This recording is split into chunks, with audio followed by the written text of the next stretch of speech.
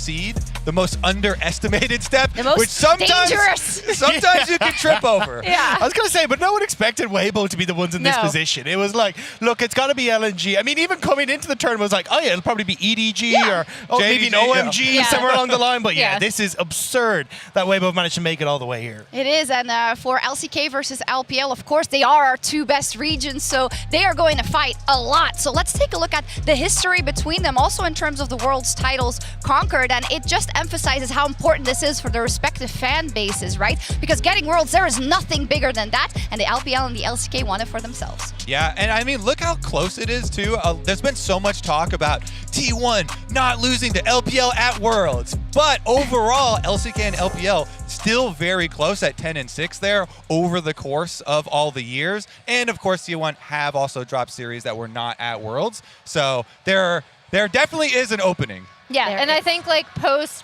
obviously the South Korean teams were default the best in the world for so long. And I think the big thing that I can say about, regardless of whether it's an LPL or LCK team, it's the team that takes hold of the meta the best. Yeah. And we'll see, of course, today. But Which thus far has been T1. Has been, I was going to say, but I didn't want to jinx it. And Weibo, honestly. Yeah. And sometimes it's turned on a dime in the final, so let's see. What also turned on a dime is last week when Faker engaged on Ruler, Kobe. It was immediately one of the best plays we've seen at Worlds, so we want to see it again. Yeah, honestly, for me, this is up there with best play the entire year, not even just at Worlds. And they released the communications for this play as well. I definitely give you some advice to go look at it, because Faker starts calling for this play 30 seconds ahead of time. It really does give you some insight into the genius of this player. He knows that because they have desynced waves with mid and bottom, he clears the bottom wave, starts telling his team to look for the engage 30 seconds ahead of time, because he knows even if there's a teleport from 369 to catch up on this play, the channel time for a teleport is 4 seconds, and he'll have that small 4-second window of a 5v4 advantage to be able to make good. This is the big initiation, and Faker makes the engage. He first goes for the auto to try and mind game Ruler here, then prediction flashes and gets his ultimate out before Ruler even flashes, so he's ready there to catch him. Simultaneously, though, the other unsung heroes of this play are the T1 members following up on it. Owner comes here to catch the play, and then Zeus brings the extra damage to kill the first carry. Once they catch Ruler, beautiful stuff there, take him down. You also have to shout out Zeus for then sectioning off the other carry here, Knight, and making sure that both JDG's superstar AD carries are taken care of. But then, look at it from the point of view from JDG. They know this could be actually a game-ending play. So 369 was finally arrived with that teleport, and Kanavi go for the kill onto Gumayushi, trying to take down that AD carry that is going to provide so much pushing power. But the way that Renata bailout actually works, as you can see, Gumayushi ticking down here, the gray health degenning just about to expire, and Kanavi already using a stopwatch to deny that reset from the bailout. Gumayushi can actually prolong the bailout with his own stopwatch to buy time for Kanavi's to end, Owner to just barely be able to get that smite kill after Kanavi flashes away, desperately trying to get just one kill for JDG to deny T1 from ending the game off of a single play that, let me remind you, they started 4,000 gold down against a Baron buff, being sieged on both sides with only a small window to make this play. And that's what makes Faker so great and these plays so great. He has that killer instinct, he makes the call, and the dedication and the perfect play there from all of the T1 members playing their parts. What an excellent breakdown, and you say it there. It is so incredible for Faker, and we get a highlight like this almost every year, and has been doing it for 10 years. So maybe it should be cool to rank some of our favorite Faker moments, and let's see the tier list, because we should have some special categories, as it is our unkillable demon king. Those all look like good categories to me. They're pretty good. They're pretty good. Yeah, I was going to say the floor we're starting at is very high. So Kobe, do you want to start with that play on Ruler? I mean, I'm so in love with this play. because the comms were released, he starts calling it so early, and all of the T1 members play it so well. To me, this, like I said, could be play of the year. I'm putting that Unkillable Demon King straight at the top. I love this play. I also think like context matters, right? Like this is it's stopping JDG's Golden Road. It's T1's revenge after that series when they faced each other at MSI. Like the context of this is that JDG were looking like they were in a good position to win, and that series was going to be prolonged. This essentially turned all of the momentum back in T1's favor. Yeah, we're going to take into account also kind of what else goes into the play. Let's pull the next one up. Let's see if anyone recognizes it. I believe it's an Orianna Shockwave, but which one? So many of these plays. Shockwave. I feel like this is like a Zales test, right? Where it's like, oh, relive all of these sad KT moments, you know? So obviously this was a disaster for KT, and it was a good play from Faker. It's a great play from Faker, right? I wouldn't put it in like the insane upper echelon of his plays. Where's it going? I mean, I'd put a Faker playmaker. I think it's still a sick play, but it doesn't every day. it doesn't have the context, right? You know, he doesn't have all that oomph behind it, but I think it's still a really sick It play. does require, you know, a lot of the opponents to be kind of bundled up there close so you can get a massive shockwave. But it was perfect play there. Good timing. Okay, let me up the ante. When we talk about shockwaves and when we talk about kind of everything around it and how important it is, let's take a look at this next one specifically. It's also one, and I think it's one of the most famous plays in League of Legends altogether. Talk about comebacks. This is one of the 10,000 biggest comebacks in history. Yeah, you got hurt as a KT fan. I get to get hurt as an LPL fan for this one. Wait, but I Because that also was like absolutely EDG. insane. Yeah, you're just getting hurt in general. But this was such a sick play. The fact you get them all hiding out of vision and try and set that up, it's an absolutely insane moment for the T1. And we have to give respect to Wolf for the setup. Yes. I know this always comes up. Beautiful, beautiful recon play for him to set up this Faker shockwave. Thank you for that. Of course, a Shockwave. shout out to the support. So where do we So put where are we it? going? Going goated? I mean, I'm feeling yeah, goated. that one- It's That's crazy. goated. Everybody knows that play. Yeah. 10,000 gold behind, and they make a miracle. I think the problem is that most people know all of these, especially this one. Well, maybe if you started watching more recently, you don't know this one, but it is a 1v1 that has gone down in history the moment it was played. And it's, again, a little KT moment. Yeah, I know. This was actually when I was like just a baby KT fan when KT Bullets faced them. It was and fast. then they didn't end up making Worlds. There's a joke in the community that Ryu is still dying to this day because of how many times people watch this play over and over again. I feel like you have to put it for the special category for itself, Shout which out. is Doa's call. Yep. What Sick was one. that? That's true. Goosebumps every time I see that play. It's so insane. Special category just for him. Next up, I wonder what we've got, if it's going to be one of those kind of tournament turnarounds or big turnarounds, or what do we got? It's against KT again. I remember this one because it's very, very old. And at the time, people were so surprised. They were like, oh my God, look at how he gets around the Cassiopeia ultimate. Faker is pretty famous for an interview after this saying, oh, it's easy. Everybody should be able to do that. But it wasn't easy at the time. I think that one being so famous too caused a lot more players to be cognizant about what is the next move that your opponent is going to do, and then preemptively be able to act for it and dodge for it. So that one to me is a play that influenced a lot of other players. Where does it go then? Where are we feeling? I mean, legendary. We got a Legendary. spot Okay. open. Let's go. There we go. Legendary. Yeah. I mean, so far what this has shown also is just that he's so influential, and not just like today filling up this stadium, of course, together with T1 and Weibo, but the fact that he's made such an impression on our sport overall in and outside of the Rift. And that's why I wanted to bring up this next play that we can rank. It's a sick one, and it's one of my absolute favorites. I know what's coming. No way. He's a beast in game and out of game. Let's go. Perfect vein tumble. That with the broccoli as well. I What feel a like hero. I don't see that anymore. Yeah. Do a barrel roll. I mean, we might have it today. Yeah, we'll we wait and might see. have But it. yeah, I mean, I'm putting this legendary. I think that was such a. I mean, the It's fun. execution. You know, defining the meta when it comes to onstage moments like this. Has to just Risking go to life legend. and limb. Yeah. He could have hurt himself. Doing his own stunts also. Yeah. Very impressive. And also, to be honest, we could have made a lot more of these, right? And that is the key that we're also going to get at throughout this countdown, I think, as we count down to this epic moment, possibly for T1. And I think we have another graphic, a surprise graphic. Okay. Yeah. We have another replay. one that we haven't rehearsed? Yeah, no. Yeah, we can bring it up. We can bring it up because... Oh, God. You did get the confetti. Congratulations, 10 Shock. years! Absolute legend and always an inspiration. Thank you. I know I've said this so much, but like you inspire me so much. Thank it's amazing you. to be on the steps with You all inspire me every day. Kobe, you've been there for many, many years as well. Thank you so much. And now let's move on. Luckily, I wasn't the only person being emotional this week. We also saw Caster Jun. He was crying after T1 clinched their final spot. So let's find out what this means to him today as he's standing by with Lore. You guys. Caster Jun, thank you so much for joining me today on a finals day. It's an absolute honor as you represent esports in Korea. You've been following esports for such a long time, and actually this is something that transpired last week after T1 qualified, the emotions that you felt. Talk me through what you were feeling at that moment and what it meant to you to see T1 making to finals.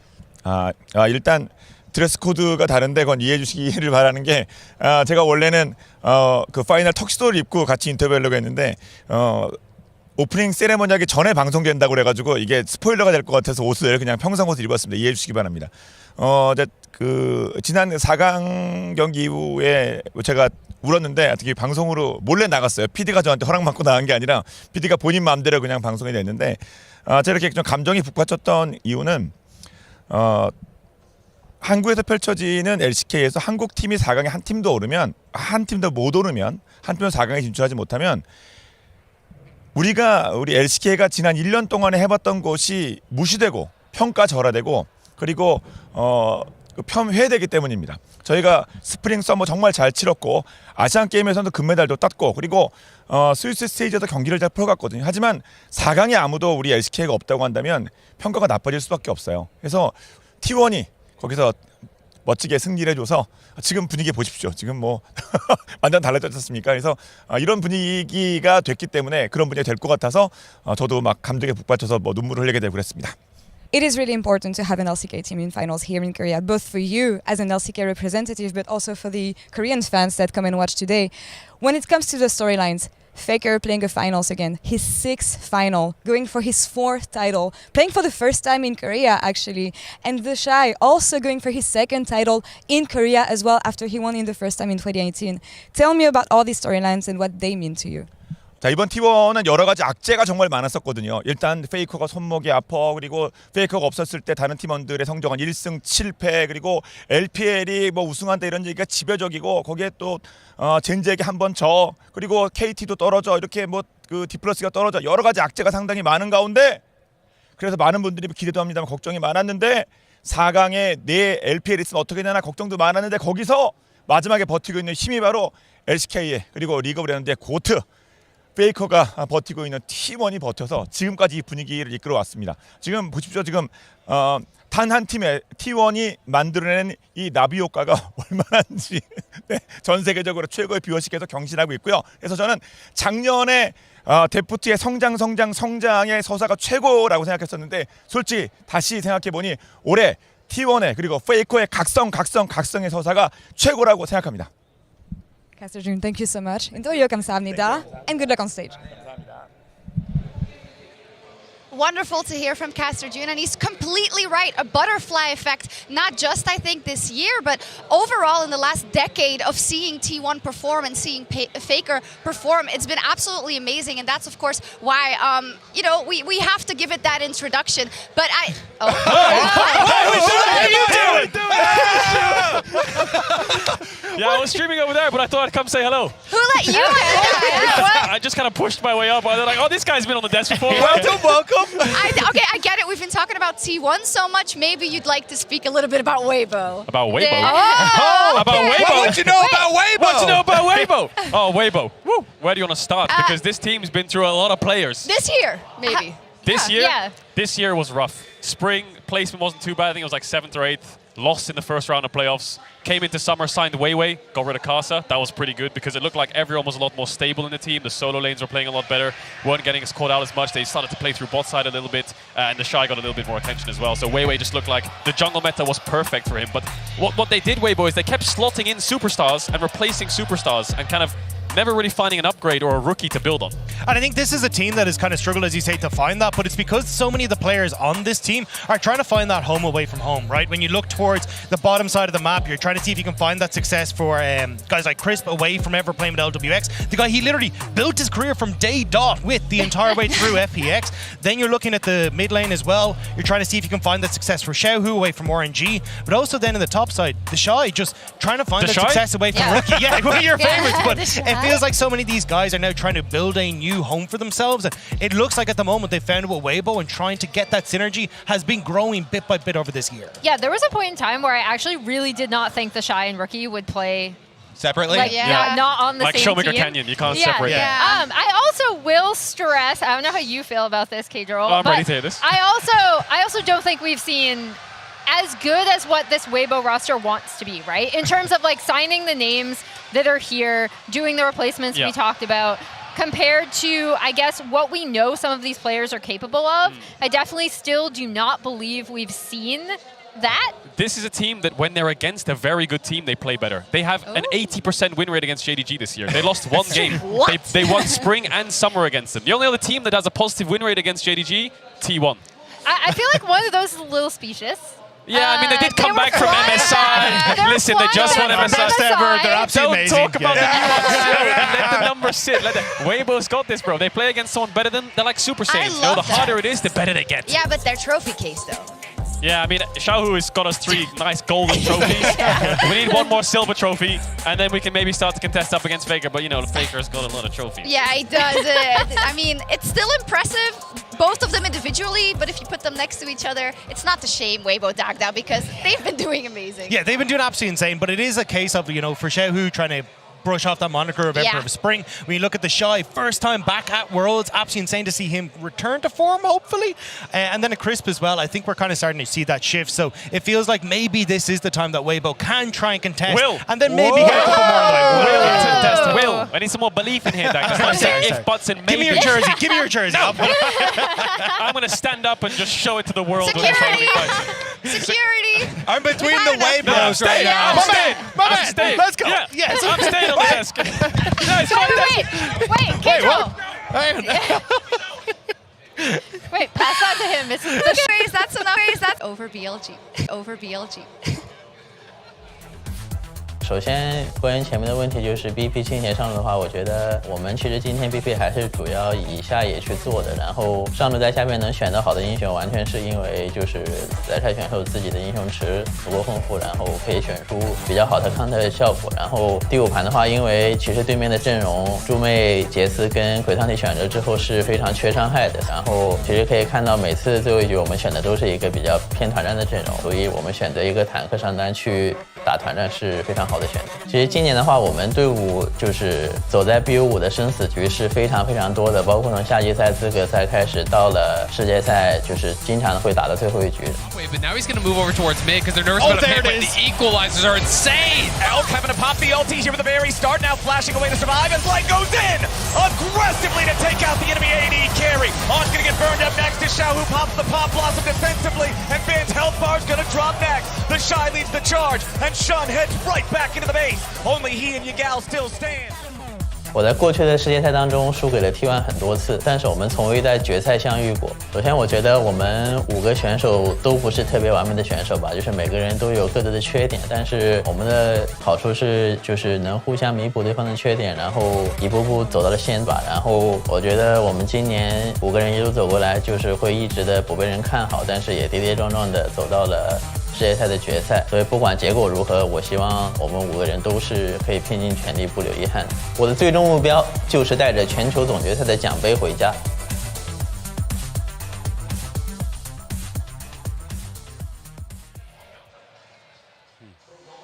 And welcome back to the desk as I have the honor of being joined by Naz Al-Ittihad, the global head of League of Legends Esports, and Jeremy Lee, executive producer for League of Legends. Thank you so much for joining me. How are you guys feeling?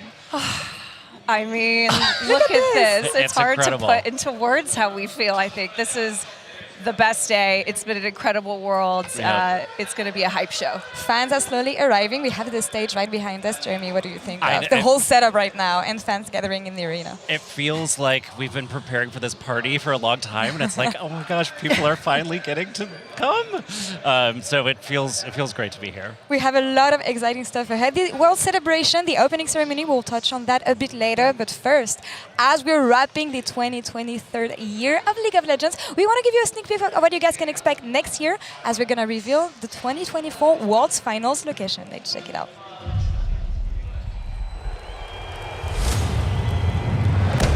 Welcome to the kickoff of Worlds. They've done it! They've actually done it! This is a beatdown.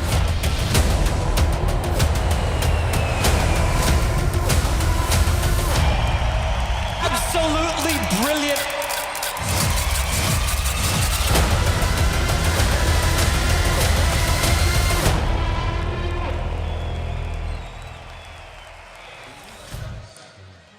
Worlds 2024 Finals will be heading to London, where we celebrated MSI this year. That's right. What is the reasoning behind us coming back here next year? I'm so excited it's going to be in Europe. Right? Yes. Well, we are thrilled to bring Worlds back to Europe in 2024. Look, we were there for MSI for 3 whole weeks in London, the Copper Box.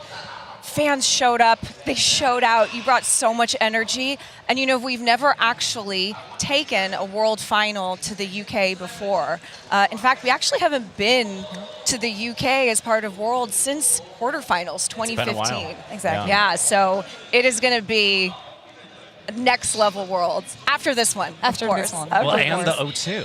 I mean, that's right. pretty incredible. I mean, so many amazing artists performed in this arena. I cannot wait to be there. You know what? For our legends to take that Right? legendary stage, it's going to be another iconic moment for the sport, and we're just thrilled to get to share that stage. O2 is the most iconic arena in Europe, maybe one of the most iconic arenas sure. in the world, so very fitting for the best of League of Legends. I'm really happy that we're going back to Europe next year, of course, but let's focus on the festivities that we have with us today and the new format that we get to celebrate. We mixed things up this year a bit. I think it was about time for fans. They've been asking for it. What is the sentiment towards the Swiss stage, how it played out, and how it's going to shape the future of Worlds and a competitive League of Legends, Naz? Yeah, well, we have been so thrilled with the results of Switch Stage. Yeah. First, I think just thank you to all the fans. You've been giving us feedback for quite some time. We hope you love that revamped early stage of Worlds. Every game mattered. We saw more match variety than we've ever seen. I think those draw shows added a bit of extra drama and entertainment to every single day of Swiss. And overall, the matches were more balanced and less predictable. So we consider it a really big success. We'll certainly run it back next year. We'll look to see where we can continue to improve it. But overall, really, really excited about it. Yeah. How did you perceive it, Jeremy? I mean, it just created so many great matches. Like it was incredible to watch, and I love that we're always innovating. We are minutes ahead of the opening ceremony presented by MasterCard. I'm really looking forward to this one. But Naz, give us a sneak peek of what we can expect. You met the artist a couple days back at the press conference, right? We did. We were lucky enough to get to meet New Jeans. We got to meet Heartsteel. And we're just about to kick off in a few minutes, so I don't want to spoil too much about what everybody's about to see. But what I will say is that the opening ceremony is going to take us through the journey of the League of Legends player. And that's it's meant to be this exploration of the shared story that unites all of us who play League around the world, whether you're a lifelong casual or the most dedicated of pro player. So we have a bunch of surprises in store. Oh. Yeah. I think people are going to be excited at what they see. Jeremy, tell us a bit more about Heartsteel maybe, because a couple of years back we discovered KDA, K-pop band for League of Legends. Today we have a new one. What is specific about Heartsteel? Well, we knew that we wanted to revisit the K-pop idea coming to Korea, but we wanted to switch it up a bit. Like, nobody does polished pop perfection like KDA does. So the Heartsteel boys are a little a little grittier. This is their first, song together. They've been rehearsing the last few days nonstop and causing mischief and mostly just causing mischief. But I cannot wait for everyone to see their performance. These are really talented musicians, and bringing the champions to life is something that I always love seeing. So I think this one's going to be pretty epic. K-pop band debut is always something to be looking forward to in Korea especially, and they will be introducing also our World Finals, Weibo versus T1. I think it's an amazing matchup to look forward to. So many amazing storylines. Yeah. What are you looking forward to the most when it comes to these finals? There's so much. We just talked about the opening ceremony.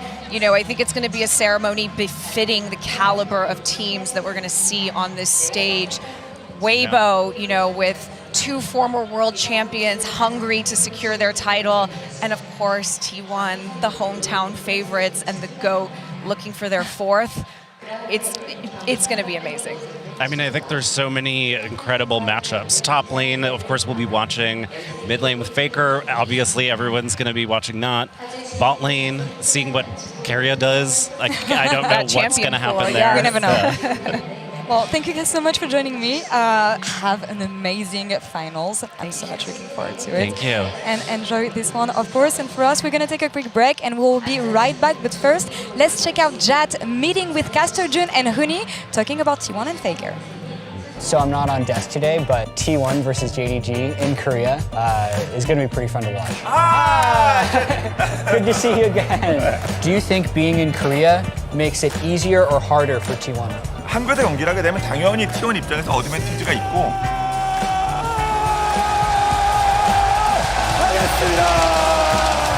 We're gonna try some the player, the special in the menu. So we got owner Sanjay. Carry is sold out. Carry sold out. He's popping off. He's too good. His product was too good. He's too good. What was it like playing with Faker? Faker sees something that we don't see.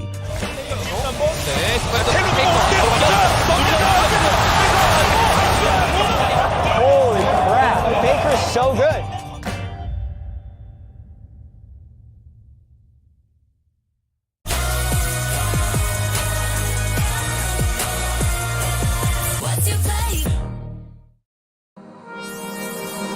Middle of the night, everything keeps passing by, just passes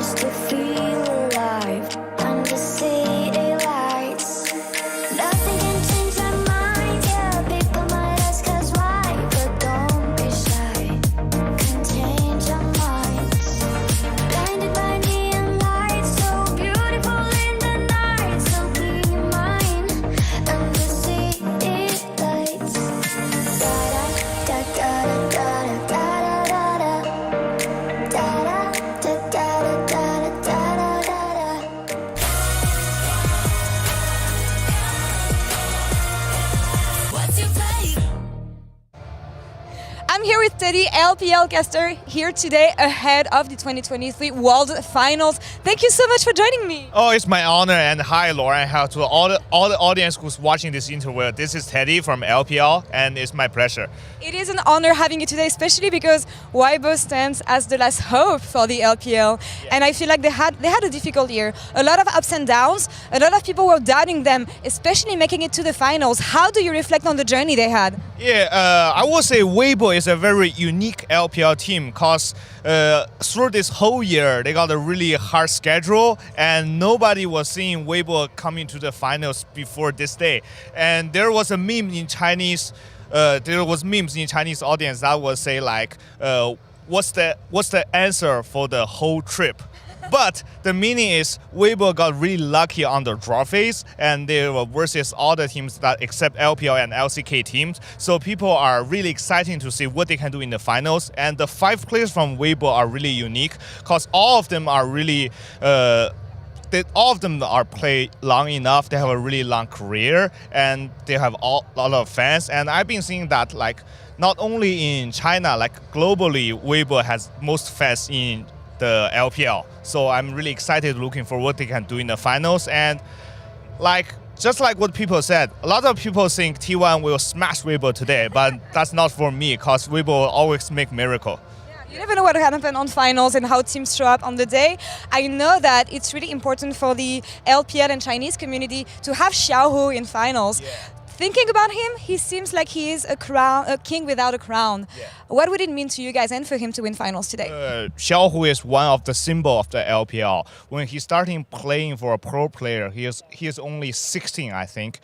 Back in 2013, he's playing for GT, and he's only 16. And at that time, he is a really talented player. But through all this year, we have a memes too for Xiaohu. Xiaohu's Chinese name is likely it's meaning like tiger. Hu is tiger in Chinese, and people are calling him the Spring Tiger King or the like the king of the spring. Because every time Xiaohu will make a really good performance on MSI stage on the spring split. But Xiaohu always choke on the summer split or always choke on the Worlds. They choked at 2018, they choked at 2019. And this year, I think, is the most important chance for Xiaohu's career. Looking forward to the game, Teddy. Xie. Thank you. Thank you so much for the interview and good luck on finals today. Yeah, you too. Thank you for all the audience. I will see you in the finals. What is Teddy doing? Teddy has this prediction curse on him. So every time he predicts a team in the LPL, they completely lose. He's completely ruined it for Weibo. Then he was like, and he choked then he choked then he also choked then. He was like trying to undo it. Yeah, he brought all of the memes to the table. There's also the one where like no one knows Weibo's true form because they haven't gone against like good enough opponents yet. Not even Weibo know their true form. Exactly. But that is the thing. I actually got a chance to chat to Teddy, and he was saying that like after talking to the Weibo coaches, they haven't really had to show their hand at this Worlds either. So there is a lot of stuff that's still waiting in the wings. And even we got to look at like Weiwei bringing out the Belveth last week, which was not something I expected. So I'm hoping we get something similar today. Yeah, and I think the really interesting thing about Weibo is kind of what I was joking about with K-Droll, but also is true, right? Where I do feel like, well, no, this is a very messy team. We have not seen a clean like series from them yet outside of, and even in the NRG series, they made mistakes. So I think the big thing for me about Weibo is like we still have not seen what the names on this roster are capable of. And I think that's a great point. And also when everyone is saying T1 is looking so good, just last year they got that big reality check and they will not be underestimating Weibo, I hope, for their sakes and the other way around as we see the players arriving. You're setting up a real high bar here, Emily, because we got to see some of the things they're capable of with the Shy turbo blasting Bin. If he's capable of more, then we're going to get back to actually Worlds Finals winning form from him, where he was literally the GOAT top laner. Yeah, we'll see if that happens. Let's jump into a couple of the matchups. You could throw a rock and end on a fantastic stellar matchup. So let's start into your favorite role, actually. The jump. Weiwei versus Owner. Honestly, this is a really good story, too. We were talking with Emily so much about Owner Summer and then Owner's glow up. I think one of the most important things for T1 at this tournament has been that Owner is peaking at the right time. Yeah, I mean, he was the one who bore the brunt of the most criticism. On T1, he looked really, really lost when Faker was not on the roster, when he was out due to injury. And then additionally, I can't stress enough how good T1's level 1s have been and how cognizant Owner has been of like what they have to do, what they need to do. We saw just in your telestrator with how well timed he was along with Faker, so that was really great to see. And I think on the opposite side, Weiwei has been absolutely spectacular for them. This is a guy that sat on Suning for a while, training under SOFM, and now we're starting to see the magic that he can bring out on the world stage as well. It's been a long time coming for Weiwei to try and build up the caliber of player that he's expected to be, and taking over from Karsa was never going to be an easy feat, but it feels like Weiwei is now living up to his expectations, playing heavily around the bot side, but even last week, starting to mix things up, playing towards the Shy as well. Yeah, I mean, it does not look like an easy task to jungle for Weibo. And he has been up to the task. I actually started the entire tournament with a replay of him doing a 3-camp clear into diving bottom lane, and it's a strategy that they have used over and over. Now we're getting back into Owner greatest hits because both of these junglers have had such big plays, and this one right here was so critical. The hitbox for an Ashe arrow is actually at the end of the arrow, so he walks into the tip, flashes over it, then gets the perfect rel engage, allows Faker to get the follow-up engage there on the Azir, and it is these critical moments here where these junglers are making the biggest plays on the biggest stage. Yeah, and I think the big thing for me with Owner is that kill participation, right? Like, I cannot stress enough how important he's been to, again, not only the level 1s, but like the team fights we just saw. And now that he has so much more confidence, we're seeing it also reflected mechanically, which is something we've previously seen from him in spring and in years past. But obviously this summer was such a huge struggle for him. It is great to see him back in form. Yes, and we'll see how much time the jungler spent in the mid lane, because Faker and Xiaohu have been competing for roughly 10 years already. But tonight they're finally facing off on the biggest stage possible in our featured matchup presented by Mercedes-Benz.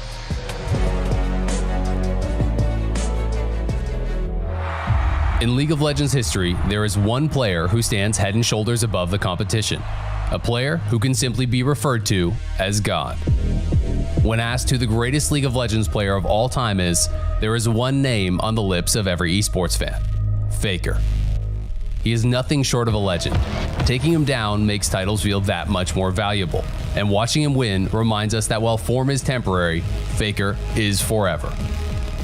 Faker playing at his peak is indistinguishable from art, and with him performing the best we have seen in years, the World Finals stage will be his canvas. It is rare for Faker to face a player that has been in the scene for almost as long as he has, but Xiaohu is an absolute legend in his own right. The LPL player with the most titles in history, including 3 MSI championships, has faced Faker before on the world stage. But he has never been able to take down the king on the road to the biggest trophy of them all. In his first World Finals, Xiaohu has a hunger that cannot be sated by anything other than the final missing piece of his incredible career, the World Championship. If Xiaohu can play at his best, even the unkillable Demon King himself may not be enough to stop him from finally getting his prize. TP coming in, Faker looking to make the play, he gets ruler, Owner goes in, and again the combos are clean, the hostile takeover is damn well hostile. This is the final featured matchup of 2023, presented by Mercedes-Benz, and the hopes of both their teams and their regions ride on the shoulders of these two legends.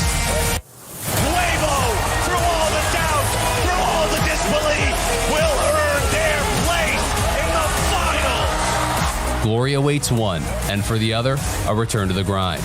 No matter today's result, we're about to be treated to two of the greatest mid laners to ever touch the game, facing off on the world's biggest stage.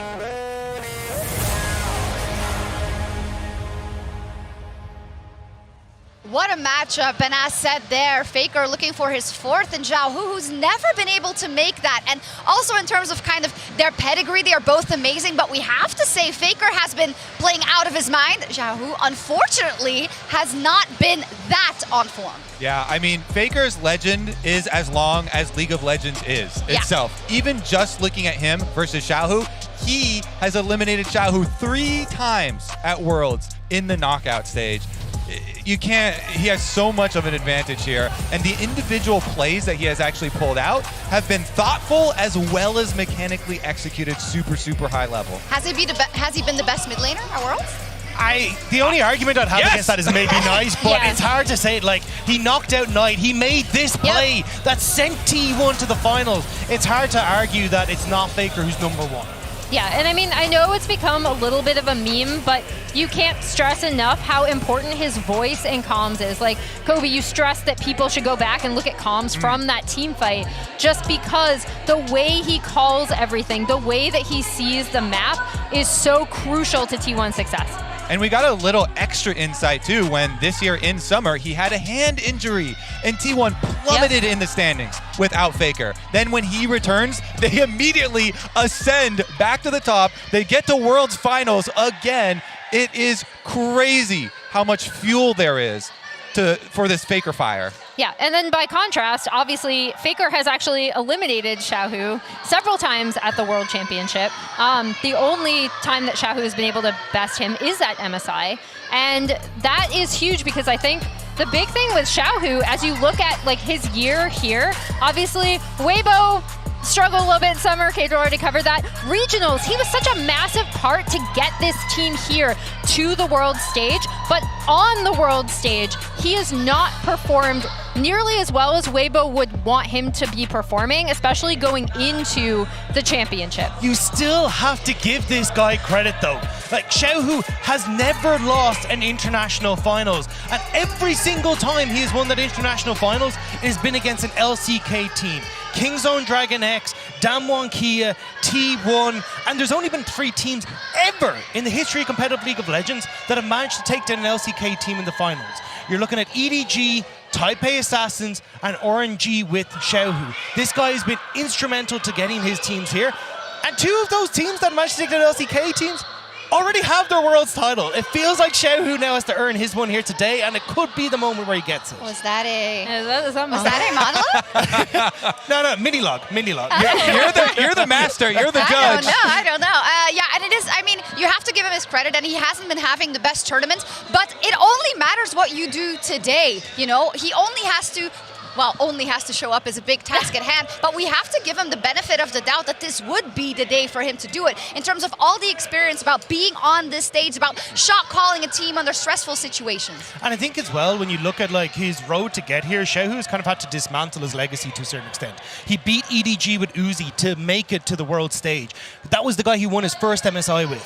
He just watched Gala be beaten by T1 on the opposite side of the bracket, the guy he won his second MSI with, and then he went up against Bin in that semi-final, the guy he won his third MSI title with. He's had to take everything over the course of his years and look them dead in the eye and say, can I do this with a new team on my own? And now the final boss is in front of him with Faker. Yeah, and some of those he was top lane, you know? Yeah. I think the other big thing about Xiaohu is when I talk about this Weibo team and I'm like, okay, we haven't seen their final form, it feels like we haven't seen all 5 of their players play at their best together.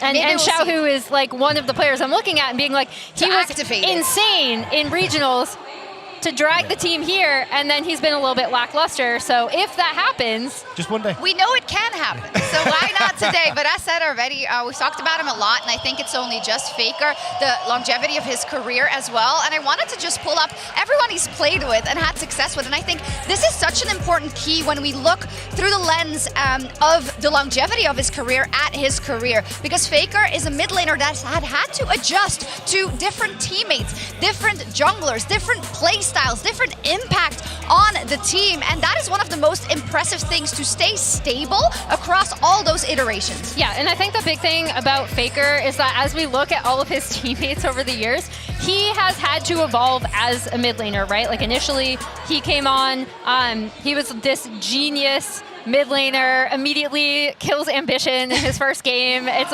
massive. They go to Worlds, they win his first year.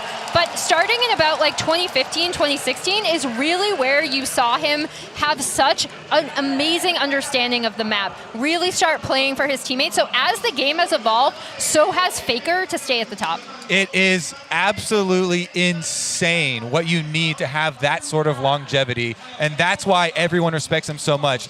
No other player has that. Hasn't. Let's hear from the GOAT himself with Lore and Ji-sun after their semifinals victory over JDG in the Verizon Game Day interview. When I talked to Keria, he was telling me about finals last year and how you got complacent maybe after winning semifinals. And I remember an interview of you saying that you learned so much through defeat especially. So what are the learnings that you're going to carry from the loss last year to get the title today? 매 패배로 인해서 이제 어떻게 경기를 준비하고 또 경기를 해야 더 좋은 경기력이 나올 수 있을까 그런 것들을 많이 또 배웠던 것 같고요. 그리고 아무래도 이제 4시드 팀이다 보니까 좀 작년에는 어느 정도 방심을 하는 경향도 조금은 있었을 수 있었다고 생각했는데 올해 들어서는 이제 그런 4시드 팀일수록 좀 더 기세를 많이 타고 또 선발전부터 올라오는 팀이다 보니까 절대 방심하지 않고 준비를 할 것 같습니다. So after every defeat, I learned so much about how to plan for the game and also how to play the game. So I got so much learning from the previous experiences. And also last year, to be completely honest, we were going up against the 4th seeded team of the LCK. Maybe we kind of was a little too feeling comfortable or maybe even confident. But with that experience, I kind of realized that actually because they're the 4th seeded teams, they made it all the way from the regional qualifiers, which means they're on a great momentum. So I think because we got so much learning from last year, this will be different. This year will be different also because even though this is T1's 6th final, this is your first time playing finals in Korea, Faker. How important is this one for you and how will you make it count? 네, 한국에서 경기를 하다 보니까 아무래도 많은 팬분들이 특히나 한국 팬분들이 더 관심 있게 지켜보실 것 같고 그만큼 이제 저로서는 그 팬분들께 더 즐거움을 드리고 영감을 드리는 대회가 되기 때문에 그만큼 중요하긴 하지만 개인적으로 이제 어디서 경기를 하는가가 저에게 있어서는 그다지 중요하지 않고 저는 이제 매 경기 최선을 다하는 게 목표입니다.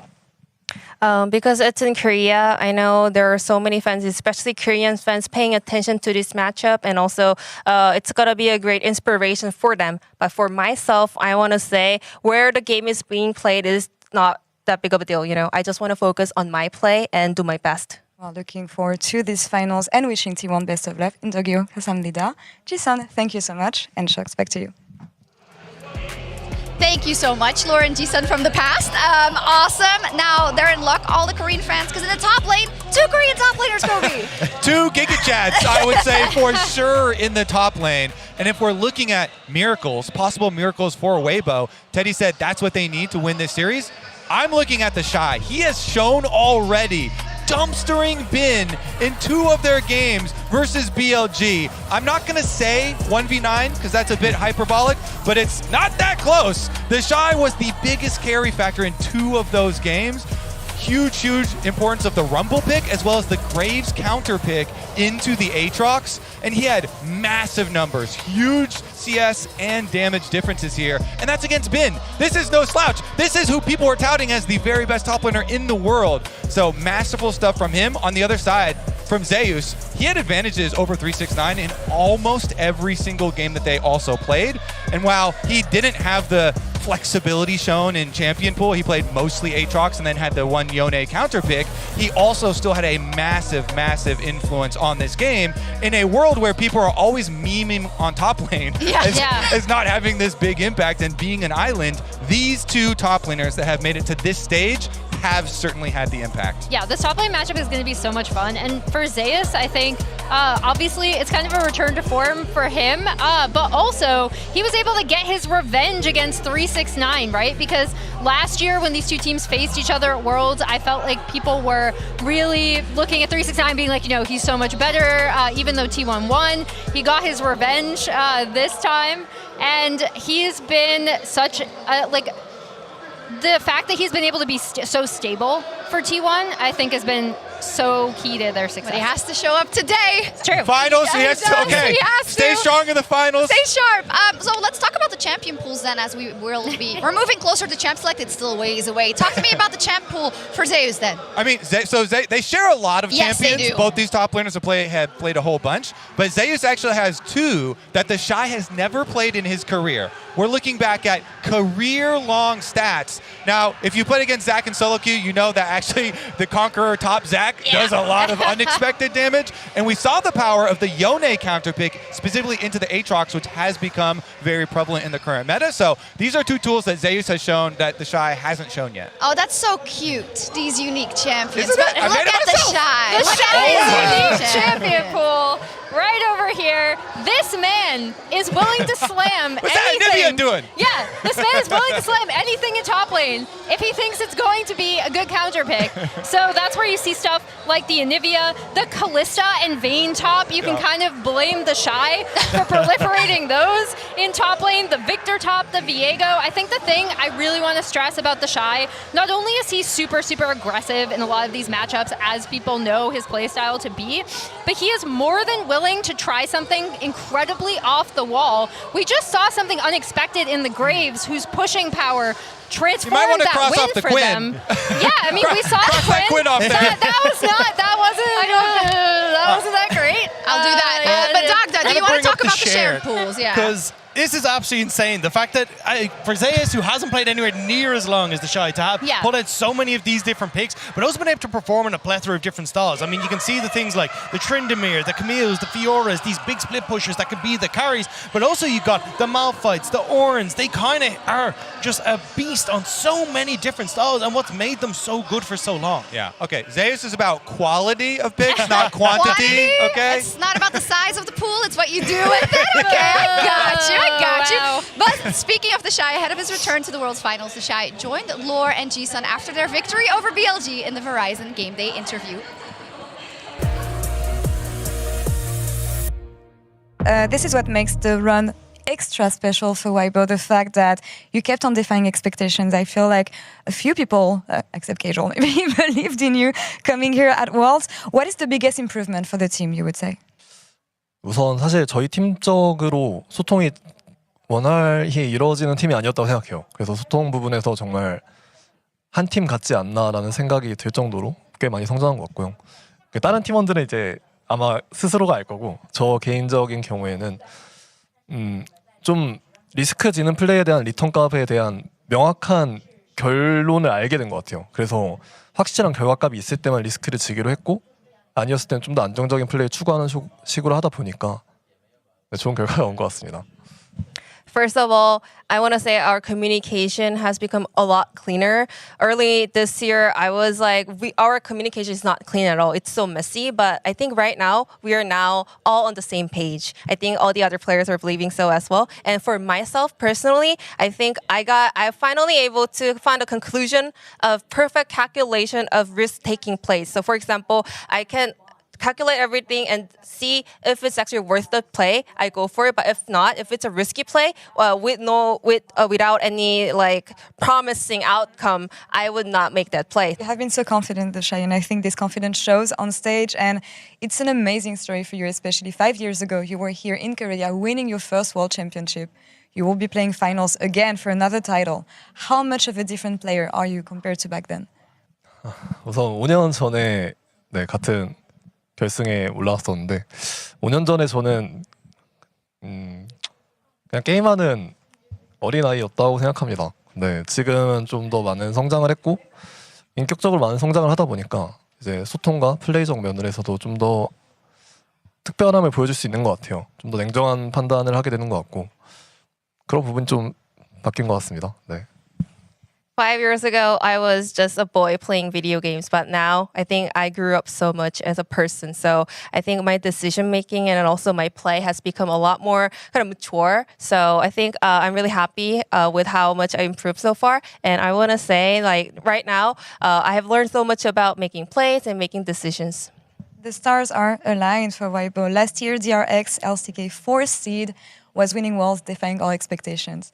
This year, LPL 4th seed Weibo made it as well to finals, defying expectation with you as a captain. Can history repeat itself? 뭐 이런 미신이잖아요, 사실 그죠? 네, 미신은 정말 좋은 것 같아요. 저희 팀이 미신에서 우승하라고 하고 있는데 뭐 제가 말할 말이 뭐 있겠나요? 그냥 미소 짓게 만드는 말인 것 같아요, 그냥. 네. I mean, it's a superstition, right? And I like that, you know? Why would you like reject that? It's all about us winning Worlds, so it just makes me wear a big smile on my face. I'm really happy about it. I love the script and Weibo's story and your story as well, Vishak and Samnita. And thank you. Good luck on the finals as well. And Jisun, thank you so much for the translation. It's going to be so interesting to see if the top laners with all their might can kind of skew the expectations for where the heavy points of this matchup are going to lie, because as we've seen from the bracket stage so far, bot lane has been so incredibly important and pivotal, not in the least when you have someone like Gumayusi up versus Light. Yeah, I mean, both these AD carries have been beasts for their teams, but bottom lane is also critical because of dragon stacking, and we've seen especially T1 have been magnificent at that. Let's start with Guma though. This guy has been absolutely insane. And I want to point out specifically the Varus pick, because stats will tell you a story, but Guma to me has had 2 of the most Giga Chad plays at the entire tournament. Number 1, and these are not versus slashes, by the way. Number 1, the Varus at the tower versus Aphelios trying to get the 1v1. Boom, boom, boom, shoots Gala down, stands his ground, wins that duel, and then the 1 versus Ruler and 369 where he flashes both the Q from the Zeri and the Q from the Aatrox, and he still wins it is absolutely insane, like scripting level stuff so far from him. I need that I about do Light too. I do think on the opposite side though, Light has been very underrated his entire LPL career, because you're looking at a guy who comes from the likes of the Uzis, the Rulers, the Viper when he was there, like so many incredible Jackie Loves, the incredible AD carries that are in this region make it hard to stand out. But Light is slowly but surely back from LNG, growing now where he was with Iwandi onto this roster, has becoming and making his name like Gala did at these international events to become an insane AD carry that now he'll get to prove if he can take down Gumayusi. And it's a critical part of their strategy that we've seen. They send Weiwei, they send resources, so much stuff into Light to get him to carry. They do, and for more on Gumayusi, we have a Worlds Finals edition of Draw My Life with Emily Rand. Draw My LCK Life. Gumayusi. Worlds Finals edition. Woo! Lee Gumayusi Min Hyung first caught the public's attention when his Seoul City KEG team actually upset Hanwha Life Esports at the 2018 Kespa Cup. This roster also included Doran, Elim, Plex, and Pop. Gumayusi is actually the 6th of 7 total siblings, which also include former SK Telecom T1 Terran, StarCraft 2 player Innovation. In middle school, when Guma told his father that he wanted to go pro, his father said that he had to reach Challenger by the end of middle school, and he hit it in the 8th grade. In LCK Spring 2022, Gumayusi had 219 kills, which is the most for any LCK player in a split, and he beat Ruler's previous record of 209 kills. Alongside his laning partner Keria, Gumayusi is an instrumental part of T1's ability to dictate the global meta, especially regarding bot lane 2v2s. And also, like his T1 teammates, Gumayusi has been very outspoken about how much the DRX defeat really humbled them and has fueled their desire to win. And I stress that people should go watch the T1 documentary on Gumayusi. It's really, really good. It's like 2 hours long, but I highly recommend it. A lot of these facts came from there. And then, yeah, I just can't stress enough, like you talked about the Varus. 2v2s are so important, and Guma has been such an instrumental part of this T1 roster for the past few years. And the sentiment that we saw in that documentary is the sentiment that runs across all of this T1, which we will touch on later as well. But the fact that they have been so good, but just not good enough to win those finals, and how much regret they had. That shot of Keria breaking down into tears and Faker looking over, I will never forget it, and they won't either, I don't think. But I'm glad you mentioned it about the bot lane in general. We need to talk about support, about the support picks in general, how they've evolved over this tournament, and what we expect today. All right, I prepared something awesome.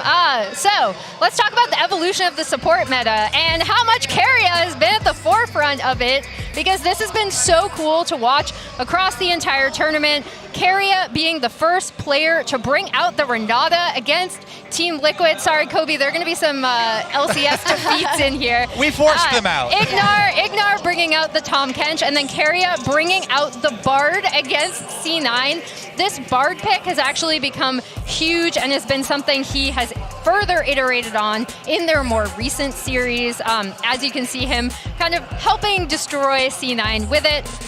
Kellen bringing out the Lux, which is the Caitlyn Lux lane, and then Trimby bringing out Milio against Weibo Gaming, which is super important because then Crisp on Weibo actually picked it up as that R5 counter pick that we talked about against the Renata. Then T1, Keria again, flexing Senna into the bot to subvert the Blitzcrank pick, and then bringing out the Ashe. When we talk about T1 doing these bot lane 2v2s, it is double 80 carry that we see them doing a lot, and this iterated in the Weibo BLG series, where both of these teams were really trying out bot lanes like the Kalista and Caitlyn that you see here, and the Varus Ashe for Weibo on the other side. And then once again, I already brought this up, but Bard was such a massive pick for Keria and T1 in the JDG series.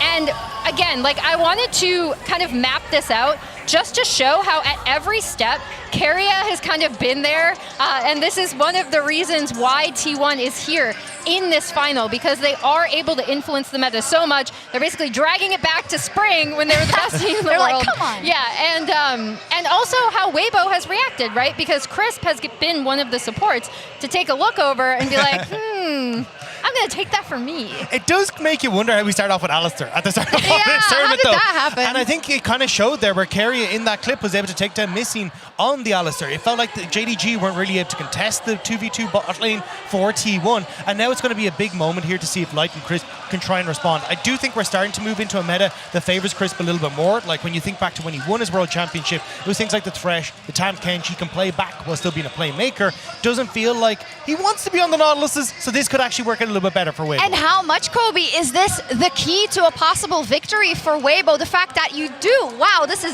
a party. You have to get it under control in the bot lane, or you have to throw a wrench in the whole toolbox to make sure that you're on the best foot. It certainly is the key to my excitement, because I am most excited for new picks. And Gumayushi, in his interview after the game, said, we have so many more crazy picks to pull out that we haven't even shown yet on stage, and he can play anything with Keria. It just makes me so excited.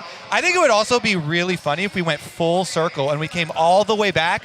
Now we have all these range supports to people picking Blitzcrank like Draven lanes and going for kill lanes again. Keria's prepared for that, though, because he's just going to flex on the support. I think that Keria might be the one doing it, with Chris playing so many of these range supports, but very excited to see it. Oh, we're so happy, so excited about the drafts. I think there's such a big opportunity for both sides. And also, in terms of what T1 does with their drafts, in terms of when they get into the game, right, Emily? The level ones that have been at blistering pace, running over the enemies at times. Yeah, I mean, I think the thing I would want to stress about T1 level 1s as we look at a few of them is that whatever composition they have, they set up so well for it, right? So this is them really taking advantage of the champions that they have here, and doing this invade to also get bot side pressure for the Neela and Senna. And I think at every single step, you can see T1 being so thoughtful about how they want to set up the game, not only from draft, but from level 1.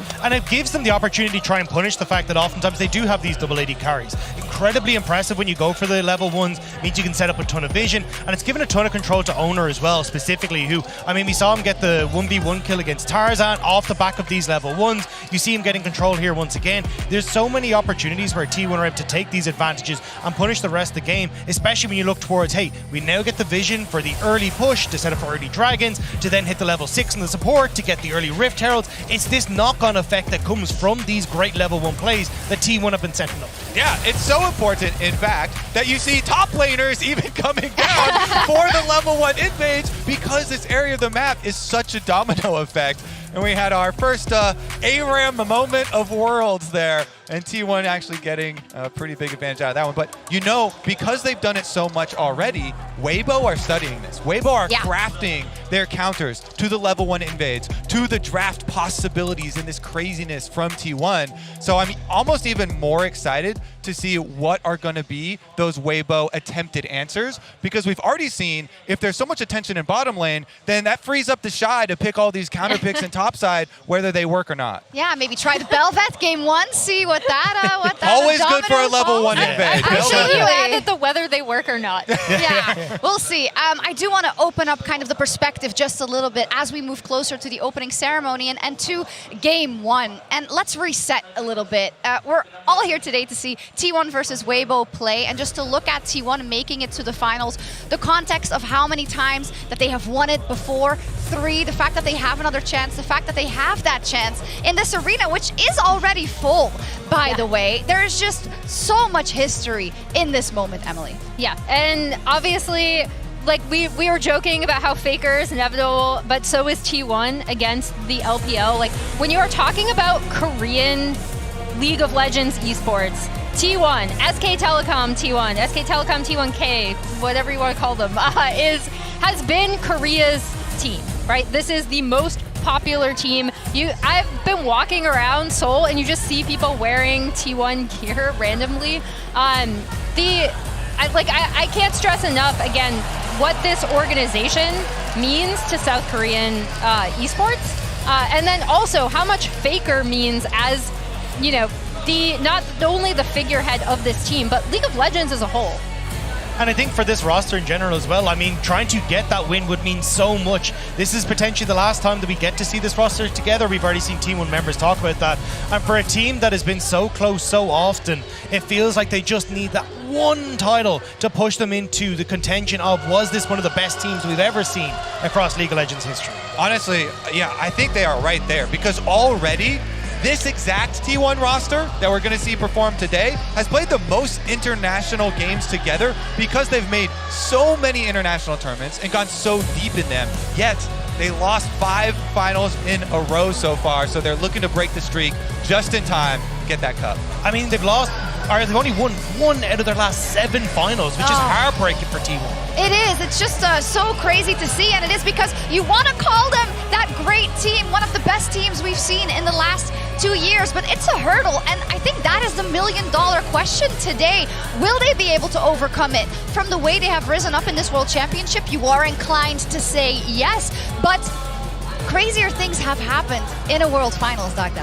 Yeah, I mean, we saw it last year with DRX, right? And you even hear T1 talking about how they felt like they were overconfident and underprepared for what DRX was going to bring to the table. But you can see across the board there how many of these finals have just been absolute heartbreaks for them. And it's been T1 looking on from the shadows, hoping that maybe just finally they can get that win. Yeah, and I think the big thing for T1, again, is you hear how cognizant their players are of how confident they did get against DRX, right? And then additionally, if we look at how the meta has evolved, it's been T1 who's been at the forefront of that. It has been. We see this moment that broke our hearts last year because DRX was able to do it. And I think that is why we also have to check our biases going into today, because in a World Final, it's all about how you play on this day. Weibo could very well step into those footsteps of DRX. The similarities are eerie between these two teams. I thought this was an amazing tweet by Renato talking about how they both finished 4th in spring, then 6th in summer, then make air as the 4th seed for their team, and then also have the same opponent, the exact same team, and train together is just crazy here. It's like they're trying to recraft the same story. These writers are getting lazy. Like someone had their birthday, they had a cake, they're channeling it. And also, look, a lot of people are talking about T1, the meta starting to shift into their favor, but you look at when the Shy won his World Championship, it was the Aatrox, it was the carry top laners that he could perform on, and we're getting to see that shift into it again today. Crisp as well, looking to move in towards, hey, I don't want to be the big engage tool, but I'll make insane plays on things that can play from afar, like the Thresh we got Renata now. It's things that can actually keep your AD carry safe, and I think this is where we also have to say, look, this is a moment where Weibo, it also, in the same vein, is moving across to favoring them in the same way it's favoring T1. Yes, I mean, we are here in Korea, so we're looking through that lens, but we heard it from Teddy as well. The hope of the LPL is on Weibo's shoulders. We'll see how it turns out, and I would also like to see who our fans rather, think are going to win today and hoist the Summoners Cup in our MasterCard fan predictions. You can, of course, well, not anymore. This was your last chance. So thank you all for participating at MasterCard GG on X throughout the tournament. We're doing ours? Ooh. Wait, T1 85.7%. At least it's not 100. I thought it would be higher too. Honestly, yeah.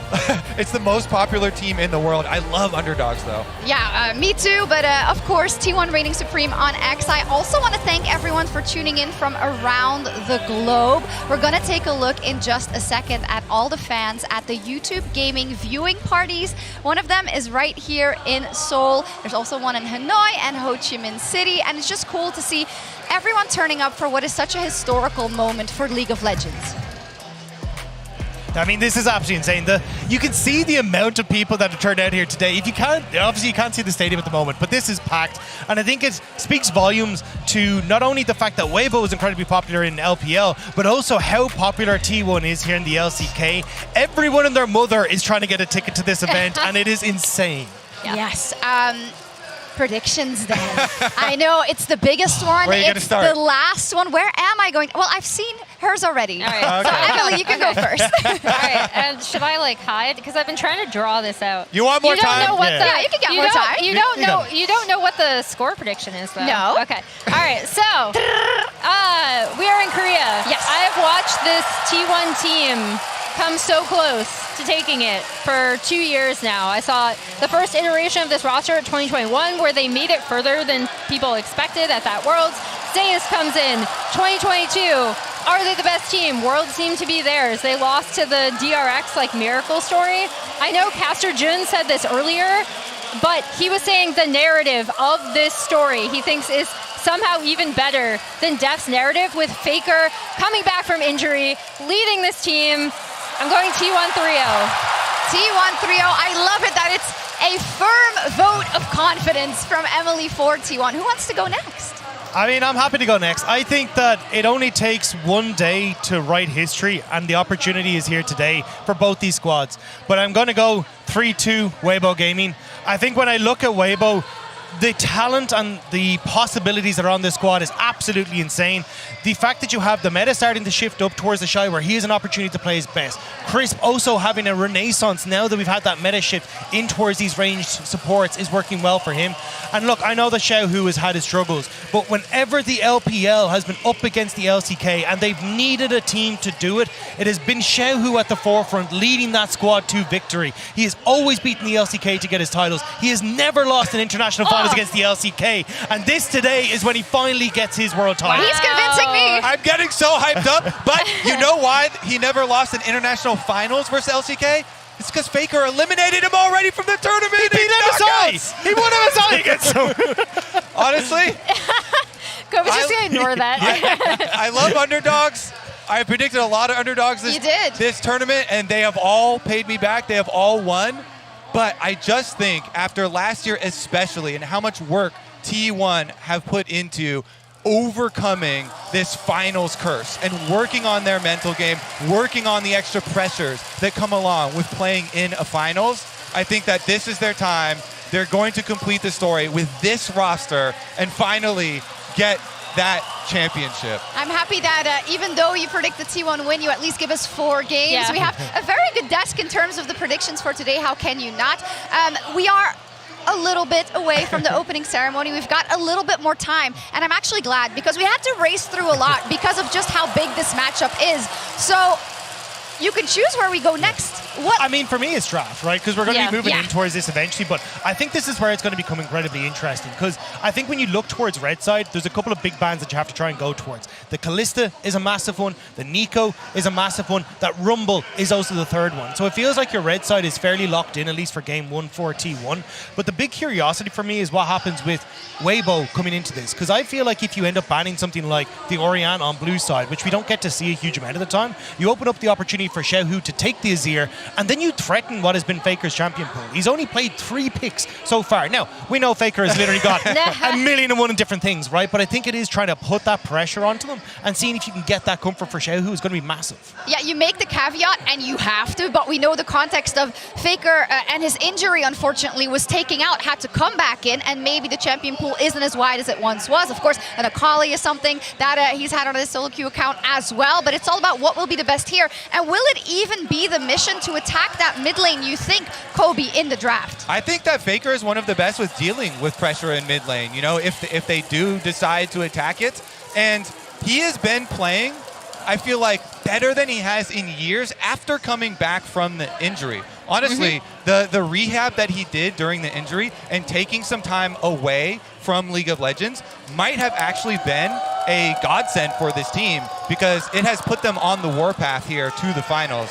And I love that we got those voice comms from the game that you also broke down, because maybe people think it's all about that split second, and it is, but it is also about everything else. It is about calling that play 3 minutes before it happens, maybe. I'm overreacting just a little bit. All the team being on the same page and everything that has to be perfect on a day like this. And that's why it actually frustrates me when I hear people saying, oh, well, the reason T1 are doing good is because the meta shifted in their favor.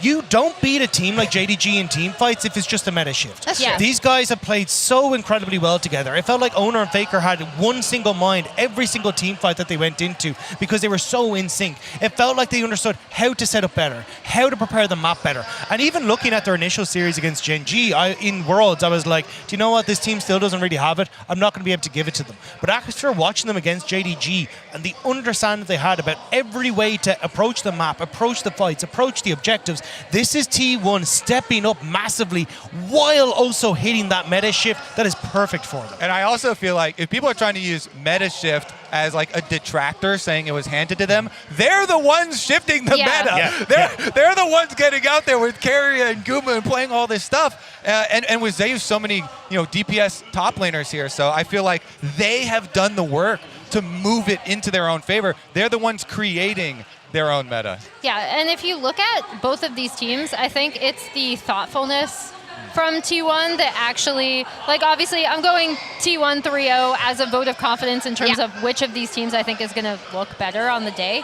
But in terms of the way they see the game, the fact that they took the meta themselves and changed it, and I think we've seen inklings of that from Weibo iterating on it. But in Weibo's games, and again, this is why it would be so cool if what you want to happen happens, right? Yeah. Because that is an amazing story in and of itself. Like this team, this Weibo team coming together, finally all finding it on the same day. Because the thing I think I've been the most critical of Weibo about for the individual players is that it seems like all 5 individuals have not had a brilliant day together, right? Like one of them is great, and then another one looks like they have the flu. And and if they can all do it together as 5, then that changes completely what the series is going to look like. And I mean, Xiaohu said that he would burn himself for these finals. He has been one of the players that has been getting the most flame. Yeah.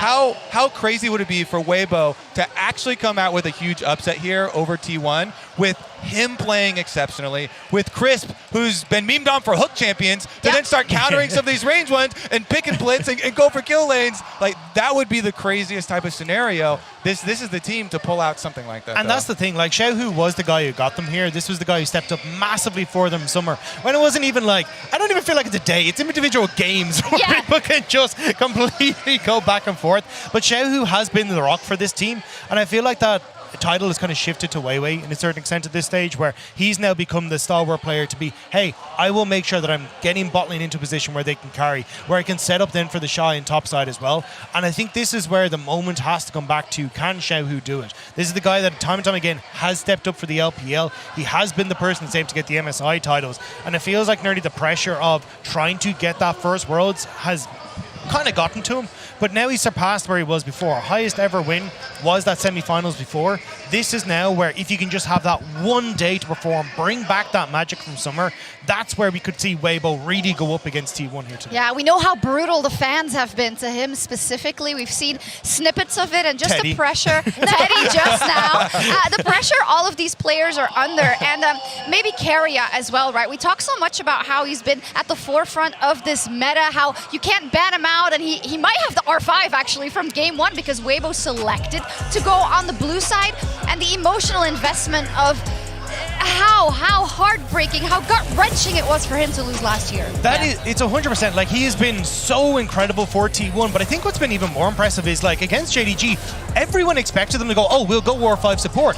He just picked his first one on, like, War 3 and was like, I don't care, I'm just gonna smash you. And he looked absolutely insane. The Bard has been instrumental. The double AD carry bot lane has been absolutely nuts. And the fact that he's been able to completely reshape what it is considered to be a top support in this meta at Worlds is absurd when you look at how good he is. And to piggyback on something you said earlier, it's not just the bot lane 2v2s, right? Like, obviously, we've talked about the support picks, we've talked about how Keria and Kumayushi have been able to kind of affect the meta at this tournament, but it's also, in terms of Keria's like in-game prowess, it's in these team fights, and that was instrumental in beating JDG because, like you said, it came down to the fact that not only did they have really impressive early games, but when they did fall behind in games, this kind of thoughtfulness around the team fights, the fact that they were able to 5v5 their way back was so important to this team's evolution. And I think that's been the glow up of T1 over the course of this event. I think that's why T1 has been on the forefront of what everyone expects to be. Now look,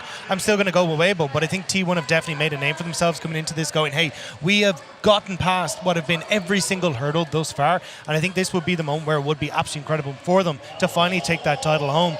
And for Weibo as well, like, it has been the moment for them to try and finally find that magic, that everyone, that ceiling that everyone wants to see, because we just haven't got the torchlight, the spotlight to get to that point yet. Everybody thought the Riders outdid themselves last year with the story of Deft versus Faker and the finals and the narrative.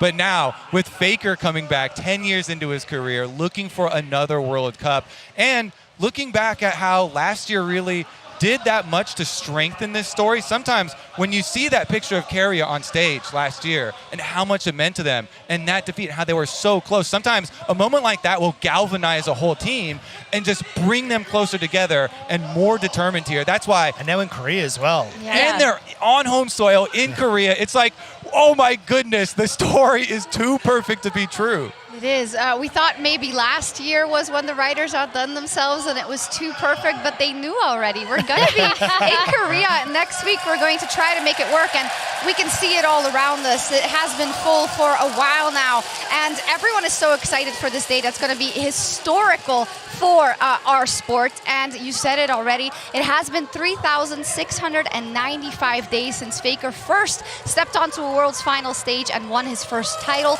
10 years, 1 month, and 12 days later, he has the chance to not only win his 4th World Championship, but to do it in front of tens of thousands of unwavering LCK fans. Now, on their way here, T1 have dismantled all hopes and dreams of the LPL. All of them, but one. Weibo Gaming is still standing. They were doubted at every turn, but now Xiaohu could finally do it. The Shy and Crisp could win their 2nd World Championship, and this team could follow in the underdog footsteps of none other than DRX last year. Can Weibo stun the world once again and bring the LPL another title? Or can T1 finally overcome the demons that have plagued them in every final, and can Faker lift the Summoners Cup for a 4th time, 7 years after he last did? No matter your story, no matter your achievements all tournament, today is the only day that matters now. It's time for the opening ceremony presented by MasterCard.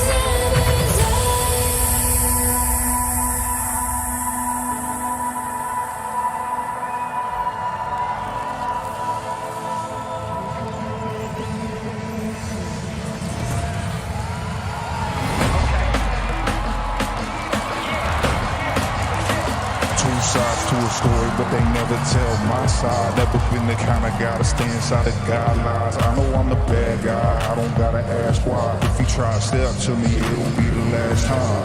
I got dirt on my name, 6 feet in the ground. I got people in my past try bringing me down. Said I'm losing my mind, I don't wanna be found. Grew up in the shadow, but I know they watching me now.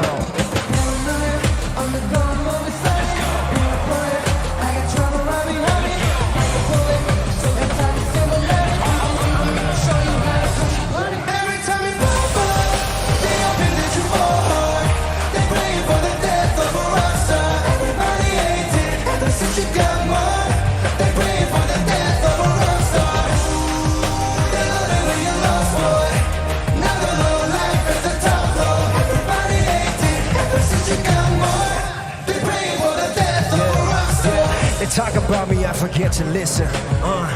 At least I get the recognition. Whoa. Heavy weight and pull up on you with the repetition. You in the pit, it's not no exhibition. Oh, they big mad, I'm the big boss. Talking big game, taking big loss. Going up, I was a problem that they didn't solve. I'm the piece that wouldn't fit inside the jigsaw. I got a lot of punchlines and a quick jab. I run it straight through, I don't got a zigzag. I got a heavy heart, it's hard to lift that. From the cradle to the grave, never change, make it dig that. Wanna kiss me long goodnight with a rose, hoping that the Eiffel falls. Of course, you don't understand the life we chose. Need my silence, my privacy, so I can hear. And even rock stars got feelings that they feel. In reality, this just repeats like a drill. Always,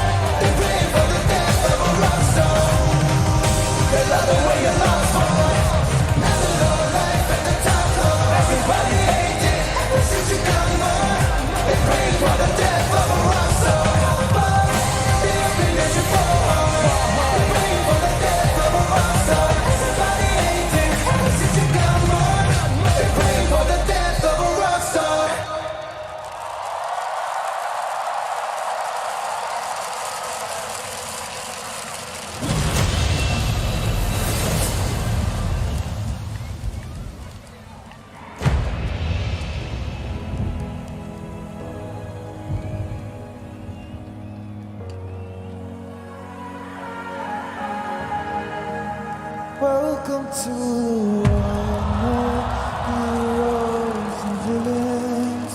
Welcome to the war we've only begun. So pick up your weapon and face it. There's blood on the ground, go and take it. You get one shot to make it out alive. So higher and higher you chase it. It's deep in your bones, go and take it. This is your moment, now is your time. So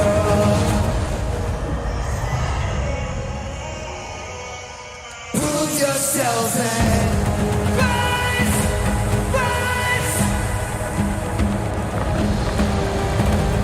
rise, rise. They will remember you.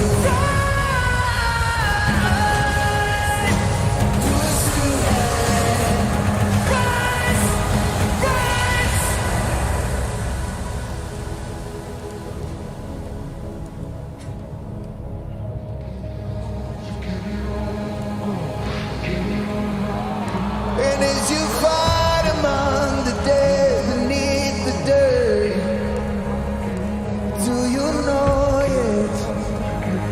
Do you want it?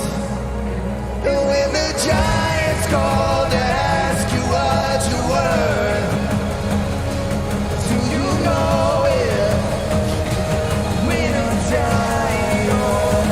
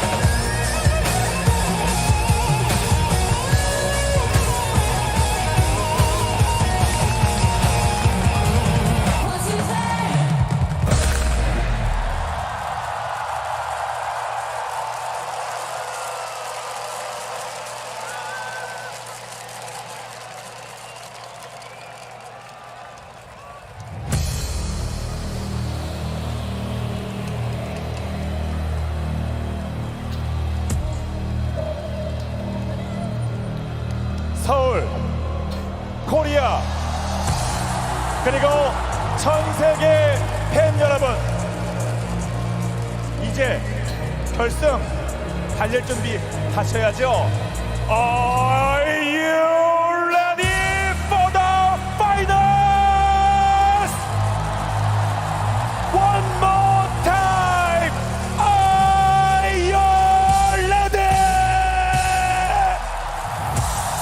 Yes!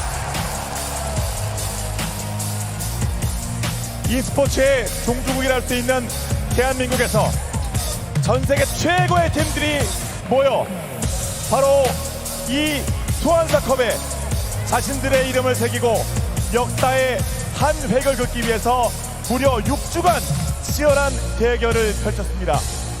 상파울루에서 LA, 베를린에서 상하이까지 전 세계 22개 팀들이 멋진 대결을 펼쳤고 이제 단 2팀만이 남았습니다. 웨이버 게이밍!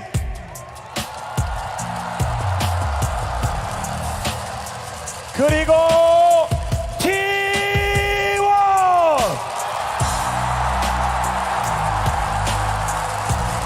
이 두 팀들은 자신의 가치를 증명했고 하지만 월드 챔피언의 자리는 단 하나. 오늘 그 자리를 가리는 대결을 시작합니다. 선수를 소개합니다. 큰 박수로 맞아주시기 바랍니다. 먼저 웨이버 게이밍의 탑라이너 슈퍼캐리의 개명사, 그리고 이에 맞서는 T1의 탑라이너 국대타 T1의 아시안게임 금메달리스트 더샤이 제우스.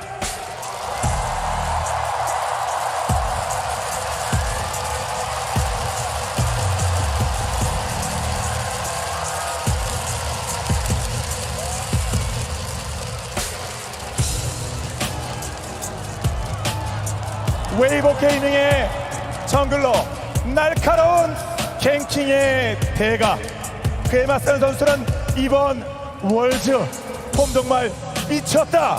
자, 바로 웨이웨이와 오너입니다.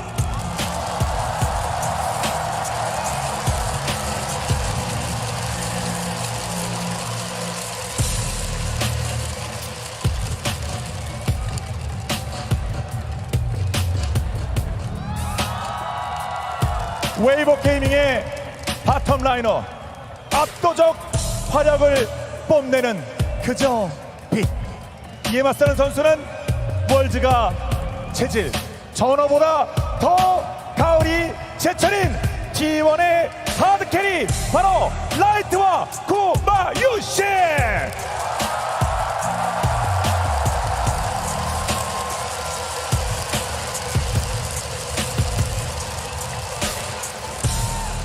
자, 이제 서포터를 소개합니다. 월드 챔피언의 기억을 되살리자 2019 월드 우승 서포터, 그리고 이에 맞서는 선수는 정말 소환사컵이 간절합니다. 갓지 그 자체가 되고 싶은 역전괴, 바로 크리스피와 캐리합니다.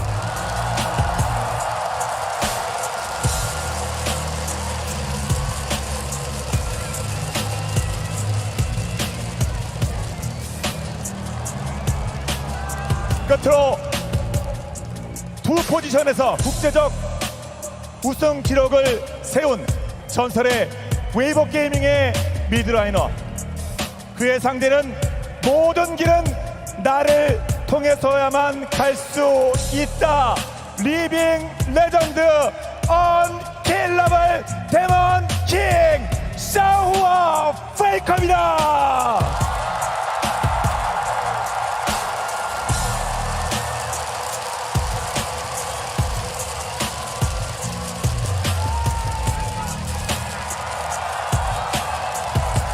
자, 이제 이 10명의 선수들은 최후의 결전만을 남겨두고 있습니다. 그리고 소환사 컵까지는 이제 단 한 걸음만 남았을 뿐입니다. Let the finals begin. 2019 LOL 월드 챔피언십 웨이보 게이밍대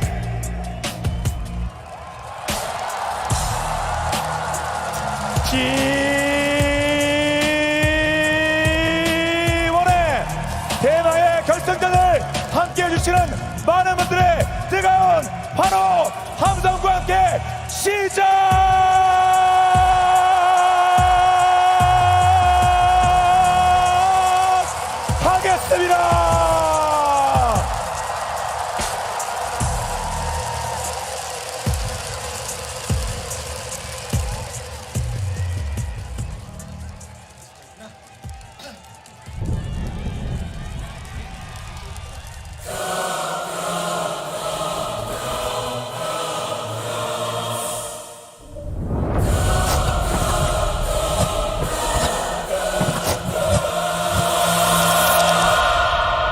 어느덧 가을의 끝이 다가왔습니다.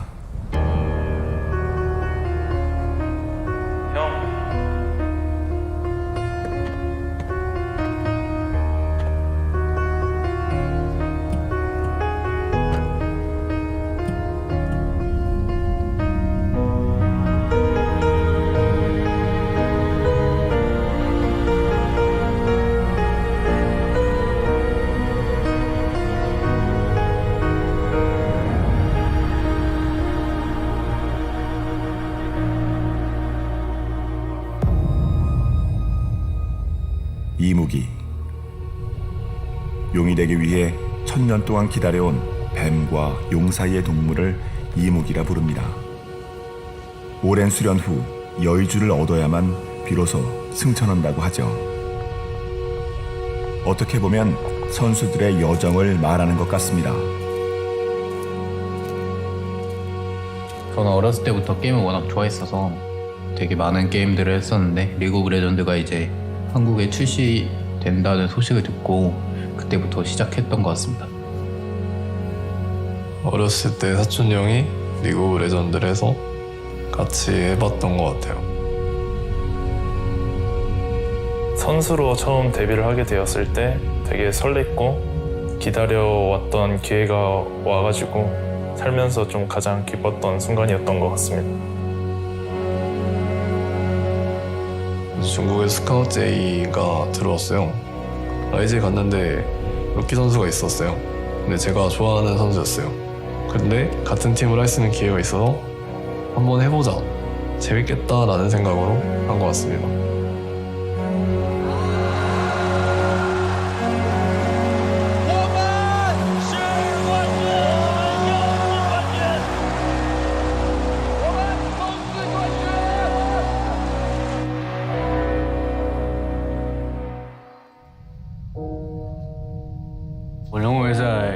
夺冠以后，就是自己本身就跟其他队伍的选手比起来，可能那个时候自己是没有进步的。那这次的世界赛，大家对他的一个期望，我相信一定不低。 작년 월드 경기가 끝났을 때 헤드셋을 벗은 순간부터는 뭔가 온몸이 통제가 안 되더라고요. 이제 이런 좋은 기회도 놓친 내가 다음에 이런 기회를 또 잡고 우승을 할 수 있을까라는 생각이 많이 들었던 것 같아서 그게 많이 분하고 힘들었던 것 같습니다.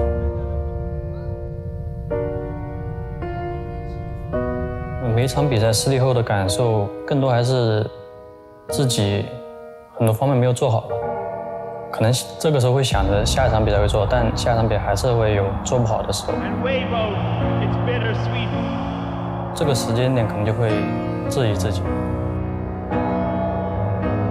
아무리 힘들어도 그들은 포기하지 않았습니다. 꿈이 있기 때문이죠.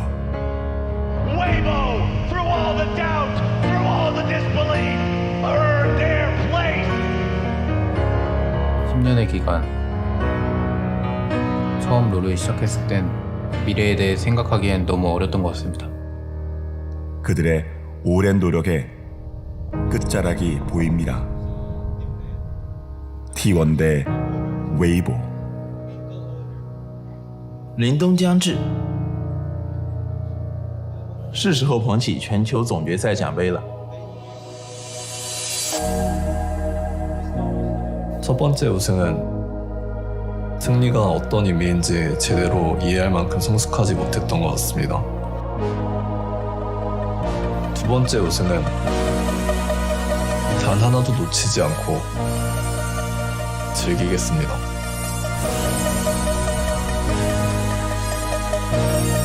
세 번째 우승은 저 자신을 위한 거였습니다.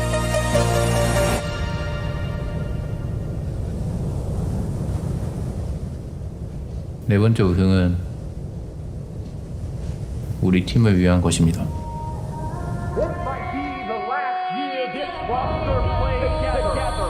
Once you play God, once you play God, they're gonna crumble one by one. Then we go right to the top. The day my kingdom come, baby, we're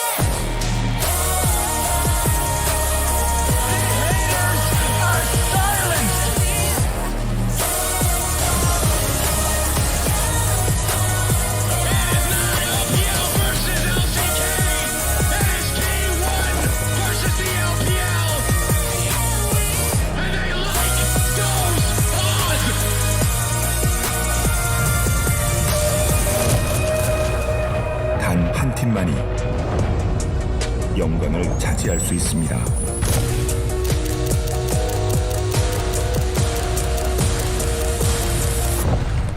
단 한 팀만이 전설이 됩니다.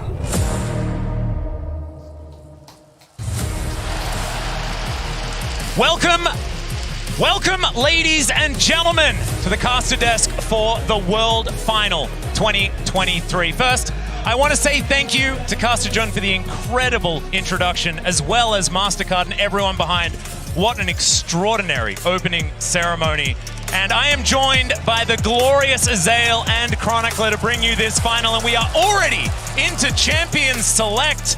Gentlemen, you're not even able to say hello. Let's go through these bands. Hello, let's get into it. I have got chills all over my entire body after that opening. I know. Just incredible, incredible stuff. But this is going to be so exciting. Game one, Weibo have selected blue side, and we have to see what they can get done with it. T1 absolutely a terror on red side throughout this event. And one of the big questions coming in was, what is Weibo's plan going to be in game number one? Seeing that they are the underdogs, we have our answer. 100% Faker's playing a different champion this time around. This was such a discussion point of would mid lane be that focus? Maokai left available, but you have to know Rel is available for owner, and he has been stellar on it. There's a lot of options here. Bot lane focus could be big as well, and they're going to do it right away. And this is the thing, the Kalista has been such incredible priority. It was something actually used against T1 in the JDG series, and I think Renata Glask is the most important champion for this series as a whole. Crisp, incredible on the champion. Keria, of course, debuting it in their very first game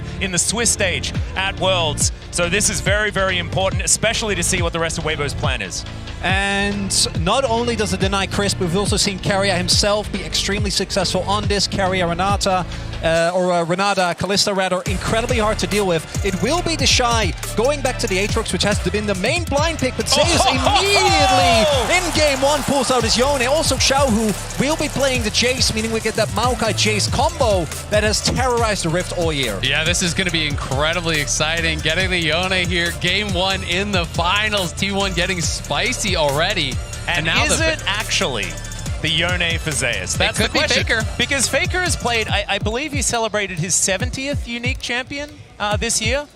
People have been talking about Faker's champion pool. It's a really interesting topic, right? Because we don't know how much he's been practicing recently, but I think he's played the most champions professionally out of any other person on the planet. Exactly. I mean, this guy is the consummate professional. He's such a grinder. He's been back from his injury for quite some time, so you have to give him that respect that he can play everything. It is going to be such a focus down towards bot lane, though, now. As T1 are the ones blinding their bot lane, they're going to be banning away the Varus, the Ashe, two of those really highly prized picks. Crisp has been playing more of the Enchanters, though. He's moved towards things like Lux and Heimer when Renata was gone, so I'm going to be interested to see where he actually takes us. I'm also really big fan of the bans here from Weibo, because we now have, I think, Owner's best champions all gone. The Rel and the J4 are the front, but his Sejuani also was quite strong, and taking that away might put Owner in a tough situation, and he has been the player that improved so much throughout, or rather from summer to the World Championship.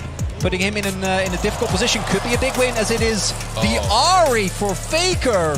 So Faker's Ahri coming out, and that does immediately make you think, could it be a Vi as that last pick? You know, the Vi-Ahri pairing has been so popular throughout the year. There's also an angle to play like a Poppy or something like that if we get more dash-style champions coming out from Weibo. But it's going to be Senna TK just trying to neutralize this bottom lane here. And we'll see how well it's going to do. Yeah, this is something that a lot of people have been talking about as well. The fact that Light and Crisp can go back to this style, we've seen already that they can play it to great effect. We'll see what the answer is going to be, though. Hard engage into the Tahm Kench is something that can be a little bit difficult if it is single target. So maybe not the Vi here, and maybe it could be the Poppy for Owner. We'll see where he decides to go. I feel like Wukong could actually be a pretty good answer. Oh, Lee Sin! Okay. All right. Well, that is definitely a choice you can make in game number one. Of course, this is Owner's most famous champion by a country mile. And something that for T1 was a really big surprise for me was that when you look at the way that they beat JDG, it wasn't just with these style of comps. They actually opted into more team fighting. This time around, though, this comp needs to win in the early game. Faker and Owner, Guma and Keria, they need to start stacking dragons. They need to get ahead early, because if you get to the mid to late game, look at the front to back on Weibo, right? This is a composition that's really hard to engage into, and if T1 ever lose map control, trying to get onto Maokai, trying to take down individual targets against the Kench is going to be extremely difficult. And when you're second to those objectives with Maokai saplings in every brush, you're going to be getting poked out by the Jace, which could be difficult, but both teams lacking a little bit as far as the hard engage goes, but T1 does have the ability to pick people off, you know, with the Lee Sin, with the Yone, with the Ahri. They want to be moving around the map. They want to be pushing out lanes, catching people in transitions, taking these skirmishes as often as they can, and we are just moments away from getting onto the Rift. Exactly. Game number one is upon us. Of course, T1, a lot of finesse possibilities with a composition like this, but I look at Weibo's draft and I think we've seen these styles of draft so many times in the past, staying tried and true as we head onto the Rift for our very first game. T1 coming out swinging, and Weibo, I think, ready to pick up that punch. See exactly how it is going to go. Worlds 2023, game number one. Let's do it. And already, I've got to point out, it's triple TP for Weibo. Crisp is going to be taking the TP on that Tahm Kench, so feeling that they can't necessarily get pressured heavily enough to actually get killed. If he feels he's going to get chunked out, hey, you TP back early. You know, you keep up that farm as much as you possibly can, but it's going to give you the advantage in playing that map because they will have that extra teleport come mid and late game. Another thing here is, what is the level 1 going to be? I think that one of the other really underrated parts of the Senna Kench is how strong their level 1 is. Exactly right, but just a reminder to connect your League of Legends account with Prime Gaming to grab the exclusive Braum W emote. And if you haven't done it already, my goodness, I mean, this is, just do it. Just do it now. That'll be fantastic.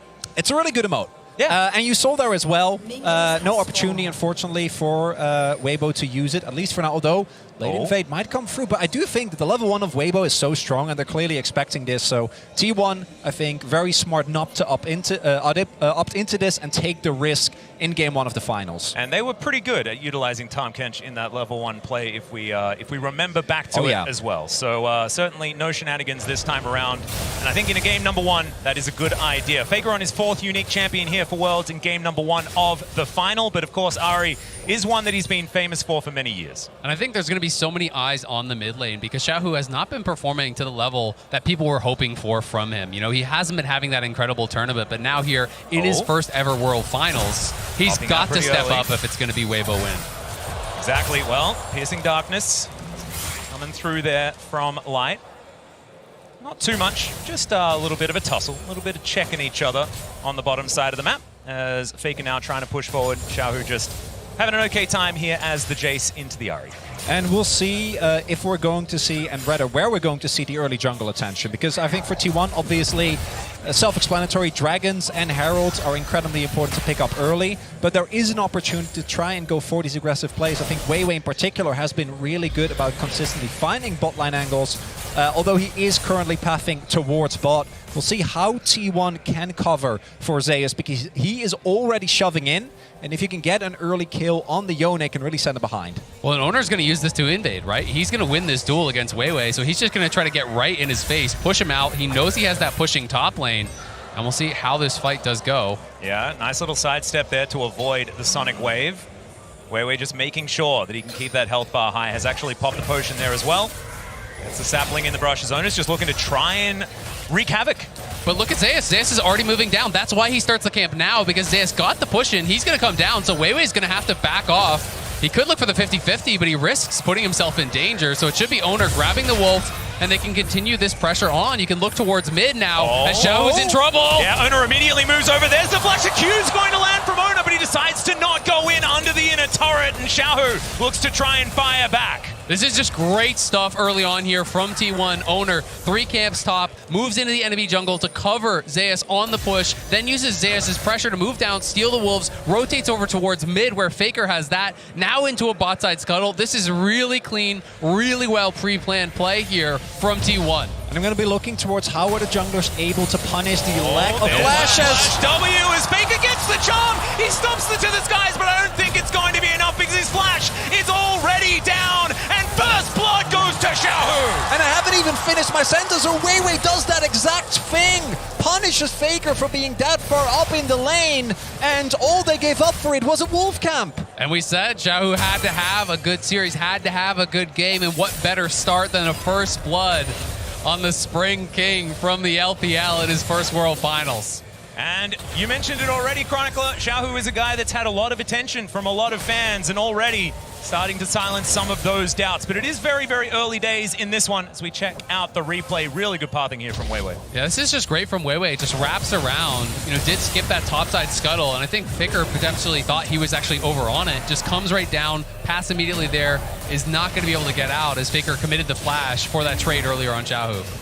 And if you think back to the spring final, or summer finals rather, that T1 wasn't able to win, it was in large part because Genji identified if you get Faker off of some of his comfort champions and you put him down early by a lot of repeated jungle attention, it can be a viable way to get an early to mid-game lead against T1. And we've seen that they can struggle in that situation. And particularly with draft like this, you need to win. You can't try and kind of go through the middle, maybe pick up a dragon or two. No, you need to be able to dominate from the get-go. And Ari Pre-6 is one of those champions that you really can take advantage of. That is why Azir was so key for T1 in their playoff run. And Weiwei, it's interesting to note that it was that first gank in towards mid. He has been so heavily prioritizing these bot side ganks throughout Worlds.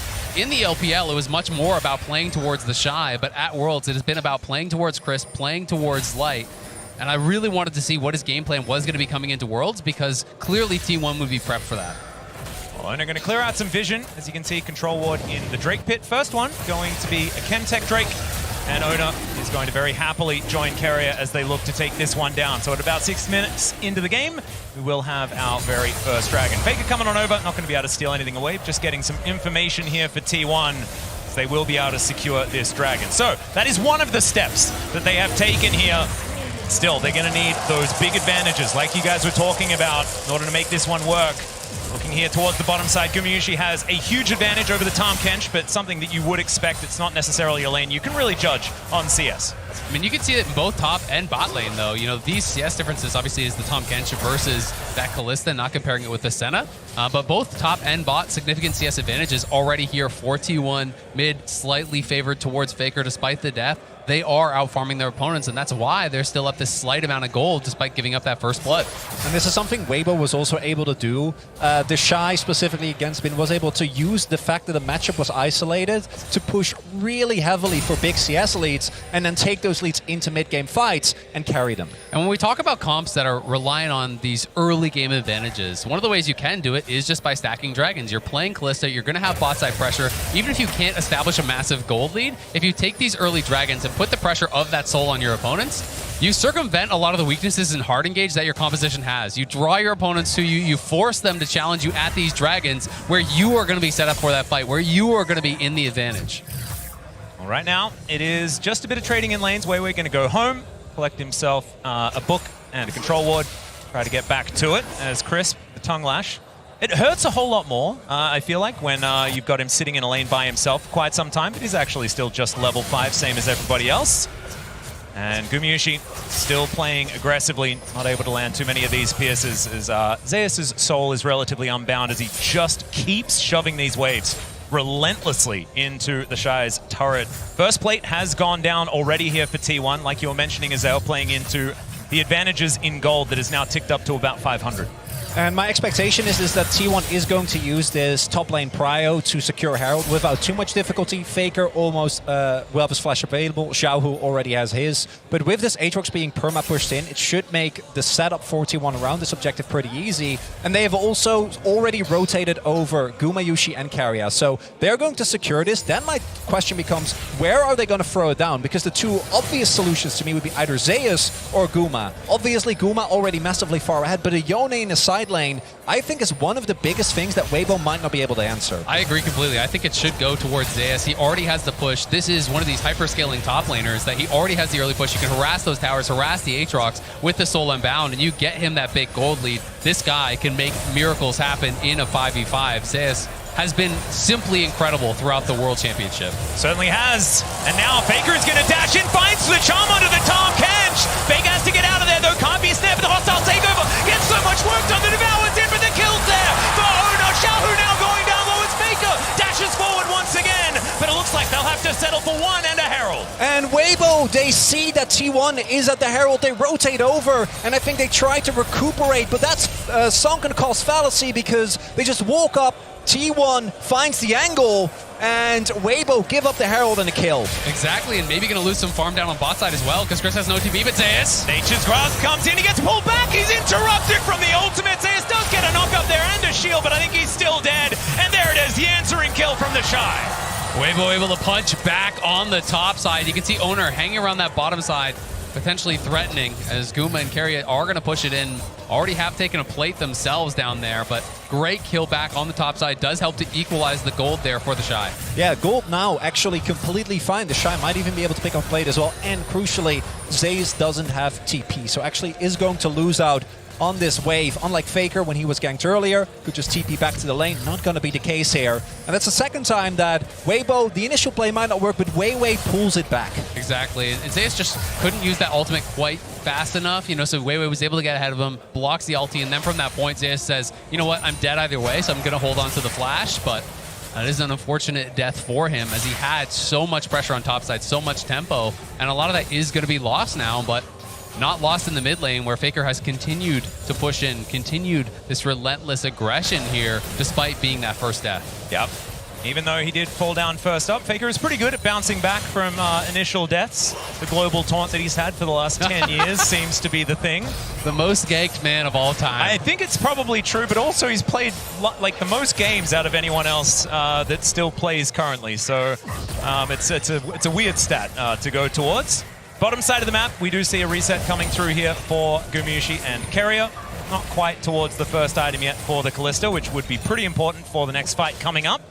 See what they can get for themselves. Yeah, you see as well already, Weibo is moving up. The second Drake, I think, is really pivotal. There are a lot of good Drakes still available for T1. No Camtech Dragon in particular. We know exactly what Drake it's going to be. It's T1. It's Cloud. It's got to be the Cloud. They've got the most Clouds out of any other team at Worlds. You don't want them to have Cloud Soul, particularly not with the amount of mobility on the team. So I think that Weibo is going to try and contest here. But T1 still are the ones with control of their pot side. Prio is now being found by Light and Crisp. Herald being placed down just in mid lane to try and pressure Weibo out and get a quick move into the river. It's going to mean that dragon should belong to T1 if they can get control with it. Faker sticking around for the cash. They will be able to gather it here. Orbit Deception going to go wide, and it looks like Faker's not going to stick around for another plate. As Weiwei going for a reset, they're going to give up the second Drake as well. Yeah, I think there's just no real angle for them to contest from this point. Owner drops the Herald mid, they get Prio there, they reestablish Prio down on that bot side, move up through the river.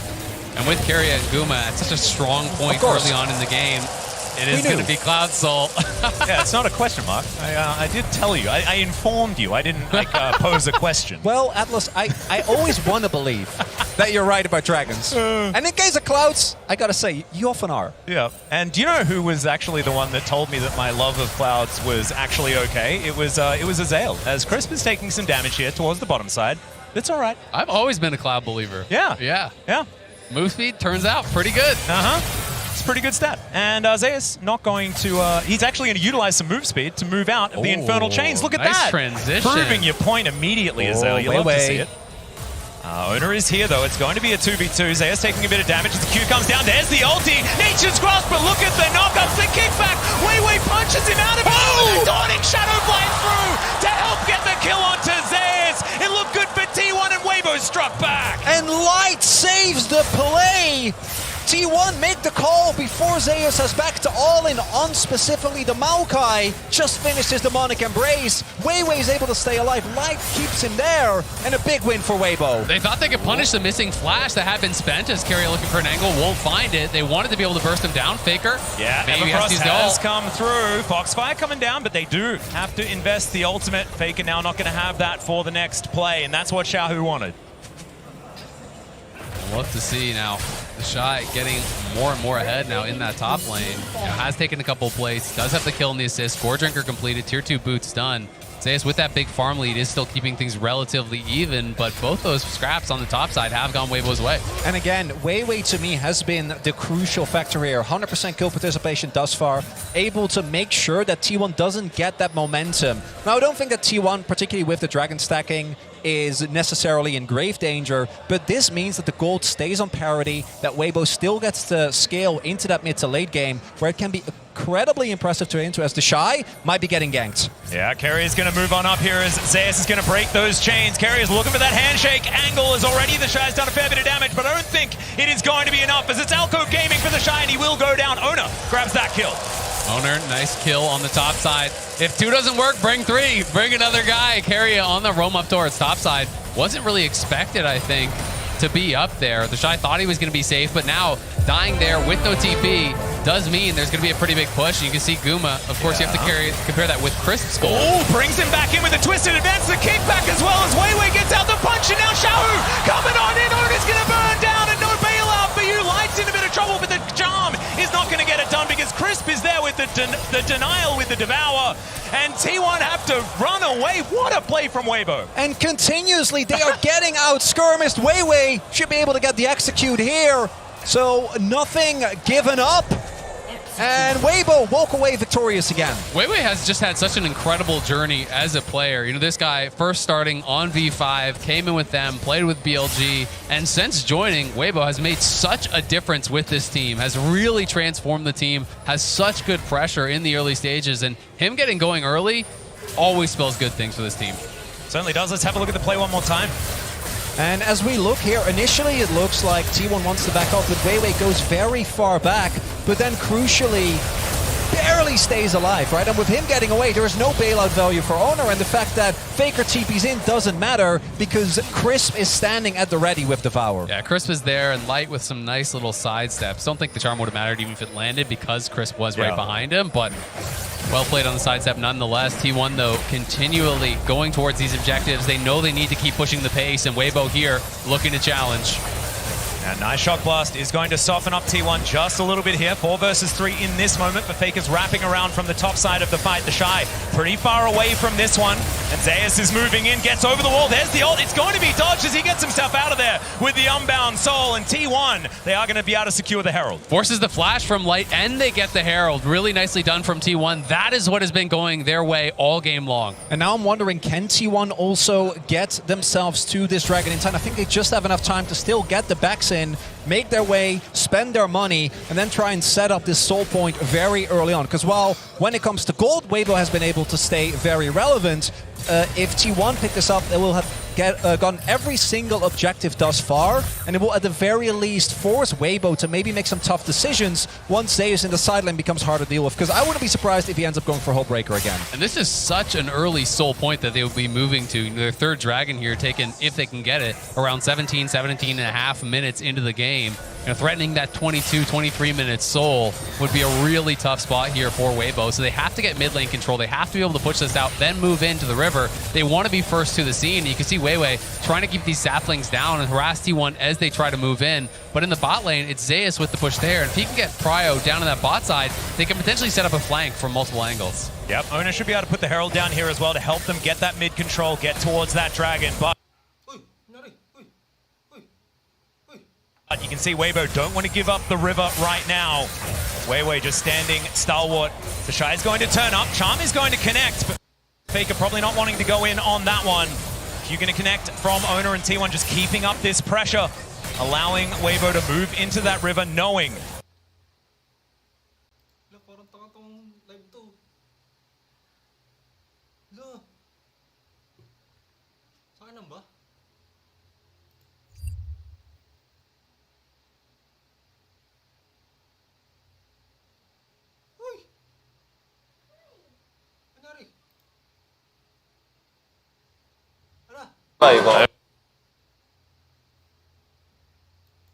could avoid it with a twisted advance. Owner not going to go in as the Everfrost, it gets the Devour. Gumayushi getting himself out of there and utilizing his ultimate to save Keria as well. But that is so many cooldowns, and now Weibo have started up the Drake. Weibo might be looking to go for it. They've also used a number of cooldowns themselves, most notably the Shy and Weibo's ultimate. We'll see if T1 tries to go for an alternative play, just push mid. But it looks like Weibo isn't even going to give them the opportunity. As Oh, there's the King Flash. Shaohu's going to be pushed into Faker. The flash forward, but the charm is going to miss. What? Pierce doesn't land it. Shaohu just walks it off.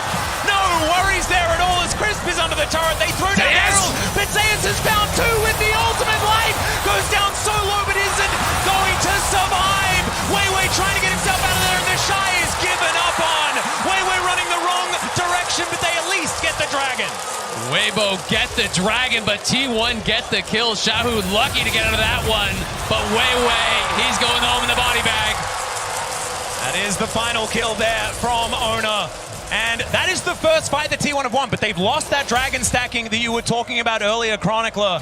And so we'll see whether they can grab that next one and keep this level of pressure up, because 2.3 thousand gold, is that enough of a lead for this early game composition? And there is a reason why Owner's Lee has been feared. And the funniest part to me is this play doesn't even matter, because Xiao actually is able to walk it up. Another miraculous survival. Faker doesn't get the chase because of Crisp, but then it's Zeus who got put down in lane that makes the hero play. Exactly, comes in on the other side. There's no Devour because Crisp is over saving his mid laner, trying to defend there. So Light is left vulnerable, and Light is punished big time. T1 getting that major gold injection in, and you can see a lot of these towers that they've been pressing. If you look on live, Faker taking down that top tier 1. A lot of these turrets have been getting lower and lower from this T1 lane dominance. Yeah, you can see there's a lot of relief on Tom's face there as well. Hoping that T1 can get this mid-game sorted out. Owner stealing away some Raptors. Full vision given over to Weibo. 3.5 minutes on the clock when it comes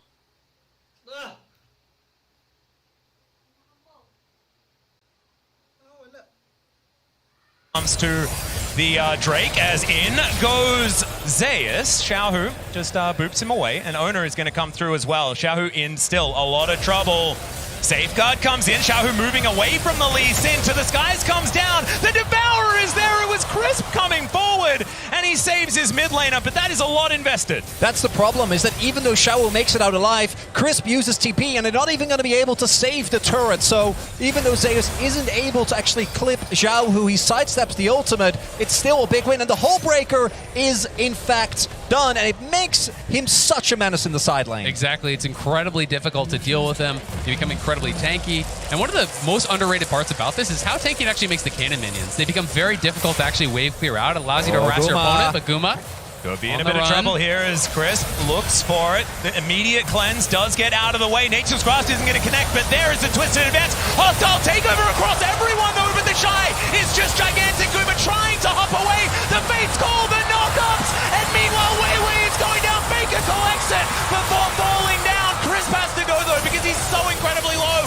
and Zeus is tearing them to shreds. Weibo lying on the floor now as T1 look to tidy up Crisp, and they won that team fight even better than the last. Guma refuses to go.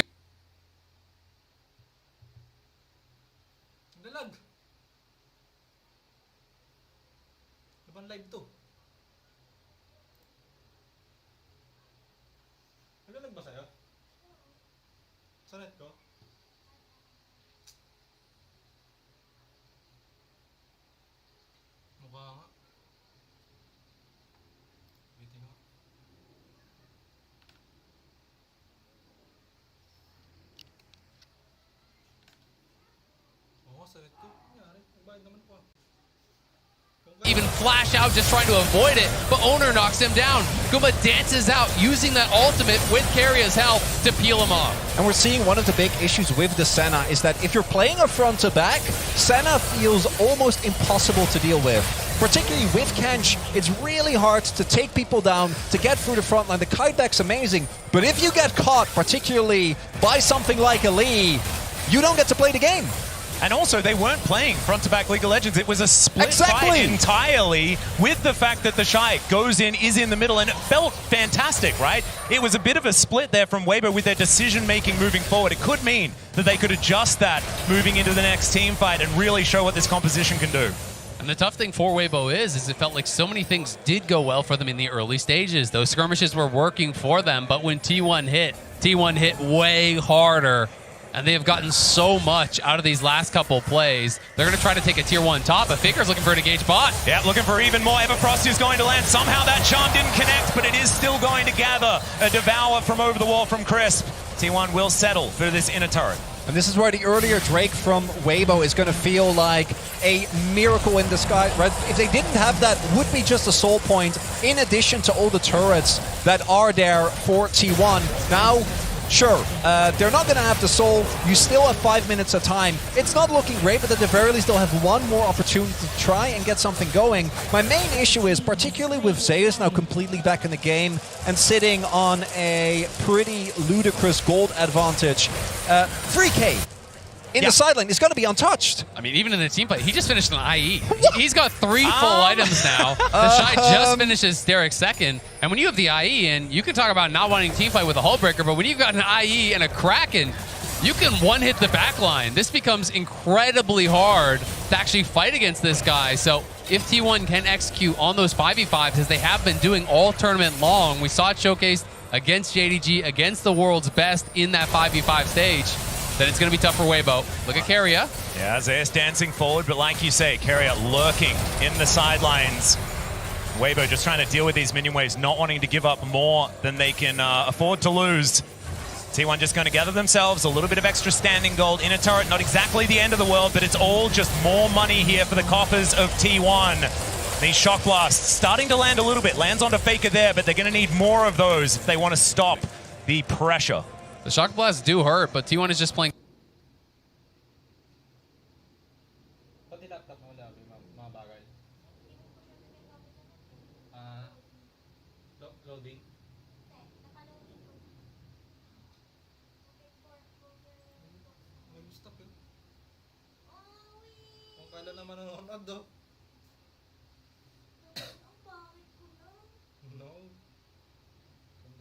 So intelligently around this, they drop that pink ward mid. Zeus playing very far back because no one was close for a lot of this game.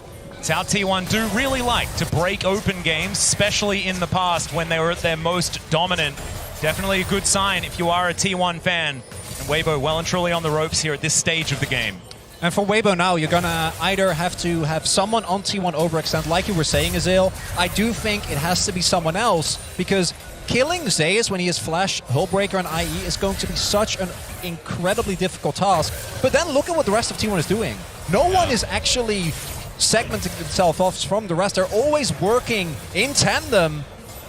Exactly. You know you win the 4v4 and you win the 1v1, so as long as you have eyes on Weibo, you are chilling. You just have to make sure you're not getting poked out too heavily. Wait, it's going to be up to likes Xiaohu. Faker waiting over the wall, wants to land that charm to start this fight potentially, but no. Weibo just back away, not wanting to take a fight unless it is far more within their favor and with more information. And that is a very difficult thing to gather here in this game. You talk about saplings, things like that, all these opportunities. If you can't walk out of your base, they don't do a whole lot of good. It does get very difficult. At the very least, you can use that to clear out brushes, to move forward, try to reclaim some vision, as they're going to do now. Knowing that T1 is on the reset, they will try to deny some of this vision, but the death cap is going to be here soon for Faker. You can see Wit's End going to be pretty soon as well for Guma. These third items are going to be coming through when the GA comes in for Owner as well. T1 are just trying to get as prepared as possible for the Soul or for this Baron, where they are really going to look to dominate. And really nicely done, shown by our observers here, is how little Weibo know. Well, obviously they have a suspicion that T1 is going to be somewhere in the jungle and they can scout with saplings, but actually retaking control becomes incredibly difficult.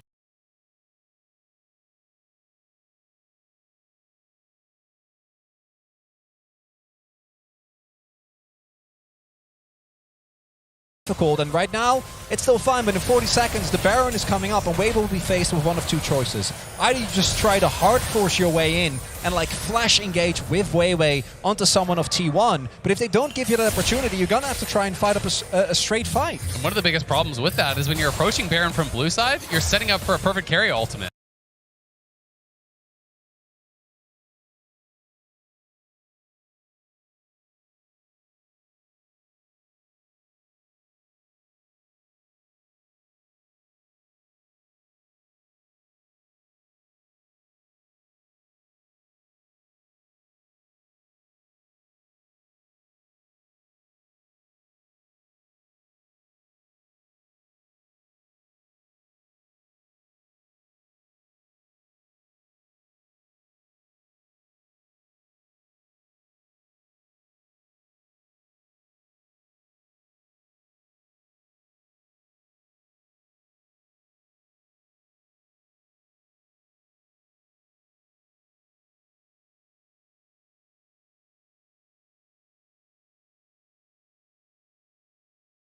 Right? You know, you all try to flash in, try to go for that engage.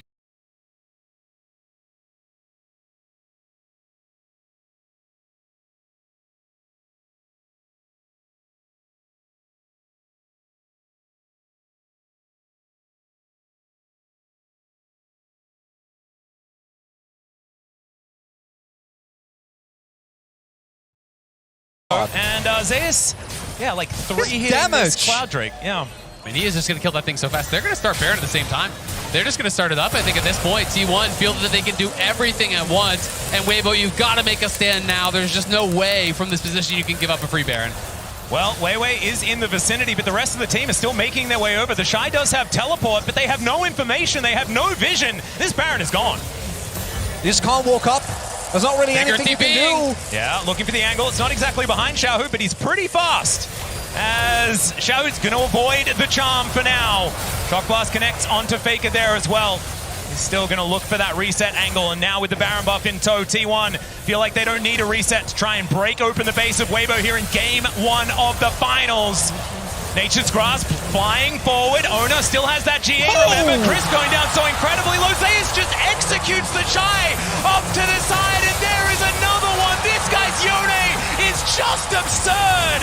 And the inhibitor's going to go down. Weiwei is burning there as well, as now Xiaohu tries to be the hero, but it does not work out, and I think T1 are just going to end Game 1 here. And the early game, T1 not able to get a bunch of crucial kills, but they don't let it phase them.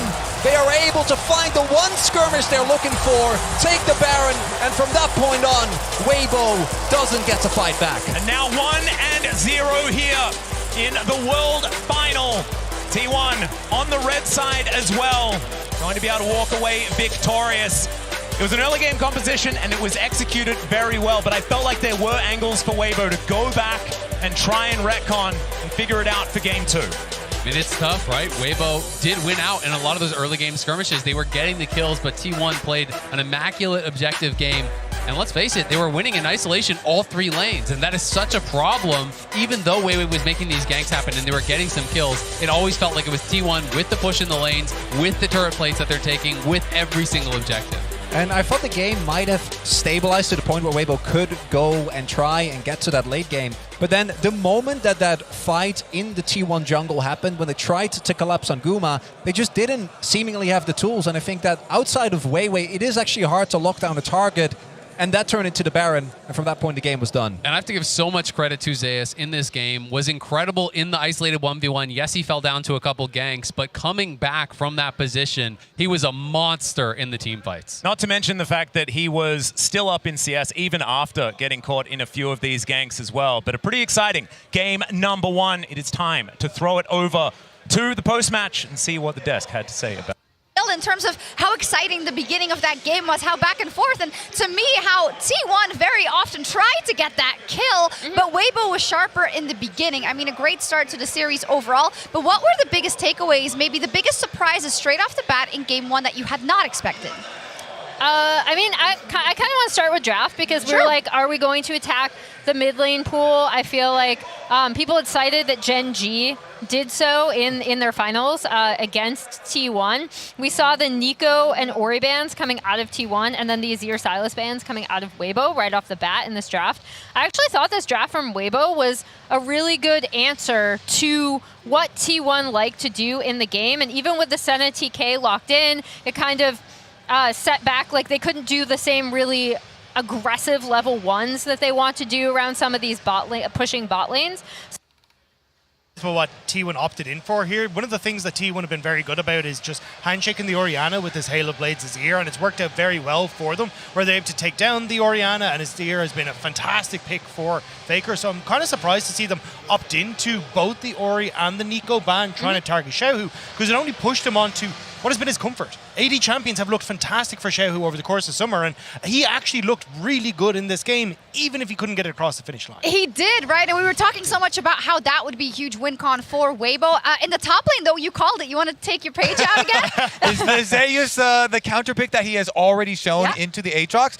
Yeah, I feel like a lot of risks were taken by Weibo in this, playing the denial bottom lane, giving T1 what they want, the Kalista Renata to play, and then allowing the counter pick that Zeus already showed, and the impact that he had with this Yone, the ability to carry here, the dragon fight towards the bottom, then towards the late game. Don't even have to say. But it was massive when we talk about quality over quantity for them. But I have to say, if you're talking about biggest thing takeaway, and we're looking at some of the early plays here. Owner's Lee Sin got locked in. He's like, he was 45 and 10 before this. Now he's 46 and 10 Not on bad, it. yeah. But my goodness, Owner has just been so good this tournament. He has, and especially Lee Sin is such a confidence pick, right? That you want to go off on. Yeah, I mean, we talk about, like, in T1's draft, right? This is a draft that I think a lot of people, especially in spring, would criticize them for a little bit, just because it is like, we are better than you mechanically. Like, Owner is so comfortable on this Lee Sin. Zeus is so comfortable on this Yone, and they're like, we can just flat out beat you with these. I did actually think both junglers performed really well in terms of like tracking each other early, responding to each other early. We talked about Weiwei as kind of when Xiaohu has been struggling in this tournament a little bit, it has been Weiwei who's been the most stable player on this Weibo team. And especially when he got set behind early, get the invade, get this play into mid, but Weiwei responds super well by immediately wrapping around, burning his own flash because he knows that Faker's flash is down. And you think at the moment, oh, well, he probably should be going into his top side, trying to go for a scuttle crab, trying to match the fact that some of his camps have already been stolen away, but it's a great response from Weiwei.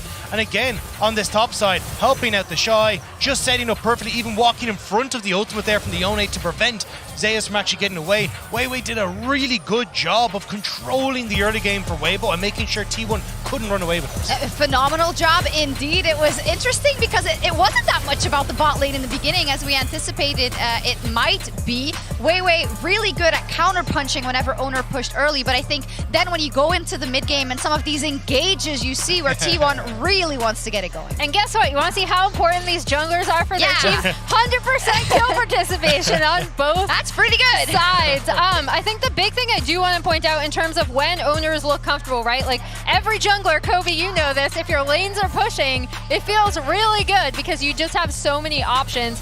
And then here, we see this is such a signature pick for Owner, and even though Xiaohu escapes, they talked about on cast how a lot of these fights ended up being split up, so then you have stuff like the Yone that can then just come in and do so well on his own in these split fights. Yeah, Zeus is able to cut them off, even though they get the dragon with the 3-person engage there. And as you said, they chased everybody else off of the top side of that fight so that they could then collapse and Owner get to pick up the extra kills here. I mean, it's made even more important because of, like we talked about, how rough Owner's summer was. Yeah.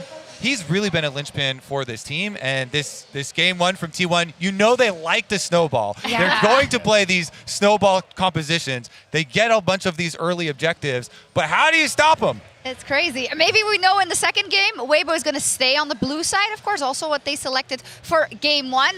But it wasn't really a draft issue, was it, Dagda?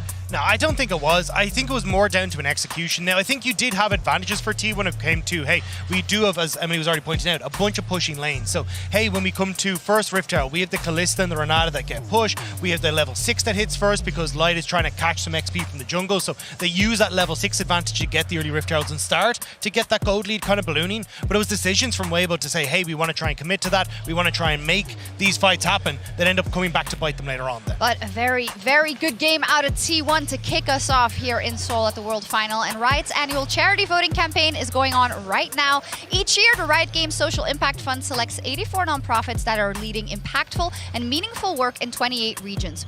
Through November 30th, players can log in and vote to help direct over $4.5 million in nonprofit grants. Scan the QR code below to place your vote. Each player only gets one vote, so make sure to make it count. We'll be right back with Game 2. Fake has to get out of there though, can't be snared for the hostile takeover. Gets so much work done, the Devour's in for the kills there. Nature's Grasp comes in, he gets pulled back, he's interrupted from the ultimate. Zeus does get a knock up there and a shield, but I think he's still dead. And there it is, the answering kill from the Shy. No worries there at all as Crisp is under the turret. They throw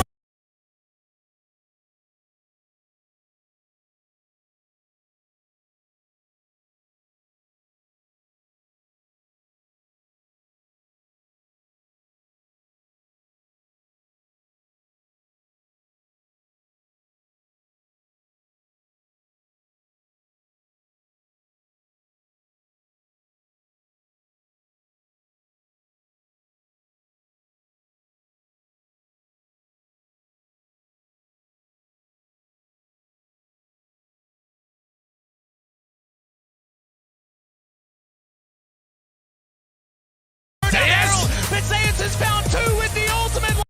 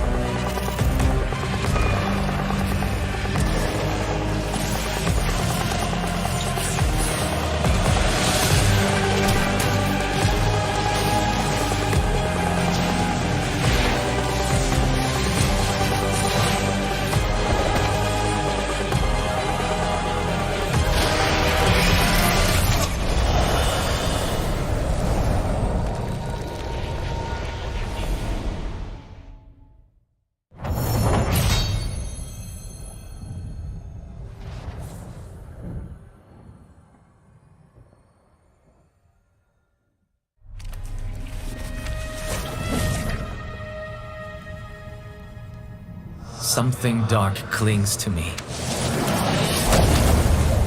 Has always lived in me. I see destruction and despair. You brought it to light, Jin. Good, evil, the line blurs. I keep spiraling down paths I never thought I'd walk. There is light in me. I can't lose sight of it. And the colors come flooding back.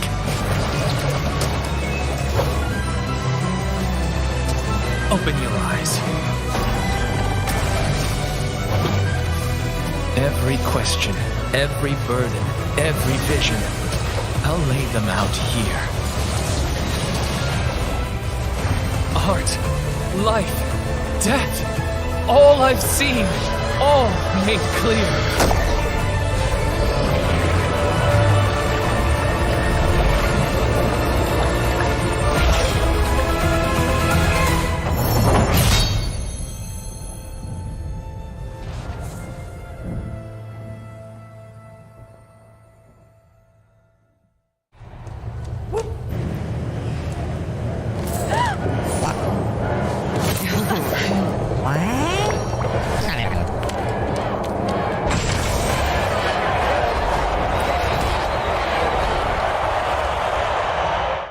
think about esports, what's the first thing that comes to mind? Players, obviously, but there's so much more.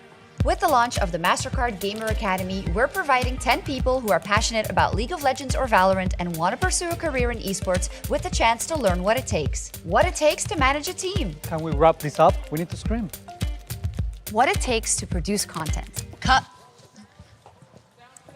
Okay, yep. Okay, action. What it takes to write, direct, and produce award-winning content.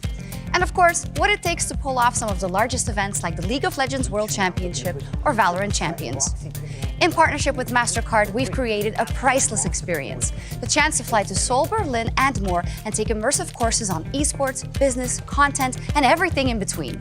Taught by the very best. Think you have what it takes? Here's how to apply.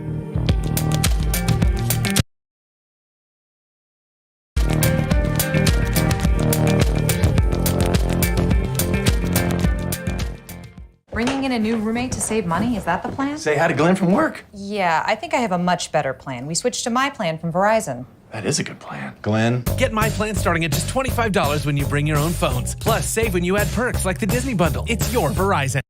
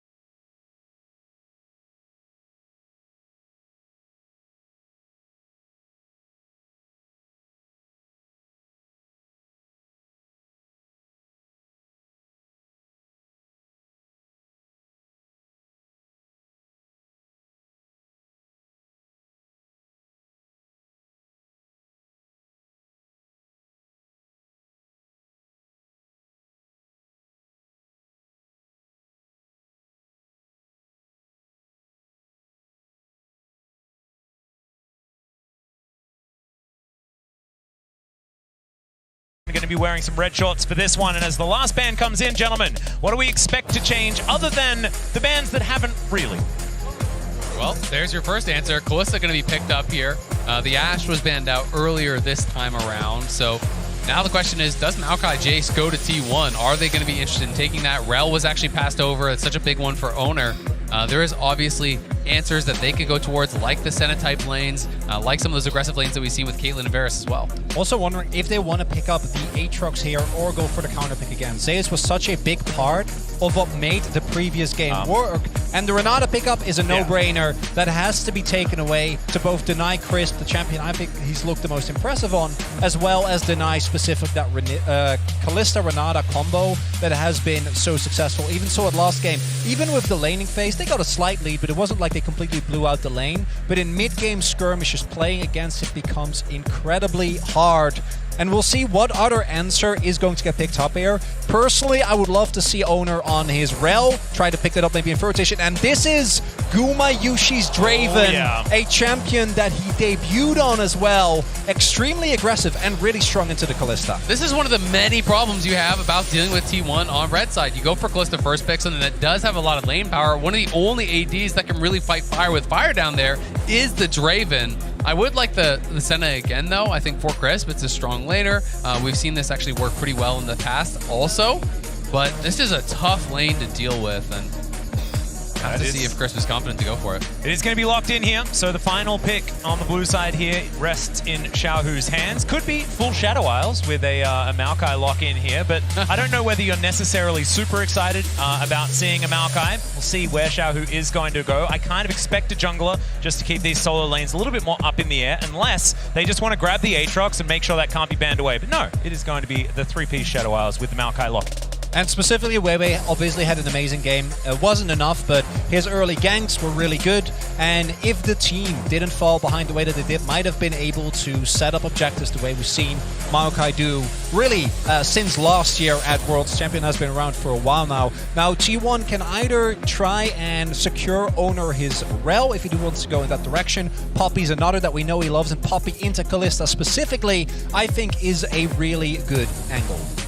Silas, also a good option. It's available for Faker this time, and anytime Maokai's there, it's really, really strong to be able to have that counter engage. You basically just have the more powerful version of that ultimate. Senna.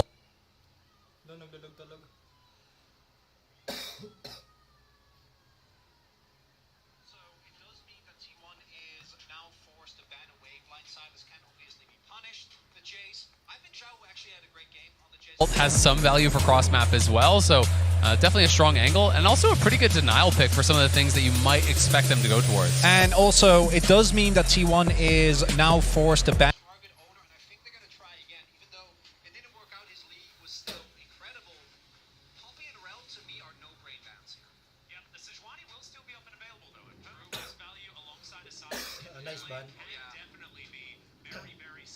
Try and make sure that Faker does actually get through the lane. Last time around, we saw Weibo target Owner, and I think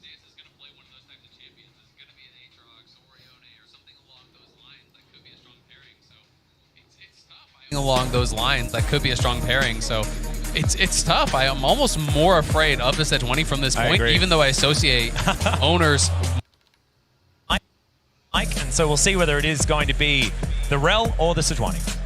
Yeah, this is going to be an interesting choice. I mean, I think if they go Sejuani here, they're going towards double melee pairings, but instead it's going to be the Nocturne. So denying some of the ability, I think, of the Shy to play through side lanes. Potentially, you're worried about some sort of side lane picks, some ability to 1-3-1. This really makes that difficult. And it also, if you have a flanking pick coming in from Zeus, some sort of a dive buddy there alongside Faker and Guma, or excuse me, an Owner, it could be really tough because you can turn off the lights, throw the stolen Maokai ult, and then potentially have Zeus coming in on the flank. And for Weibo, I think one of the consistent issues is that you want to try and get a strong bot lane, which they did, even though obviously the Renata and the Draven are quite strong. But it means that then you have to deal with Zeus getting counter pick, right? And Zeus, his Yone has been taken away. We'll see what else he can bring out against the Aatrox here, as Xiaohu have of course been a large number of mid bans already, is actually going to go for the Ahri here. Yeah, so the Ahri is going to be locked in. Is that an insta-lock? Okay, there we go. So the Gwen going to be locked in here for Zeus. Something that has been picked into him in the past, but I won't talk about it too much. If you are a T1 fan, I imagine that is definitely going to cause some pain. But this is really, really fun. Zeus really fighting fire with fire there towards that top side once again into the Shai's Aatrox. It's going to be interesting.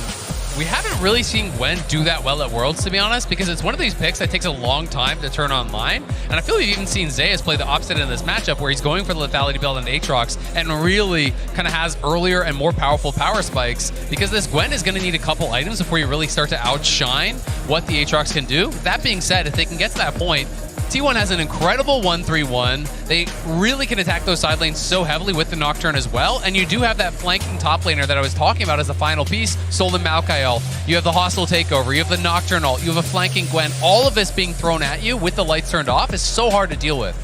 And my expectation as well is that with a lot of attention should go again towards the bot lane. We'll see how the Shy can recuperate after a pretty rough game one. Exactly right, but fist bumps have come out.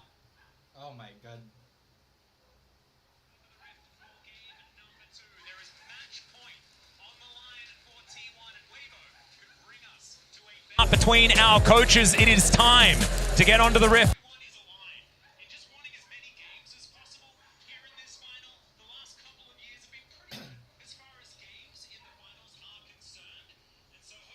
For game number 2, there is match point on. Even if it could bring some heart attacks here to the even if it could bring some heart attacks here to the Gochok Skydome, I imagine.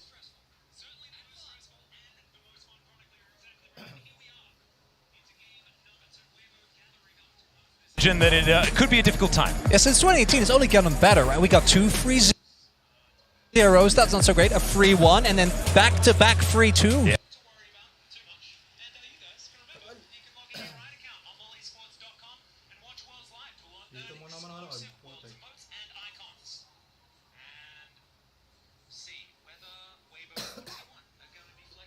Yeah. And those are the most fun and stressful. Certainly the and most fun. stressful and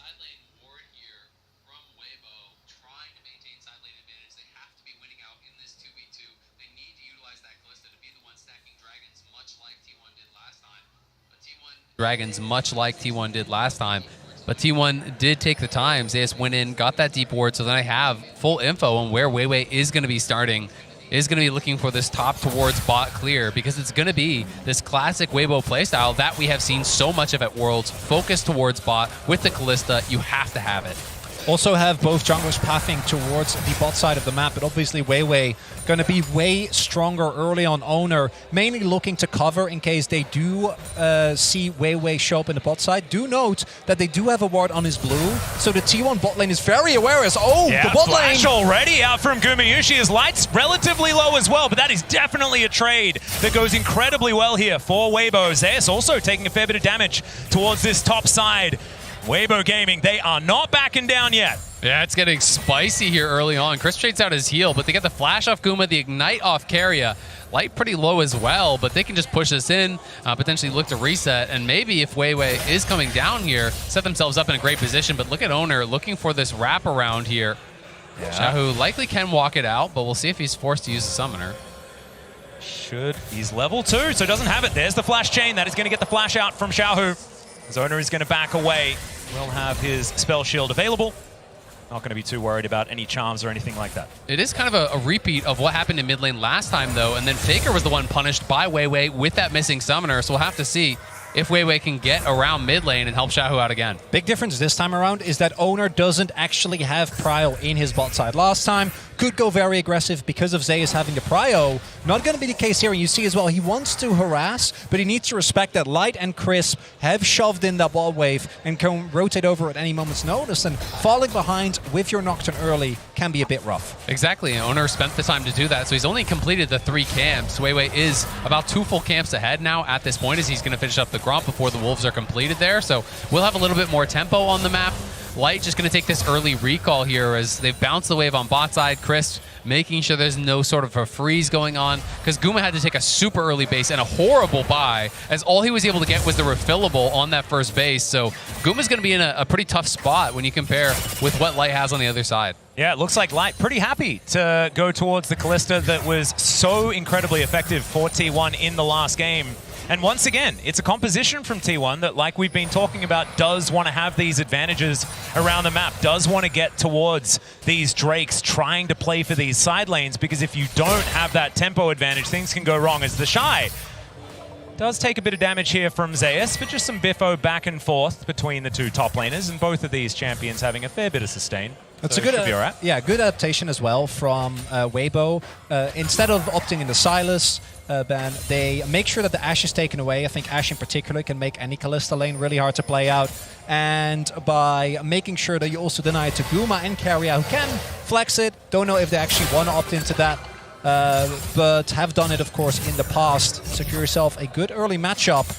And we'll see if they're able to push it further, particularly if you can get an early kill on the Draven. Could be big as Weiwei. Yeah, Ward is here as well. Zeus going to be ghosting immediately. There's a twisted advance. Zeus does create some space though on the Bramble Smash, pushes him closer to home. He will have to go back, and now with the Ghost on cooldown, a little bit more susceptible to those ganks. And nicely timed on the skip and slash there from Zeus. Pops the Ghost early, has the E buffered as the twist advance comes through. So he ends up on the opposite side of Weiwei, so the Bramble Smash can't knock him back, and now Owner on the invade here, trying to put on some pressure again. Oh, that's a really high value vision cone there for Weiwei. Spots both the ward and Owner. And look at the pickaxe advantage. So there's no way that Weiwei can fight. He hasn't based yet. Owner did go back to base, has that additional AD, and Weiwei knows he can't win that. Yeah, and the whole time Faker is backing towards that top side as well, and so they know they can't go and contest that Gromp. It should mean that Owner can collect himself this Wolf Camp as well. So the advantages in the jungle are continuing to blossom here for T1, but on the bottom side of the map, Light still holding that advantage. Yeah, it's big there for T1 though, because it turns what was a really rough play, a gank towards Zeus, into a really big win. He immediately teleports back, is able to get Prio. The Shy hasn't had a window yet, and they use that to get Owner faster to his level 6, with him now having a CS lead. And something we haven't talked about at all, it's going to be AD Ahri, because he is playing Fleet Footwork and he has the Kerchi's Shard. So oh, yeah. I think it is going to be Static Shiver. I think this is going to be AD Ahri. We've seen quite a lot of this online. This is kind of the new evolution of what we were seeing with AD LeBlanc and that sort of style. I'm not sure if he is going to go like full on AD on hit or more just that similar build where you go Shiv into Lichbane and play the Night Harvester as well. That's the most common one I've been seeing online. But obviously trying to be able to side lane and trying to be able to kind of slam home an advantage here as this range versus melee matchup into Faker. So it's a very different style of Ahri than we just saw. And I'm excited to see it because I think this is the first pro game that I can recall seeing it in. Yeah, I haven't seen it yet either. So interested to see what Xiaohu is going to be able to get done on this version of the Ahri. And I have to have a feel that the Ahri AD variety should be better in lane against Faker as well. Don't really need to land as many spells if you just right-click people. I like that idea. But Weibo going to be able to grab themselves the first Drake. Should mean the scuttle here as well from Weiwei is getting double duty done. They are going to be able to grab this off the back of their very, very, very supreme control of this bottom lane. Yeah, this all goes back to the level 1. Light and Crisp playing it out early on very, very well. And one of the things that we haven't really talked about yet that the Draven can struggle with is not having a jungler that can enable you. As I say, that Owner is in top. Yeah, Zeus dashing forward. The needlework is out. Snip, snip. Going to connect, but doesn't do too much. And in goes Owner. The flash out was incredible from the Shy. Owner gets taken down to, oh my goodness, about 1 health. But will be able to walk away. But I don't think he's going to be excited about ganking the Shy anytime soon. Although Zeus is just going to go. That is just not fair. That is the Shy encapsulated the massive outplay into the overstay. He has the 1v2. He likes his odds in the 1v1, and that is such a costly death because he has no TP, gives up first blood with 2 stacked waves at his tower. That is catastrophic for Weibo's chances. Unfair. That is it. So initially he outplays it, gets the Q while dashing back, denies the fair. and then he goes back in. Not only is it Zeus getting a kill, which in this snowbally matchup is extremely rough, but it also means that Owner's first ult was a success. The first ult on Nocturne is so big, he gets his early Ultimate Hunter stack, he gets a ton of assist golds, and that was an unforced error. Yeah, I mean, he eat in, right? You could just stay at your tower and farm it up. He didn't want to lose the wave, but he's the one who goes aggressive. Now he's going to get zoned off the bot wave, so T1 punishing so heavily here. Yeah, the flash forward from Carrier finds the handshake this time. The Infernal Chains come in. He's lit on fire. He's speared, and Gumayushi cashes in. It's the Shy getting way down in this game now as Weibo have their bot lane up top. Zeus will not be an easy dive here. He is healthy and he's got the ultimate back. They're going to look for it though. Yeah, we'll see what he can get done here. The flash twisted advance comes in, and now Zeus just trying to do what he can to stay alive. It's working! And he's going to be able to dash back towards the minions. Now Faker turns up. He's got his own Nature's Grasp, but Xiaohu is going to join this one, and Zeus is running the wrong direction. We'll see how much time he's going to be able to buy here, because maybe this is an execute as he heads toward the turret, and there it is! Oh my god, everything is going T1's way. It's the Shy. Now shows up in his third lane. Top lane didn't work, bot lane's not working. Hey, let's check out mid lane. Worked out a little bit better here. As you can see, Ona walks away with half of his health bar. The Shy able to win out in that one. But man, that was a lot of things that happened. Chronicler, break it down for us. And it is Weibo opting in when they've already gotten the win, trying to get too much out of the play, because yes, Guma gets a kill. The early cash in for the Draven is really rough with the Shy going down, but they got the Herald. They can play it a little bit slower, try to zone away Zeus, and then crash the Herald, get a ton of plates into light, and then try to play from there. But they try to get more, and it backfires. And I think they're feeling a little bit of that sense of desperation. You lose game one, things start going bad in game two. You feel that you need to get even more. But T1 in such an incredible spot here now, and that kill for the Draven was so critical, because Draven from behind is such a weak champion, but when you're able to snowball, it can really be a different story. And he's now 300-400 gold ahead of his opponent. Yep, exactly right. And okay, Faker diving in here towards Xiaohu, of course. This is our featured matchup, thanks to Mercedes-Benz. And some scuffle, but not too much more than that. We are just going to back away. So I got a little bit overexcited. That is fine. Carrier going to be snared here for a moment. Gumayushi down here, like you say, with that extra money. But his Draven didn't work out for him. Last time he played it, of course, in the finals against Gen G. Hasn't played it this tournament yet, though, and this is one of his favorites. And next comes the setup for the Ocean Drake. Weibo already picked one up early, and with the Kalista, I really want to try and opt into this. We haven't really talked about the scaling aspect between these two teams. I think that both teams have some parts that feel like they scale really well, particularly the Senna, and I think that Maokai remains very high in value just by the virtue of his ultimate. But on the flip side, particularly with Zeus already getting ahead and Owner starting to stack his ultimate Hunter, if Weibo don't snowball objectives early, I think it's going to be such a nightmare trying to play into this T1, because they can get so much in the side, and collapsing becomes really hard because of the Nocturne. And the build from Xiaohu, I'm finding a little bit confusing, because he did start with the Kerchi Shard, and now he's going into what looks like a Liandry's here. So it looked like instead we've backed off like 5 patches or something. I think we've seen this before. It reminds me of what Showmaker used to do. I think it was LeBlanc. It might have been Ari versus Galio, where you go fleet and early AD just to have an extra edge in lane. Yeah. But it is a lot of gold that you invest, and as we can see, Faker, not even taking into account first strike gold, has been able to stay on parity on the Sylas. Absolutely, and it's going to make it that much more difficult when you're talking about in the 5v5s, dealing with Guma and dealing with some of these champions in the backline that he's going to be trying to burst down. That job becomes that much harder when you don't have the extra electrocute damage, when you don't have that early mythic completion. But it is going to be Weibo taking the second dragon here. We know it's not going to be a Chemtech Soul, so it should be a good one. Yeah, and it's also going to be a teleport in T1, not wanting to give this one up as Faker turns up. Nature's Grasp going to guarantee the dragon. The hostile takeover chasing Weiwei, but just dissipates before it gets there. Once again, it's going to be a Cloud Soul. Love to see it. I could imagine that Weiwei's pretty upset about that. But remember, we're taking the Drake for Water's sake. And there's a fight towards this top side. The Shy taken down to about 50% health. He's trying to avoid the potential needlework. There were none more remaining, and Zeus is going to back away. But remember, we've teamed up with Amazon Web Services for a new campaign called Take the Drake for Water's Sake. For every ocean drake taken, AWS will make a donation to water.org.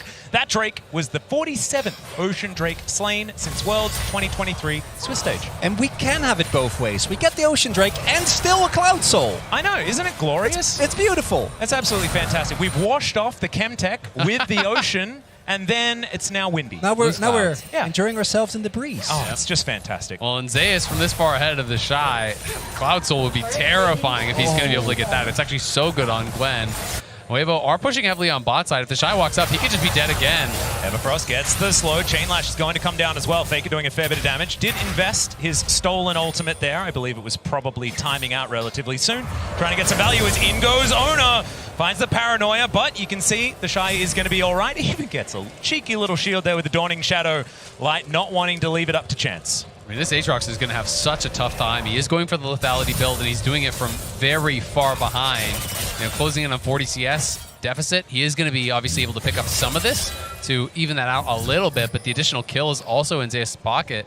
And this is a matchup where, as the Gwen, when you get through those earlier stages, you can outscale. When you're getting towards multiple items, it just kind of gets better for you. So the Shy is going to have to turn in an incredible performance, and we can see it in the MasterCard lane economy snapshot.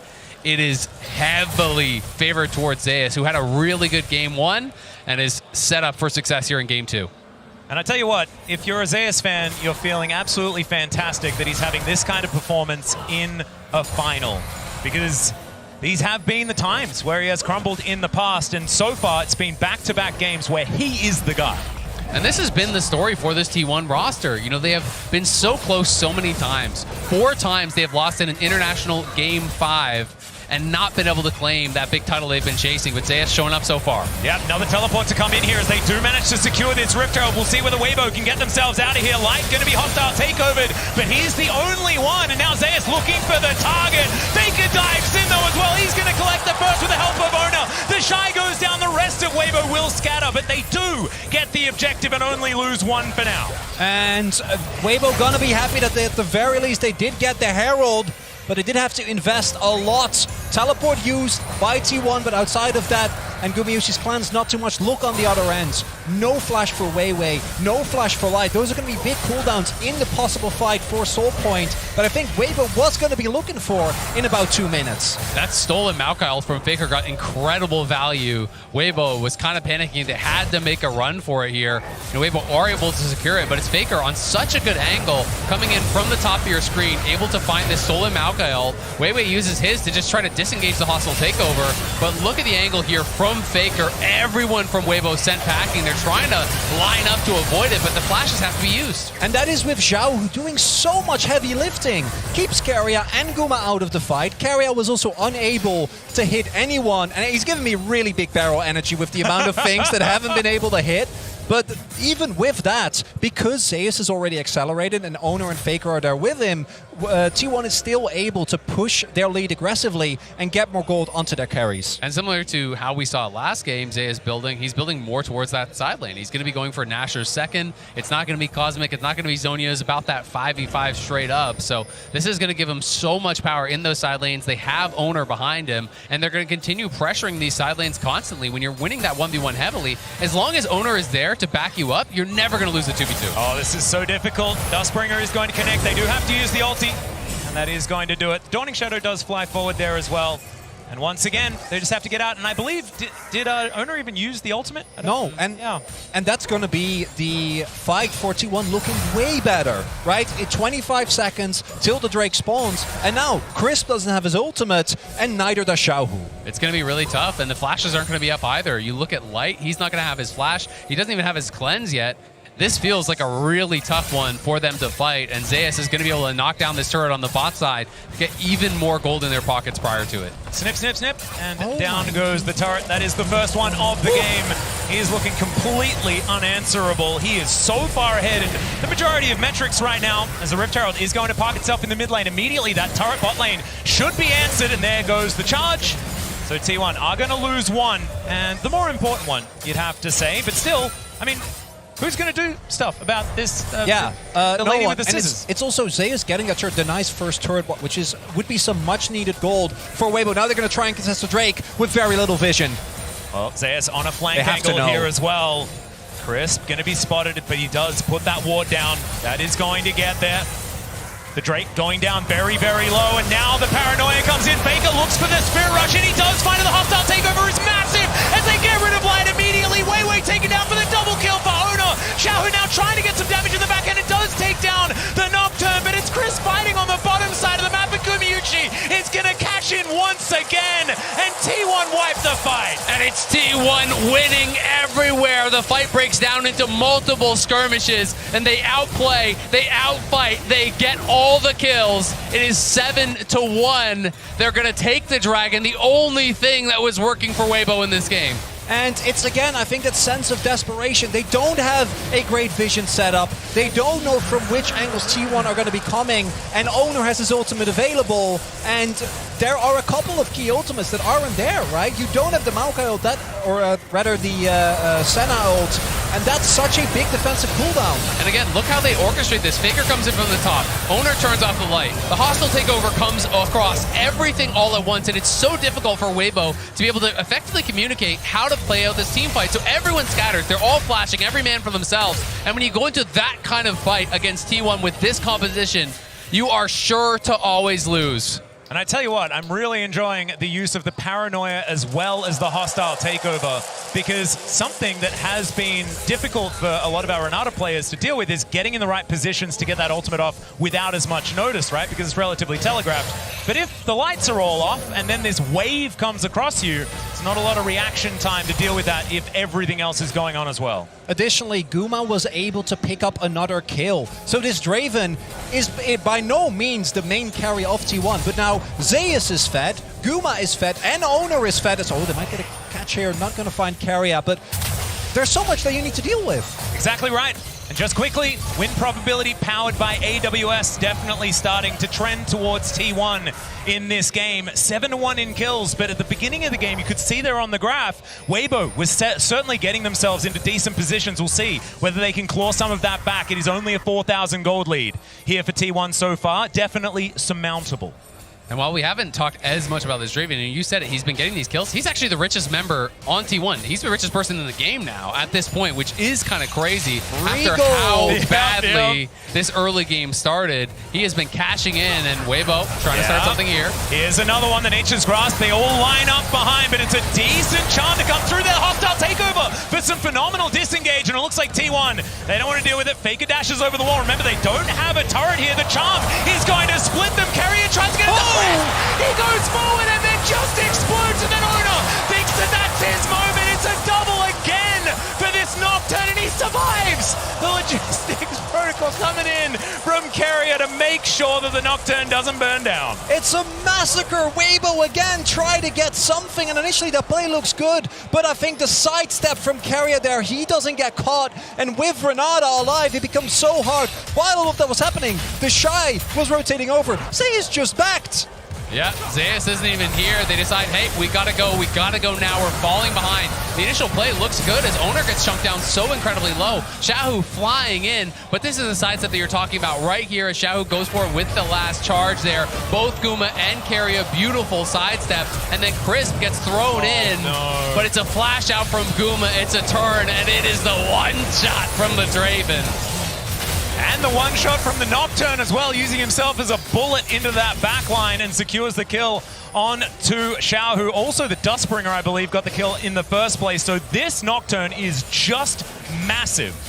And it is, again, also a testament to how powerful Renata is. Owner can go for these mega aggressive plays, knowing that as long as he kills his target, he will be able to be bailed out by the rest of his team. And honestly, even if he dies from this position, because the carries are so fed, it's going to be worth it, right? As long as you are creating space for Guma, for Zeus, for Faker, even if it is that one-way trip here for the Nocturne, it's going to be such a value play as long as they can follow up. And T1 have been on the same page. Weibo seem like their only answer is just forcing more and more fights. You can't win side lane. You can't win 5v5. Your objective stacking has been stopped. it is getting close to checkmate in game number 2. It's really hard as well, considering the fact that T1 had already built themselves a 1-3-1 composition. There is no comp in the game that is more just win more, right? Because you have win conditions that build upon themselves with a composition like this, where Zeus and Faker can get control of these side lanes all game long. Tempo, something that Weibo is going to have to really, really muscle. Oh. Yeah, that is a bit of item in advantage. Yeah. And when the Shy shows up to a team fight, he is going to have to be absolutely perfect to get anything done, because you are so squishy. If you can't get that first kill for the Dustblade proc to be able to survive, you are going to be paper, because one little CC hits you, Guma is going to kill you instantaneously. He's got 0 armor, he's got 0 HP purchased, so this Aatrox is going to be really squishy. Additionally, Weibo, after game number 1, obviously tried to pivot, try to play much to a bot side, and even with them setting Guma up for a deficit, the main issue is just the other lanes. T1 has been able to get the counter pick towards top side twice, and Weibo, you gotta imagine, if T1 is able to play it out from here, have to try something else, because this blind Aatrox, even when protected with bans, just isn't working out. And I think we have to talk about the journey that Owner has had. He is one of the players that has been so criticized throughout this year. And how good has he been in this series? How good has he been at Worlds? And this whole tournament, exactly. And on tanks normally, right? But this Nocturne performance, he is playing reserved. He is going in at the right times. This is an Owner that is playing extraordinarily well. And it also goes back to when Owner initially looked to be his most dominant. His Lee is his most iconic champion, right? Yeah. It's more the carry style as we get a charm. Yeah, Faker is going to break it. Oh, no. He uses it in order to close distance back again, I guess. But never mind. Nothing too much more going to happen. T1 with the opportunity to stack 4 Cloud Drakes. When you they're talk going to start with the second. Exactly. When you talk about the comfort and the ability to go towards things like the Lee Sin, I think that has been somewhat indicative of what T1 have wanted to do here at Worlds, and the meta shifts that they have brought in as Owner, maybe looking for a fight. Yeah, they find the Shy, but he just umbrally dashes over the wall. He will keep himself alive as Weibo just regrouping once again, spotting out the members of T1 moving back from that Drake. And now moving towards the Baron pit. It is 25 minutes into the game, and T1 hasn't gone for a Baron just yet. You can see that they have changed a little bit. Very reserved. Yeah. Yeah. They've really matured, you know? The Baron's been alive for 5 minutes. Now they give it like 5 minutes. This is not my T1. I think because they were near the Baron pit, though, they have remembered. So I imagine we're going to be playing around that now. Oh, okay. I thought you were going to say it counts as them starting and you're just walking by, saying hi to an old friend. No, I don't think that's necessarily how it works. But it's just been so fun to watch T1 because they have been on the forefront of these meta shifts, right? You know, Keria, when it was this double AD carry meta in the bot lane, he was incredible. Being able to bring that back, being able to have Owner on Lee Sin, Guma here on this Draven, being able to see these iconic picks and their comfort is working out so well. Paranoia comes in once again as the flash out from the Shy may not be enough. They're under the turret. Owner was tanking it up, and Zeus is going to finish it. Inner turret should now be next on the clock. And because the rest of T1 is standing guard, Weibo can't try and turn the fact that Owner is towards bot into a Baron, so they just have to watch their teammate get killed through Merc Treads and a Hex Drinker as well. Yeah, and Teleport's still available, so it was only ever going to be a 4v4 anyway. It is a 4,000 gold lead in top lane, almost 4,500 gold in top lane. That is just ridiculous now at this point. This lead for Zeus is becoming just a nightmare for them to deal with. He has the Cosmic Drive finish now. He's so far ahead of the pace of this game that no one can answer him, and it just felt bad for Crisp. Every time he popping a Sentinel ult, it's just been to watch his teammate die. And he doesn't even get to watch because the lights are out. He doesn't even get to... that's why would you have to remind me? I know, it's very cruel. That's painful. I'm still remembering back to the Shy outplaying a 1v2 and then walking back into the 1v1. As Owner. He's going to get charmed. It's a decent amount of damage, but he is very far ahead, and he will just be able to wander his way out. And the problem for me now is that reactively, the Weibo comp, individually they can pick off very well, but if you don't get to the objective first, it becomes very hard to contest, and right now that's not the case. Yeah, they're definitely not there first. The Baron is down very, very low. There's the Paranoia as they look to try and burst down the Baron. They do collect it, and now the hijacked ultimate comes through from Faker. Now Zeus dives in. He's taken matters into his own hands. He hasn't taken any damage. Weiwei has to run away. He gets thrown back by the Bramble Smash, but the damage is already being done. Faker goes gold and does have to flash as Light's doing a fair bit of work. with these Rens into the back line. But T1 just took a Baron and they got 5 out. And Gwen truly is immune. Zeus doesn't care, dives into multiple people and uses his lead very aggressively. And this is where I think you really see the goal difference. Weibo get close in a couple of situations, get some health bars low, and if they had items that might have been enough, but instead they just have to watch T1 walk it off. The only thing invested is a flash and a stopwatch from Faker. Exactly, and Weiwei just can't actually close the gap to even contest the Baron because the hostile takeover comes through, then the stolen Maokai ult comes through. By the time he's out of CC, the Baron is already gone, and Zeus is running rampant in the back line. T1 just getting further and further ahead. Guma still doesn't even have boots, by the way, but he does have a Bloodthirster and 3 items. Okay, yep, Kamushi just having a good time, and he knows that he is not the main character necessarily. He's just been able to sit back. And it's because it's the Glow Drakes! And, it doesn't yes. need boots! Oh, that is true! Everyone's Cassiopeia on T1 now.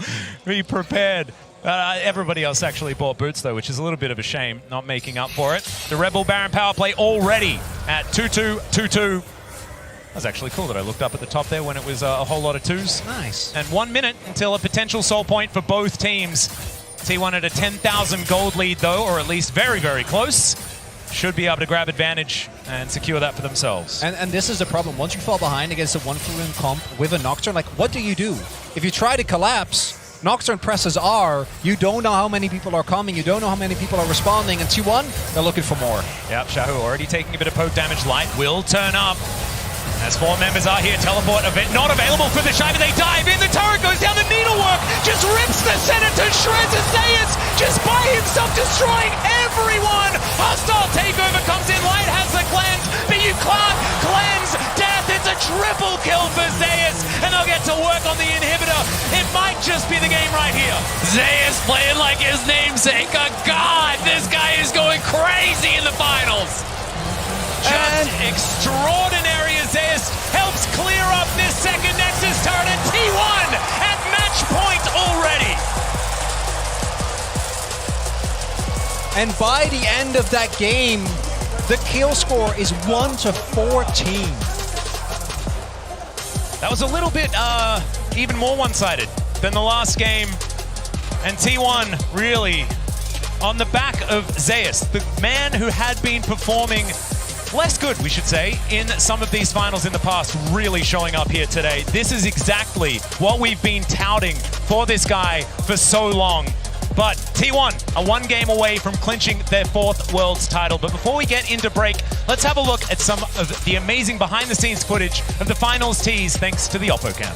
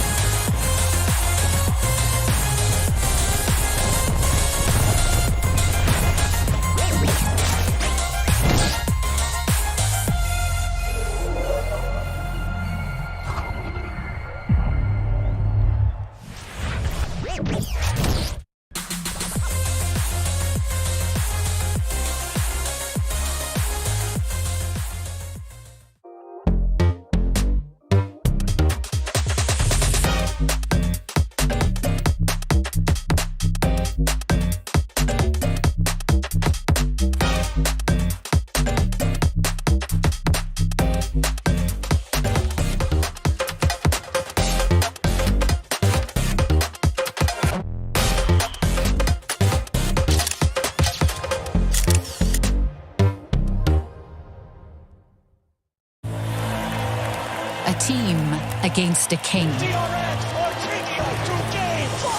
Seeing against believing. A moment against a moment for the ages. Countless battles, one arena, the realm.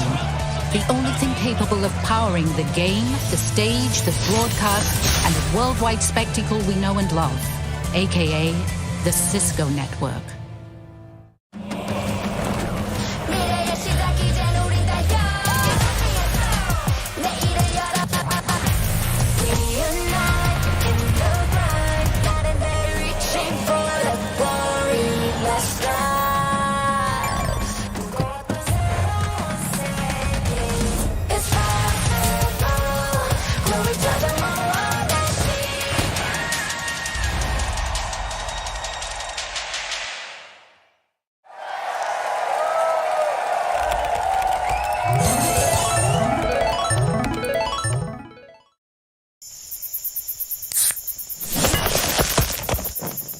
Red Bull gives you wings.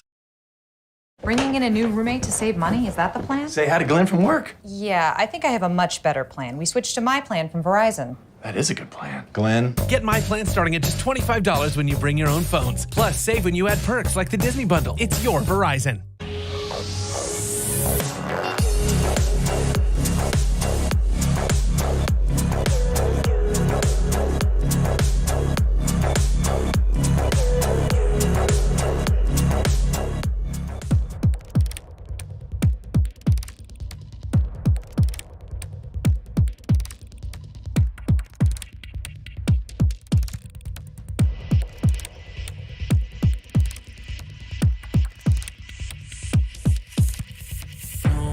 Time left to pack it up. On the brink of a brand new age, better buckle up. Hey, oh, let's go, have you had enough? It's coming like the fire and rain. When it's over, they don't know my name. I'm alive. Come to life in the lights tonight.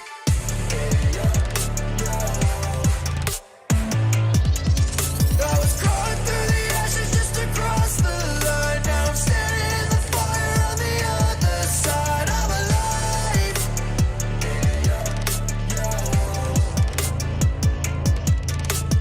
Wind up tight, then I let it go. Light it up loud, come and get the smoke. It's system overload. Flying way too high like an overdose. Time to lock and load. It's all systems go. Pressure breaking down and there is nothing losing through. I'm alive. Come to life in the lights tonight.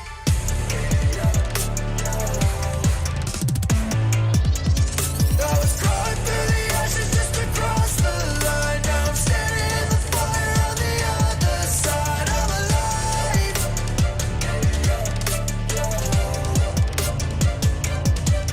I'm alive.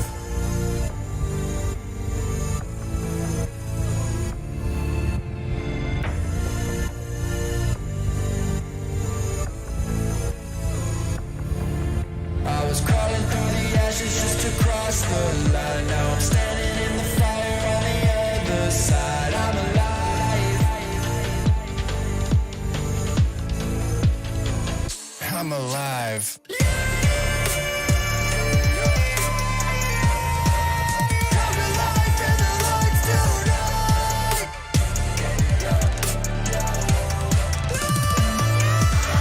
I was crawling through the ashes just to cross the line. Now I'm standing in the fire on the other side. I'm alive.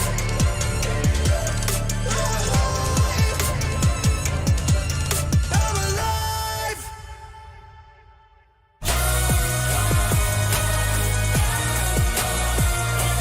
What's your play? Welcome back, everyone, to Seoul, where T1 is already on match point. That was quick. Yeah. Emily's on track.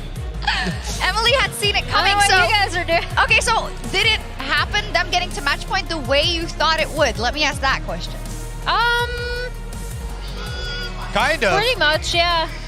I think the only thing is, like I said, I did credit Weibo's Game 1 draft for kind of stopping a lot of the really early aggressive like level 1 play that T1 wanted to do, but other than that, yeah, look pretty much as expected. I mean, Owner and Zeus are just forces of nature right now that cannot be stopped. They cannot. We're going to spend a lot of time on that, and then also about the Shy in that top lane, and every second counts. And thanks to the reliable Cisco network, the Shy survives the initial gank, but in classic the Shy fashion ends up falling What is he doing? Why? I mean, look, this was actually really well played by the Shy initially, right? So you end up getting the pushback, and you're able to use the second, or maybe second or first kill even, to get the knock up to stop the engage initially. But then he just doesn't cop. Hey, look, Zeus hasn't actually used the Hollowed Mist. So as the Shy steps up with the reset on his Q to go for it, Zeus immediately is like, fantastic. Emily. I can dodge the initial one and then be laughed at by Emily. I'm really bad. I'm really bad at controlling my reactions. So if you look,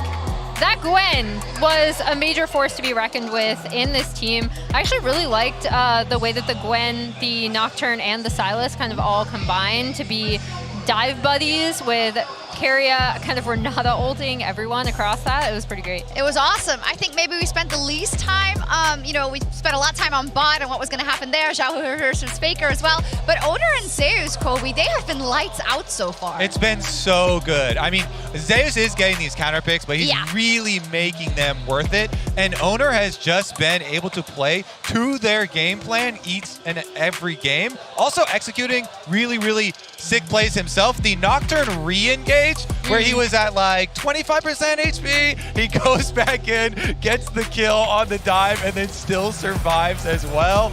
Massive stuff. This is just going to be a collection of the highlight reel from both of these players so far. And they feel so well prepared. I mean, Zeus has the Yone for game number 1 as an answer to the Aatrox, and then you see the ban come through for the Yone, and Weibo like, we got them in the corner, and then the Gwen comes out and they kind of slaps them straight back into that corner. So it kind of feels like for T1, they've come very well prepared, and Zeus is now benefiting off the fact that he's had a phenomenal series on champions that can do so well into what the Shy is trying to do. And then you mentioned it, but the Nocturne ultimate, key part of the composition overall, when you have the double melee solo laners looking to close the distance, really makes it happen. Absolutely, and Emily, you've mentioned it before, but we cannot overstate how different Owner looked when Faker was not around, how much he had to struggle in that period in summer, and how much he is also looking for redemption for not just last year, but just all those finals that they couldn't get. Yeah, and I think you see it here with the 82% kill participation across the first 2 games. He's been such an instrumental part at this World Championship, not only of the level 1s that we've kind of been highlighting throughout the tournament, but then also all of their early gameplays and their setup for team fights as well. If you see it there, the hallway that the players get on stage with, it has all the teams that have won Worlds and their members engraved on the wall. And I think that's such a beautiful shot, because as Weibo, you're walking past there thinking, am I ever going to be in this position again? All these heroes have before. And in the same vein, for T1, some of their names are already up there. I was going to say, I mean, there's 3 champions that are up there, but it's one person that you want to focus on. It's Faker, who's having a fantastic series. And coming into this now, you can see that for T1, it has been a bit of a heartbreaking story, as 1 out of their last 7 finals they've been able to pick up. Spring 2021 versus Gen G. But this is now the moment where this finally gets to solidify for this roster, if they can take this next game and push themselves into one of those moments where they become the great teams in the history of League of Legends. Yeah, and I can't get over how perfect that would be as a end cap to this team, right? Because we've been talking about what is missing of this team that has been so dominant over the past few years, but it's been missing that major international title. To be able to do it at the tournament where they weren't necessarily coming in as the favorite. They were thought of as a good team, but they weren't coming in as the favorite. They had a very rough summer with Faker's injury. A lot of their players looked out of sync. came back, made it to LCK finals, lost again, then came into this tournament, helped dictate the meta on Korean soil. The last LCK team left. It's not all don't break the desk yet. It's too crazy because it has been 7 years since Faker's been able to win a world championship. And all of these players on this team have been that heartbreak team that gets so much criticism for choking in finals, and especially Zeus. So I'm most happy for these players to really finally be able to break that and have this full comeback mode. That's why there's so much pressure behind all of these players, because this is truly them putting in so much work, and it's after they have tasted loss and tasted heartbreak that it will taste so sweet if they can complete it. Faker said this fourth one would be for my teammates, and I feel like the teammates have said the same about him because they're playing out of their minds. The question is, can they finish it right now, right here? Back to our casters. Thank you so much, Shox, and everyone for breaking that one down. It is looking dire for Weibo. That is, it's all we can really say here, and we'll see whether they can turn it around, of course. Match point for T1 has been a pain point for them in the past, but it hasn't looked like this, gentlemen. And we'll see if Weibo can find a solution in this final draft. To me, the Aatrox going to be the #1 thing I'm looking at. Because yes, Zeus is good on it, but I feel like blinding it has not worked out. Need to pivot away from that. But that does open up so many other difficulties, right? Because what else is T1 going to throw you? It doesn't really feel like they've been tested yet in draft in this specific series. Yeah, I think for Weibo, if you have anything left, any secret pick, any different strategy, it's time to just throw it out there and see if it's going to work, because they have been dominated by T1 through both the first and second game.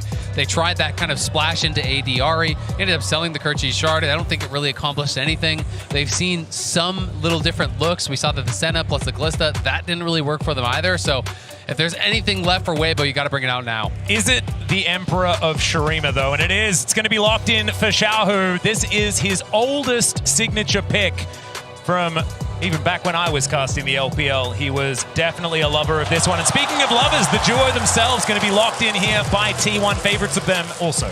Really big pivot here coming out from T1. I was actually thinking about the Kalista.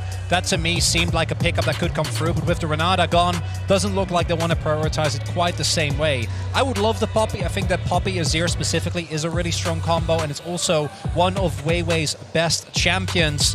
We'll see what owner ends up picking up into it, but I do think that Weibo are kind of forced to pick up a bot lane here to prevent getting banned out. Yeah, and they're clearly not sure if they want to go for Poppy here, so they're just buying themselves a little bit more time. They do grab Varus, and will it be a full bot lane to answer, or will he go towards that Poppy? Because I agree, Weiwei, it is his best champion. It's great as an answer to the Rakan. It answers a lot of the meta top laners that we're seeing today as well.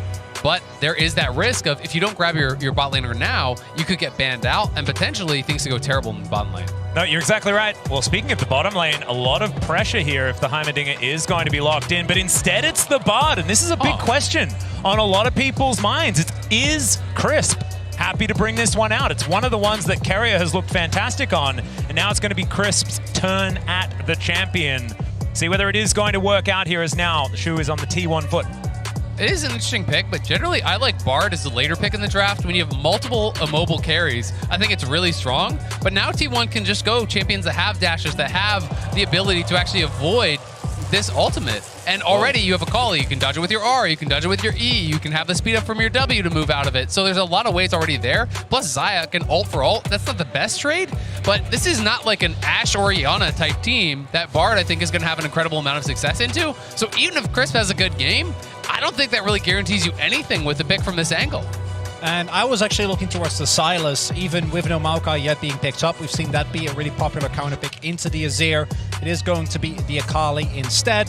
Obviously does suffer a little bit more in lane, but once you get to the side lane, incredible amount of damage that can come out, and we've seen T1 use any form of side lane pressure really well within the series thus far. Also do note, with the Varus already being there, and I wouldn't be surprised if Weibo try to do the same thing that T1 have done into a lot of these Xayah Rakan lanes, which is go very bot focused, right? Because we already have the Varus and the Bard. We don't know what the jungler is going to be, and they want to deny the Wukong as a way to reliably getting to that back line. And if the Poppy is banned away, which is the champion that's most fun to play, it is going to be the Lee Sin. And once again, owner is going to be on his signature pick. And now with counterpick going towards either technically, Zeus or Faker, but probably Zeus. A difficult choice now for the Shy. Does he run it back? Bel'Veth. Third time in a row. Bel'Veth going to be locked in here. The Shy thinking about the electric rat, and it is going to be the cannon locked in. Now, what is the answer from Zeus? It could just be something like a Gnar if he wants to play it a little bit more safe. I do think you want to be pretty careful about what you're playing into a Kennen plus a Bel'Veth. A lot of times we've seen it heavy on the invades, heavy on that top side pressure.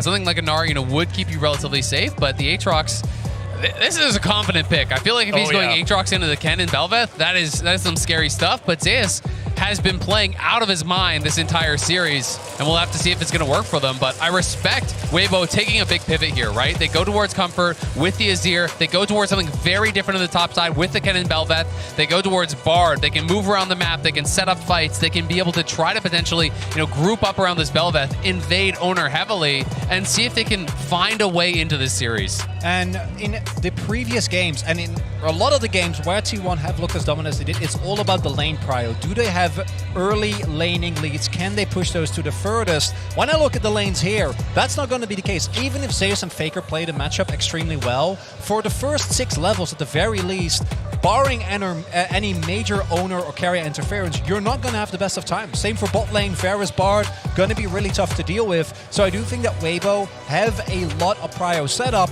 and compare that or add the Bel'Veth to that might be their opportunity to find their way back into the series. No, I agree. I think pivoting away from these Maokai drafts that we've seen over and over again is going to be a breath of fresh air for this team, and that's precisely what they need with their backs this far against the wall in the World Final. And I think more than anything, they need a good start, right? They need a confidence booster. They need something to go right for them early here that they can rally around, that they can build that confidence in, and really just try to get into a comfort zone, because they have looked nervous, they have looked uncomfortable. T1, from the time they walked out on the stage, looked cool, calm, collected, and it has showed in their play. It absolutely has, and I just want to see some play that is going to show me why Danny had such a huge grin on his face when he was walking back from the coach's booth with the team. And here we are to find out on to the Rift for game number 3. Match point for T1 as they are up 2-0 in this series. See whether they're going to be ending the World Final in this one, or whether Weibo Gaming can bring us to at least a game 4. And T1 themselves know that just being at match point, not going to be enough. And you can connect your League of Legends account with Prime Gaming. Grab the exclusive Braum W emote. We might not be able to say this again, so just make sure do it now. You do it now. You gotta be quick. Yeah. Well, you don't, but you do gotta do it. Yeah, you should do it. I mean, you can also do it post-finals, right? Right, but as long as you do it, that's the important part. Yeah. You need that emote. Yeah. And I think that we saw last year with the run that DRX was able to make, that just being in a rough position, looking like you're down and out, that in of itself doesn't mean that the series is lost. And I think we see it both in T1, how much more, as you were saying, calm and collected, not just when they came out, but particularly when you see them. And this also goes back to the series against JDG, where even when they got the early wins, there was no apparent joy, right, that you'd expect, because they know just because you're up 2-0 doesn't mean that if Weibo doesn't get this game, gets a good angle in draft, can bring it back. And look at this start here from T1. It was Owner starting over on the Raptors, and he actually got leashed on Raptors by Zeus because they were so nervous about that potential invade that Bel'Veth teams have been doing so often. Also worth noting that Crisp, level 1, ran straight top and gave a lane ward to the Shy, which is going to deny the ability for Zeus to poke in and out of that brush, drop aggro, be able to hide and use that. So really emphasizing that play towards the top side. And we'll see where Weiwei does want to go, because he is just power farming on his bot side for now. So we'll be clearing up towards top, but no sort of a move towards an invade. Yep, going to be able to finish off his red buff. We'll then get things sorted as Faker here on his 5th unique champion of the tournament, as we have a look at all of the lanes so far. Weibo actually with great position as far as tempo and control is concerned. Yeah, and this is what we were talking about. This should be heavily in favor of Weibo. We do see Faker is able to put in a little bit of pressure. I think that's partially because they're not 100% certain where Owner is. I don't think he was tracked early on, but both for the Shy and for Crisp and Light, been able to find the early leads. Now the question is, can they maybe set up, say, a double scuttle or get an early back? The Shy also did go for call, so is looking to try and play as aggressively as possible while naturally being able to get ahead just by the virtue of cashing out. Yep, Light getting some Belveth wards in there as well, just to give Weiwei the opportunity to get towards the enemy jungle. Right now, he is just finishing off his top side. He's going to be able to get that one through, and then it is Rift Scuttlers that we're looking at as T1 moving a little bit further forward is Carrier, but not going to be punished too hard, just loses 50% of his health bar. And we are just going to see Weiwei on this ward for T1. So Vision given over, some information there T1 do gather in this early stage. And it could mean Owner goes top, because now you know that the jungler can't be there to answer, so there is a potential angle to look for him. And he did just use his Lightning Rush, so I think he's in trouble. Yeah, there's the flash Q3 from Zeus. The Shy is in trouble. The Lightning Rush is on cooldown. He gets slowed down by the cripple, and the Q's going to land. Owner secures it, and that is first blood for T1. It's perfect timing from T1, and it's all because of the Raptors ward. It was a clear top to bot from Weiwei, but he wrapped down to try to go towards that bot side scuttle. As soon as they saw him on that ward, they knew they could go for it on top side. Zeus, no hesitation, starts it off with the flash in. But without that E from Kennen, there's just no way you're going to get out of that long lane. And we will see if Weiwei is able to maybe make a play towards bot side as Owner making his way over to mid. Yeah, it's going to safeguard forward there as Faker dashes in, and Xiaohu will survive. Faker just barely managing to walk away as now they come in. Oh, the grand entrance, phenomenal from Carrier. We'll see whether he can survive though. He's trying to get out. The piercing arrow will do it. And Weibo Gaming even out the scoreline. Light knocks him down. That was a big kill for them on the bot side. They need something to rally around, and perhaps it is Light in this potentially final game. Tell you what, that was a pretty cool looking grand entrance though. And I gotta say, Weibo, again, to me, he is the guy that makes it happen. I think he's been the player that has really impressed me the most here. On Weibo, he keeps trying to make these plays, and it's been kind of the saving grace for Weibo in the early game with how much they've been pressured. And you have to say, it's really concerning to see the Shy die top lane once again here with how Zeus has been playing. If you cannot keep this guy down, he is just on fire. But it is Zeus with no flash, and it is Crisp up on top side. But missing his Ignite, I don't know that he can really go into this wave and try to fight him. You can see Zeus is going to get some vision down on top of the ward that Weibo already have. And they know that this is where they need to defend, right? You can see the Shy with a couple of wards already invested here towards this top side. Now underneath this turret, Zeus finding these little Qs. Magical Journey, definitely a possibility, and Weiwei wants to take it with Crisp here. Let's see whether they can get an angle.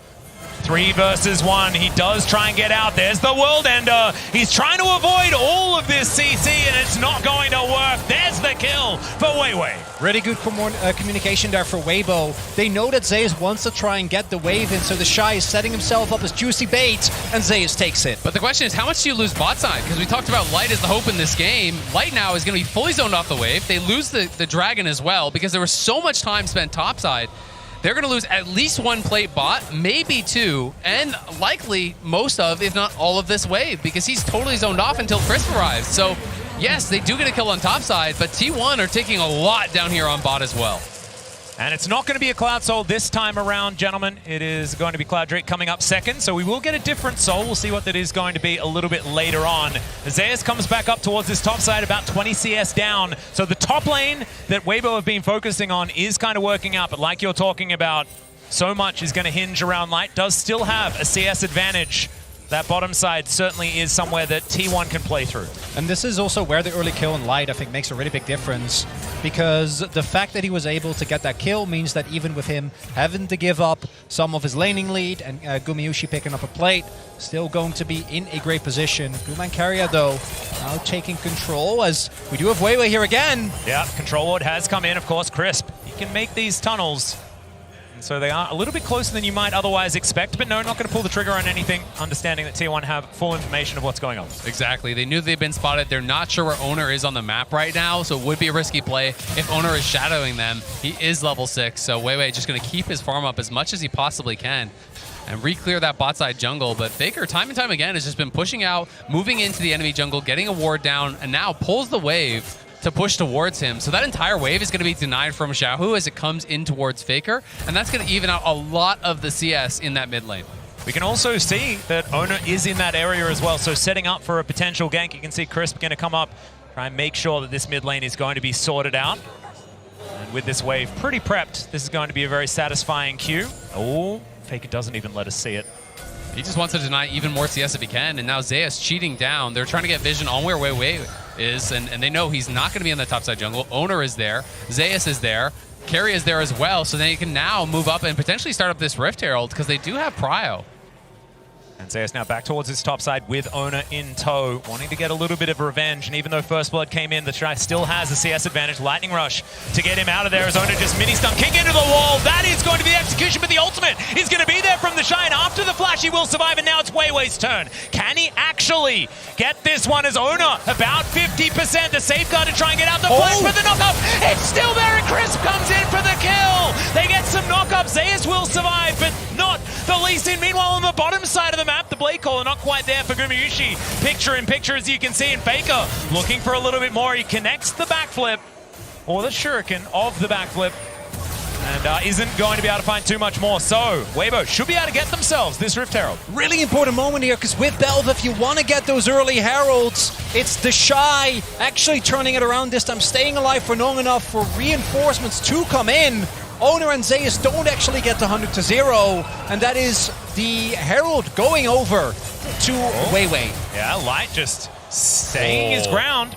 And when you do have the lethal tempo Varus, have to be a little bit scared if you are Gumayusi. So he's going to be going back, but still just a trade of ghosts in the end. Very close stuff. I mean, both of them had committed their ults in that previous exchange where Guma was chasing him down in that bot lane.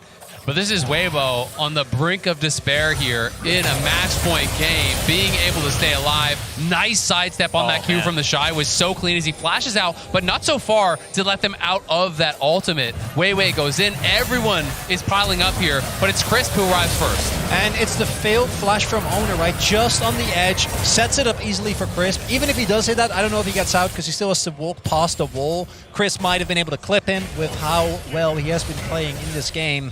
And a really big win for Weibo because they're already ahead in gold, but the fact that they will be able to utilize this Herald for a really big gain in the side lane with the pressure that it gives the Belva, going to be a really big win. You can see the Stridebreaker complete now for Wei Wei as well. Having that Mythic really powerful on this champion. You queue up on top of them, you slow them down. That sets up your W very, very nicely.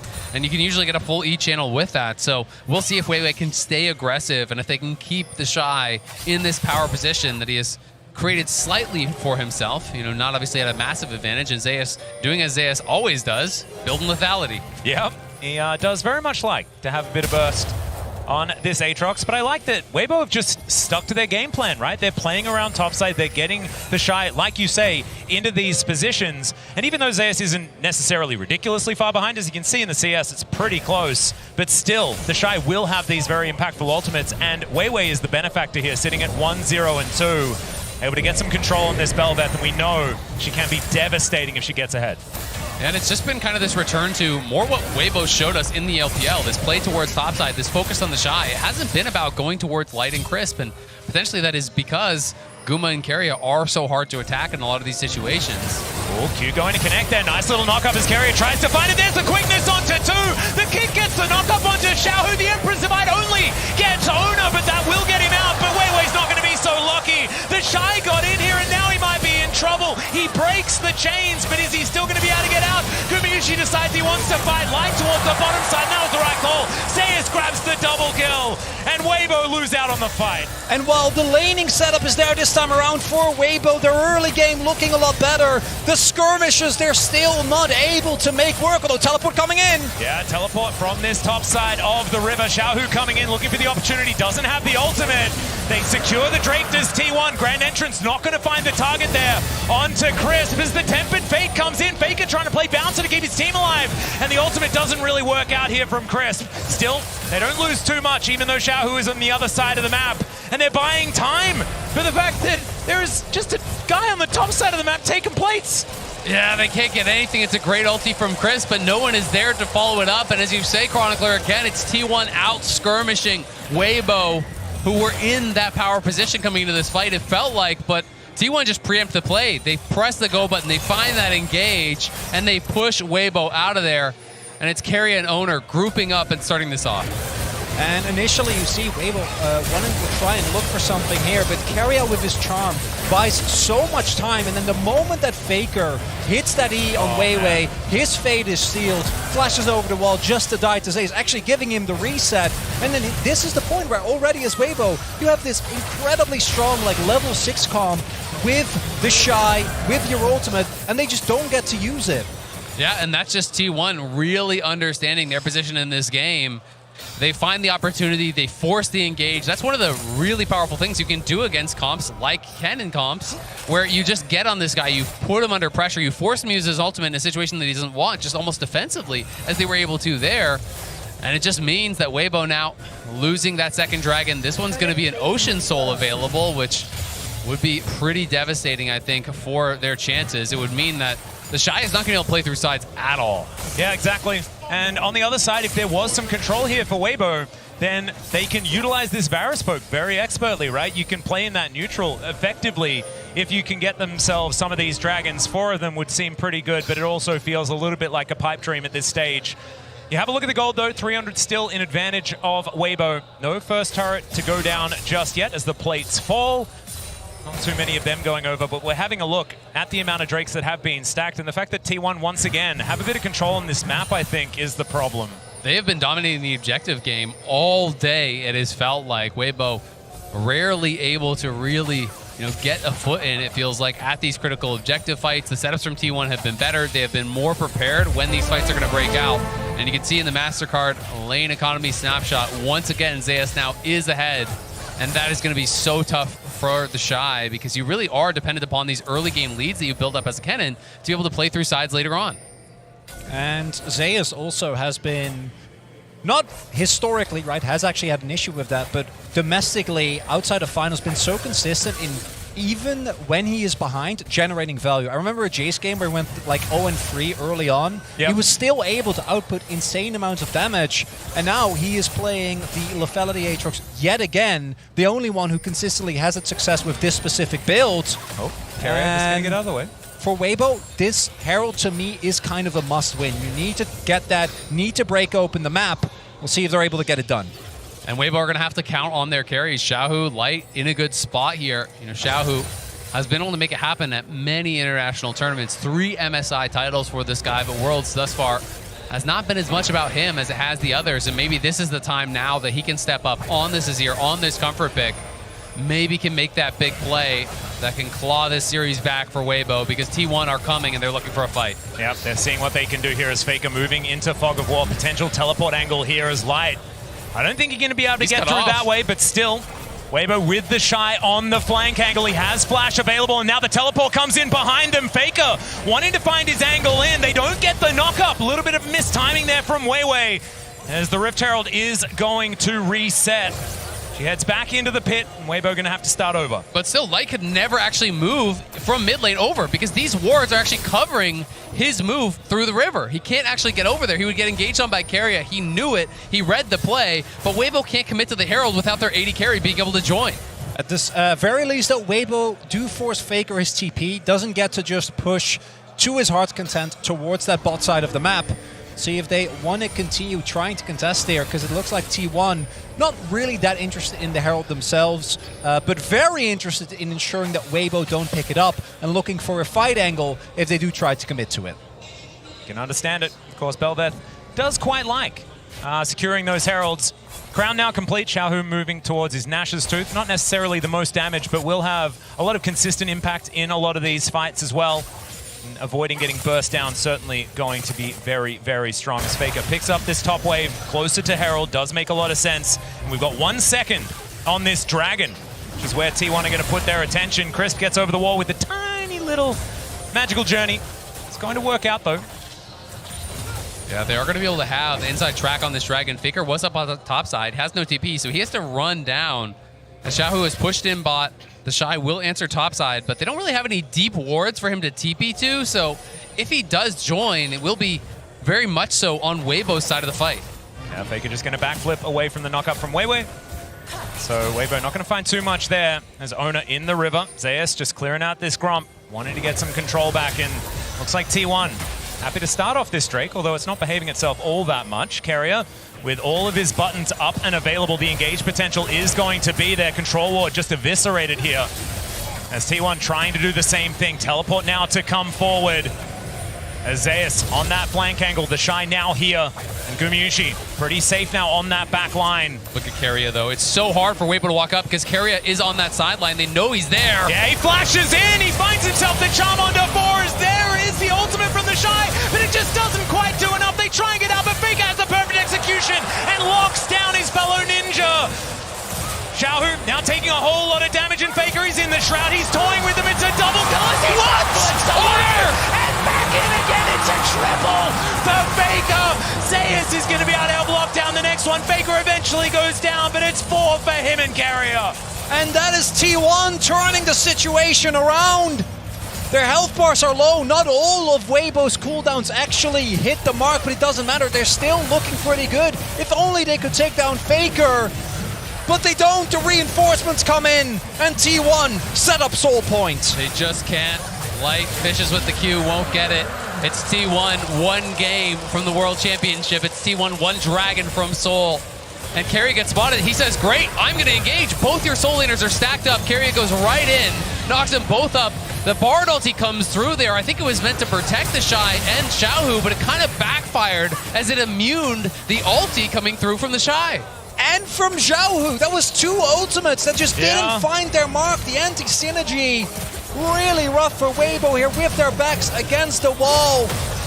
They just don't find the angle, and that is Soul Point set up. A triple kill for Faker on Akali, a champion that, well, of course, we knew he could play, but we hadn't seen this year just yet. I tell you what, it's pretty poignant seeing him play Sylas and Akali in this series, though, after what happened last year. Just showing that it doesn't really matter what the meta's like. Faker's there. There is always going to be an opportunity. Just kind of cute after what had happened.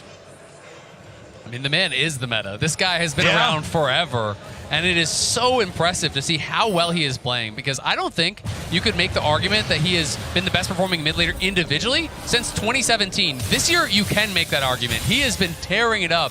He's been great in lane, has really been impressive in team fights, and it just feels like a rejuvenated Faker. And he goes again, as now Ona looking for that opportunity as well. Backflip connects also as a perfect execution. Comes forward, has he overstepped? The answer is no, because he had the stopwatch anyway, and now the cavalry comes in. Crisp, the next to go down. Wei. He's under a turret. Zeus flashes on top. The lethal Aatrox gonna get it done, and T1, they feel like it's Baron time. It's the king at home. Respect the name. Faker, the greatest of all time. Styling on him in Soul. And Light desperately trying to get something going here. Not going to be the case. He's not going to be allowed to, because Faker wants to keep his whole house alive as well, but it's not going to work out. He goes into the Shroud. I don't know whether this is necessarily the fight that you want to take, but Xiaohu's going to turn up. Faker is going to get out. The Baron secured here for T1 on all 5 members as we tick just past 21 minutes. And as we take another look here, you see how ready T1 is, right? Everyone already on their way. And this cannon, not in the greatest of spots, uses his ultimate only on Faker, stays alive with the stopwatch, and then that ultimate from Chris doesn't hit the mark. And how clean is that from Owner? I think it was a drive-by smite kill as he had queued Wei, going past the cannon, smites him down out of the air. Everyone from T1, they are feeling it. They know they are potentially 1-2 fights away from claiming this elusive title. That this team, that now is the roster with the most international games played together all time of any roster in history, has not been able to claim that title. They are getting so damn close to it. Incredibly. It's just over 4,000 gold the lead. They have Soul Point available as well. And Carrier showing absolute mastery on this Rakan as well. This is something that he has been extraordinarily feared on, and this was, in fact, when we were touting Gumiushi and Carrier as the greatest bottom lane in the world, it was when they were playing champions like this. It's when they were flexing the meta so incredibly much, but Carrier's engages always absolutely fantastic. We'll see whether he can utilize those alongside this extraordinary play that we've already seen from Zeus and Owner in the previous games, and especially Faker here in this one. And this is the moment, I think, for Xiaohu in particular. You need to find a hero play. You need to get multiple people. And it's really hard because, as we see, the Baron power play 41 upwards of 2k gold. They're setting up for an Ocean Soul in about a minute. And everyone on T1 has so much mobility, but if they don't find a play like that and the game plays out the way it has, there is just no way. You need to get a Xiaohu to Shy Wombo combo, possibly set up by Crisp, and give Light an opportunity to pop off, because otherwise T1's going to get Soul, they're going to get the next Baron, and they're going to win the series in Carrier.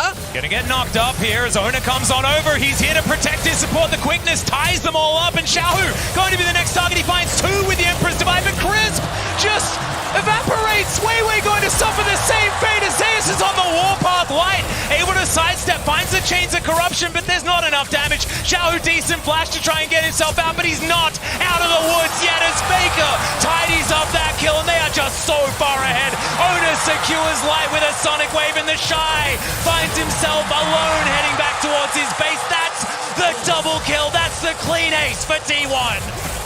And T1, Weibo try, they know they have to contest this dragon, they have to contest the soul, but they're not even given the opportunity. They thought they got Carrier, but Carrier says, come get me.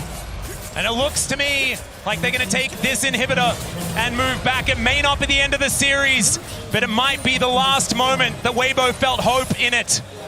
As Crisp clearing out some control vision. Ona wants to grab himself a soul to finish this game off on. And T1 are just on fire. All 5 players in this final game here, potentially playing out of their minds. They are 5 brains, 1 player. It's like everything is perfectly coordinated.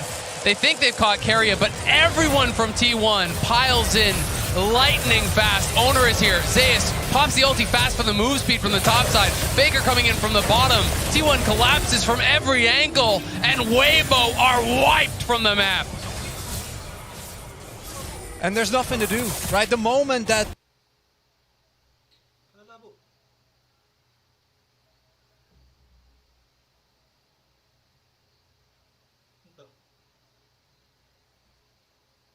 they're not able.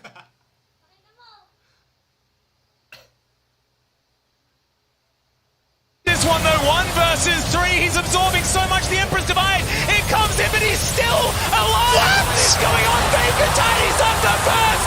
Everyone's just exploding as Weiwei trying to get something done, but it does not matter. T1 are too strong. 4 times T1 has lost in a game 5. 4 times they've been knocked out, and 4 times they have got back up for this moment. It was 7 years since their last, a decade since their first. The SKT legacy has been reignited. T1 will be your 2023 World Champions.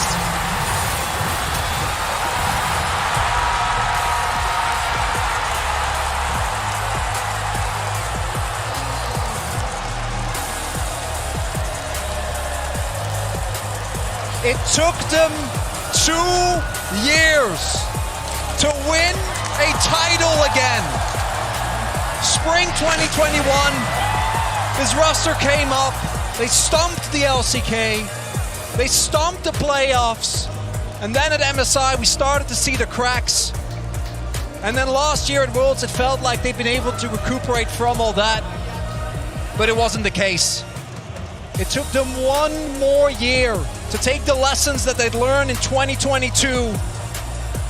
And so many had doubts after what had happened in the summer split. But you can see that joy on this team. And you can see the devastation on the side of Weibo as they look on. T1, they must feel like this is a long time coming. They had to work so incredibly hard to get here to this stage. And how much sweeter that victory has to be after time and time and time again. This T1 roster tasted the bitter defeat. They were the ones on the receiving end of these losses.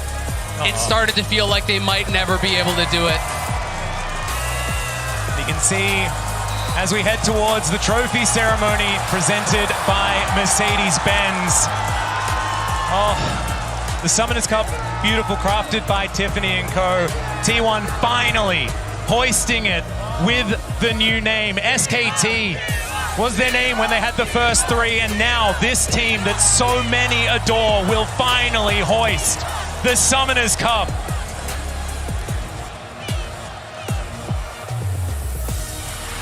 They've waited for it. Last year, the story wasn't about them. But this year it is. All the pent-up emotion for this team, all the disappointment, it's led to this. And what an incredible run. With 4 LPL teams remaining, T1 were the last team from any other region, let alone the LCK. They took down BLG 2-0. They swept LNG. They crumbled JDG's Golden Road. And now, here in the finals, another sweep, absolute domination against Weibo. There is no doubt who the greatest team in the world today is. And you can see Faker especially looking on while his teammates are raising the cup as well. He's done it 3 times. This is the first time, and he'll hoist it for the 4th. I can't believe it. The GOAT has bookended his first decade with 3 zeros over the LPL, but let's recap this incredible Worlds run by your world champion, Hometown T1. heroes T1 are defending the honor of the LCK. They had a very shaky summer, 9-9. But it is still T1. It is still the number 2 seed from the LCK. But here is Summit just by himself, finds himself a kid of Magnus, no more than 3. It's gigantic, and Summit's going all out. That just roll over the top of TL. T1 are going to take the first game of Swiss. 페이커가 직접 체력 들어갑니다. 와, 페이커입니다. 체력 쳤는데요. This is the team that T1 fans wanted. Entrada sensacional do ano! Baker predicts Ruler's flash. He gets there first. He catches him with the ultimate. It is a clean ace.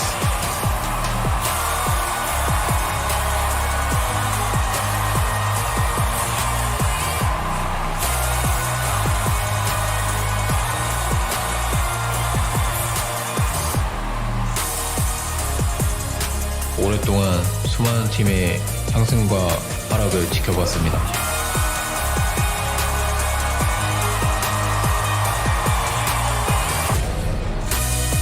끝에 서있던 사람은 항상 저입니다. But Zeus has found 2 with the ultimate life. Goes down so low, but isn't going to survive. Wei trying to get himself out of there, and the Shy is given up on. Remember, they don't have a turret here. The Charm is going to split them. Carrier tries to get into Blitz. He goes forward and then just explodes, and then Ona thinks that that's his moment. It's a double again.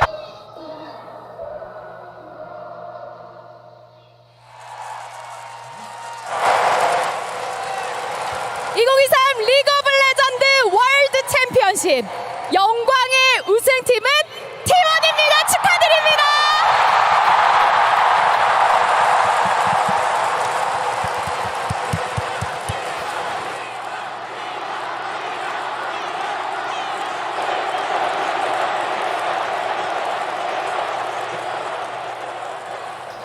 자, T1 팀의 우승을 기념할 메르세데스 벤츠 트로피 세레머니는요, 리그 오브 레전드 e스포츠 글로벌 총괄을 맡고 계시는 나즈 알레하타 총괄님, 라이엇 게임즈 딜런 자대자 CEO님, 라이엇 게임즈 존 니던님, e스포츠 사장님과 함께 하도록 하겠습니다. 큰 박수로 환영해 주시기 바랍니다.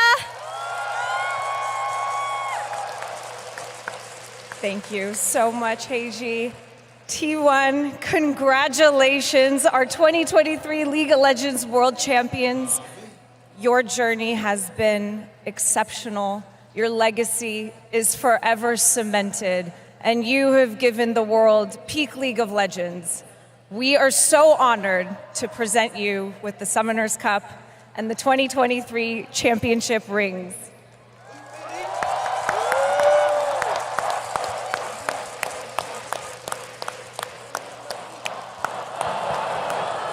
On behalf of League of Legends and Riot Games, congratulations. I also would like to take a moment to thank the cities of Seoul and Busan for sharing their home with us this last month. Korea is the birthplace of esports, and you have delivered an unforgettable Worlds. 감사합니다. Please join us in congratulating your champions, T1.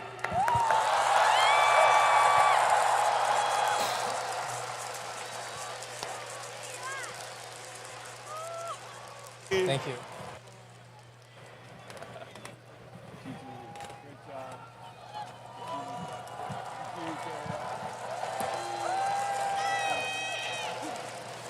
네, 영광의 순간입니다. 자, 여러분, 월즈 2023 챔피언 T1을 다시 한번 큰 박수로 맞아주시기 바랍니다.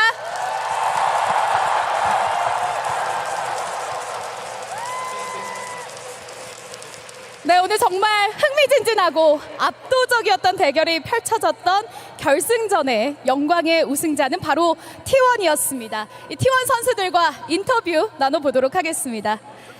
자, 그렇다면 of the winner 먼저 제우스 interview. 선수와 인터뷰 나눠보도록 하겠습니다. Top laner Zeus. 네, 제우스 선수. Zeus. 역시 This is the national team top laner. You were performing out of your mind today. How do you feel right now? 일단 작년부터 올해까지 되게 많은 일들이 We had 있었고 a lot 시련도 of 많이 ups and downs. We 겪었는데 had so many hardships starting from last year. But I think this moment at Worlds repays everything. I thought I would be crying, but I'm not actually in tears. 예상할 수 있어서 그렇지 않았을까 조심스레 짐작을 해봅니다. 오늘 더샤이를 상대로 Today, 한 게임 your lane opponent was the Shy. How was it? 되게 긴장도 I 많이 was 하고 quite nervous. You know, I was pretty much worried as well. 또 이렇게 But 많은 경기 이렇게 많은 팬분들 앞에서 안 떨고 The moment I started playing in front of so many fans here, I was not able to feel nervous. I was actually very confident, so I was able to pull off a decent performance. Thank you so much. 이어서 이제 월즈 우승까지 Zeus, you won the gold medal at the Asian Games, and now you're a world champion. What is your plan or goal as a League of Legends professional player? 연도를 봤을 때 I mean, I can say I achieved a lot of achievements this year, but at the same time, all the other players will step it up starting next year. So I want to say I want to enjoy the moment of being the best top laner until the end of this year, and I will keep grinding. 내일은 또 다시 도전자의 마음으로 돌아간다고 하는 겸손한 제우스 선수였습니다. 승리 진심으로 Once again, congratulations. 네, 이어서 Now 오너 let's hear 선수와 from 인터뷰 T1's jungle owner. 네, 오너 선수 그토록 원하던 첫 Finally, 우승을 거머쥐게 됐습니다. 소감 You managed to win your first Worlds title. How do you feel? Over the course of 3 years, you know, it was not easy. You know, I was going through a lot of ups and downs, but in the end, I was able to lift up the trophy. It feels amazing. I really wanted to win Worlds with the 5 players on T1's roster, and in the end, we made it. I don't know how things will turn out next year, but it just means a lot that we managed to win the Worlds trophy in the end, all together as a team. A great accomplishment by Zeus, Owner, Faker, Gumayusi, and Kyria in the end. Owner, starting from quarterfinals, you guys were the last hope of the LCK. Did you feel extra burden? Not really. You know, it was happening in Korea, and also all the other teams are really strong and talented anyway. So I was not worried about our opponents. I just tried my best to enjoy every moment, and because of that, we were able to get such a great outcome today. 즐기는 마음으로 이렇게 월즈를 치러주셨기 때문에 좋은 결과 있었던 것 같습니다. 오너 선수 이번 월즈에서 정말 멋진 말을 많이 보여주셨는데요. 지금의 기분을 How would you like to describe how you feel right now? Your interviews left so many great quotes. 일단은 뭐 인터뷰에서 많이 말했듯이 그냥 I mentioned this multiple times in previous interviews. 일단 제일 예쁜 꽃이 여기서 You know, today we were able to finally bloom the prettiest, the most beautiful flower. 가장 아름다운 T1 꽃이 여기 활짝 피었습니다. 승리 진심으로 After multiple setbacks and hardships, T1 finally bloomed at the best moment possible. Now let's hear from the mid laner of T1, the Faker, the unkillable Demon King. 새로운 역사를 또 써내려갔습니다. Faker, you wrote another history. 4 times champion. How do you feel? 기분 좋고요. 네, 저는 Feels great. 무엇보다도 이렇게 많은 분들이 Plus, 있는 앞에서 경기를 할 수 있었다는 I'm just happy that I got to play in front of such a big audience. You know, who we are playing up against doesn't matter. I'm always really grateful that I can perform on stage. 페이커 선수 아까 초반에 나왔던 Faker, 영상에서 earlier today in the matchup teaser, you mentioned that the 4th Worlds title will be for my team. What does that exactly mean? 앞서 말씀드렸다시피 저는 사실 Well, 승패보다는 just like I said just now, 저로 인해서 I'm just happy that 그리고 저희 팀원들도 the people are happy by watching me perform, and I hope my teammates are also happy by playing together with me. So I wanted to just share joy and happiness with all the people around me. 그렇다면 페이커 선수 함께 Then 고생한 Faker, would you like to say anything to your teammates? 다들 너무 고생 많았고 Great job, everyone. I know you guys worked so hard for this moment. Thank you so much.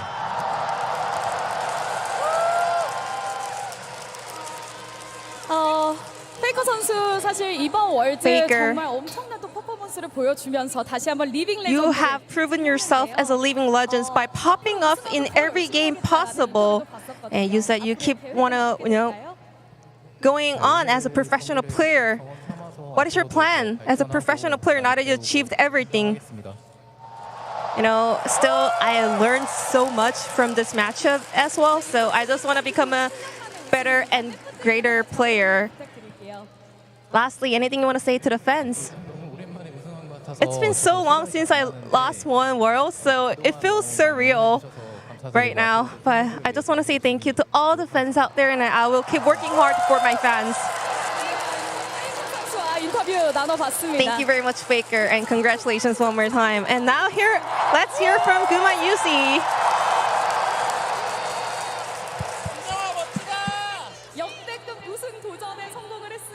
You finally made it. You are the world champion. How do you feel?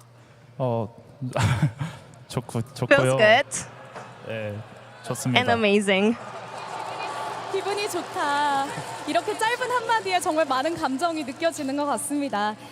계속해서 바텀 구도가 I think 핵심이었습니다. it all came down to the bot lane matchup. How did you prepare the draft and comp today? Before I answer to that question, can I add on to my first answer? Yeah, of course. Go ahead. How do you feel right now? 하나님께 감사와 영광 돌리고요. Thank you, my dear Lord.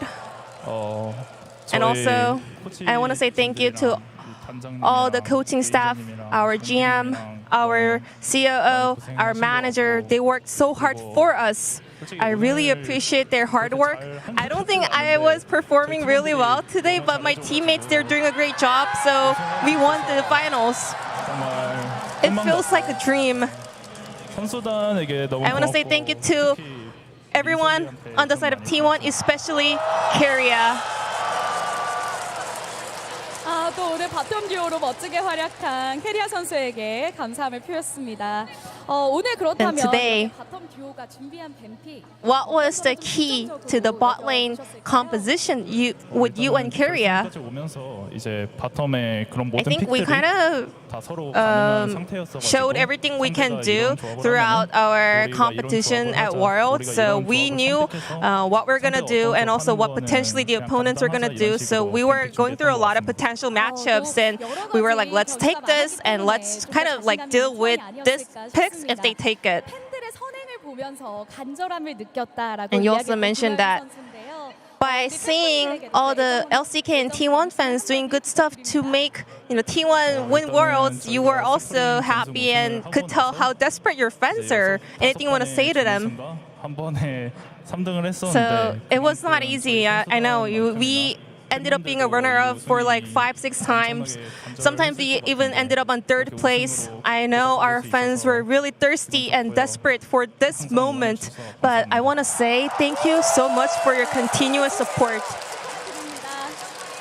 자, 이어서 캐리아 선수에게 Now, let's hear from Keria, the support player on the side of T1. Congratulations on winning World Championship.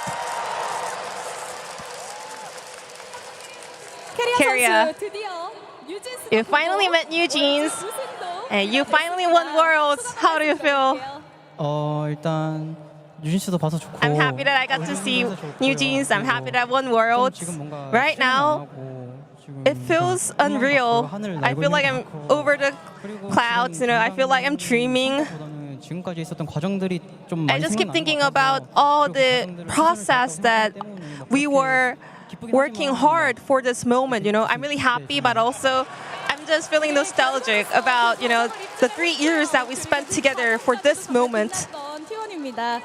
캐리아 선수 오늘 정말 Carrier. 월드를 치르면서 가장 만족스럽다라고 느끼셨던 부분이 있으실까요? What do you think went well today, or maybe what was the favorite moment of Worlds this year?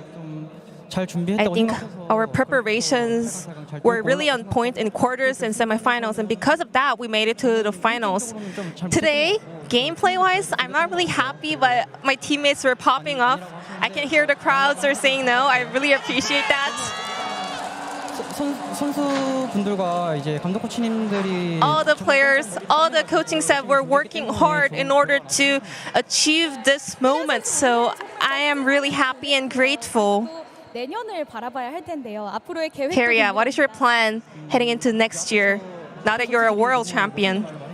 All my teammates were, speaking some fancy words, so I'm gonna follow them. I'm just gonna, enjoy this moment for about a couple of days, and then I'm gonna get back to the grind. I always have to keep working hard, so I wish I can keep on showcasing the best performance and best result possible to my fans. 진심으로 축하드립니다. 이어서 톰 임재영 감독 대행님과도 인터뷰 나눠보겠습니다. Now let's hear from Tom, the interim head coach for T1. 감독 대행으로서 월드 첫 우승입니다. 소감이 남다르실 것 같은데 How do you 어떠세요? feel winning Worlds as an interim head coach, the first year leading T1? 우여곡절이 많았는데 This year was not easy, but in the end, it's a happy ending. 일단 지금 So right now it feels just surreal and amazing. 사실 감독님이 고생 정말 많으셨잖아요. I can tell, you and your coaching staff were working so hard because the drafting was the key point with you and Weibo. What did you focus on the most? 또 상대가 양대인 We were, Weibo also had Danny. So we wanted to make sure that we can kind of be more 준비했던 것 같습니다. thoroughly prepared for the matchup and compositions and draftings. 진심으로 축하드립니다. 이어서 코치님과도 인터뷰 나눠보도록 하겠습니다. Moving on to Roach, 네, coach on the side of T1. Congratulations, Roach. 네. 월드 우승을 함께한 소감 여쭤봐야겠죠? How do you feel at the moment? 선수를 할 때나 이 팀에 들어왔을 When I was performing as a professional player, or when I just joined T1 as a coach, I really wanted to, 선수들에게 좋은 경험을 be standing here once in a lifetime, and I finally made it. We only have 7 people standing on stage at the moment, but not only us, but also Sky, our manager, our GM, all the staff on the side of T1 worked so hard and supported us, and also our fans. Because of their support and love, we were able to make it happen. Is there anything you want to say to the T1 fans? 마무리를 그래도 잘 한 I 것 think 같아서 we were able to end the year on a very good note. It's a big relief. But we will keep, going on. We will keep challenging for another title. So I will look forward to your continuous support. 코치님까지 인터뷰를 나눠봤습니다. Thank you very much, everyone. 오늘의 이 월드 챔피언으로서 정말 I know 잘해줬지만 all 5 players and also the coaching staff were doing a fantastic job winning Worlds today. But let's find out who is going to be the finals MVP, the Oppo finals MVP today. 세계 각 지역을 대표하는 전문가 패널의 투표를 기반으로 해서 오포 파이널 MVP가 선정이 됐습니다. It is time to reveal the Oppo finals MVP of Worlds 2023. MVP는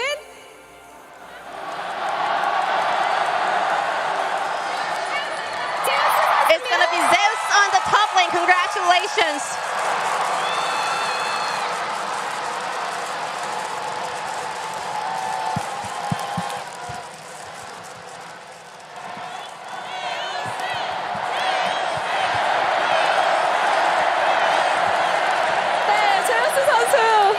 MVP까지 이렇게 월즈 우승에 이어서 Congratulations, Zeus. 인터뷰 잠깐 나눠보겠습니다. 제우스 선수 Zeus. 월즈 2023 우승에 이어서 오늘 You won MVP까지 Worlds and you won the finals MVP.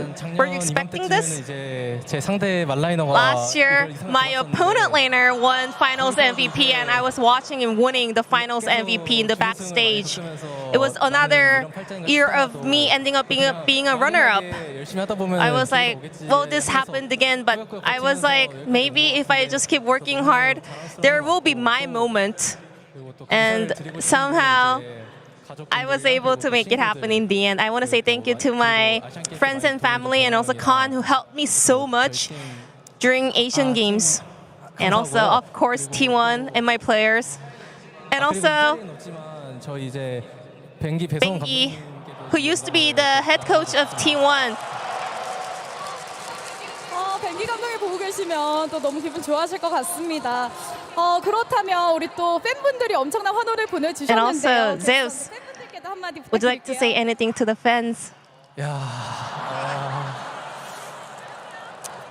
진짜 올해 너무 롤 너무 I 많이 한 것 played 같아서 so many leagues this year. It was really hard. 이렇게 팬분들 But thanks to your support, I was able to keep myself motivated. 앞으로도 항상 I will make sure to always show the best performance possible for my fans.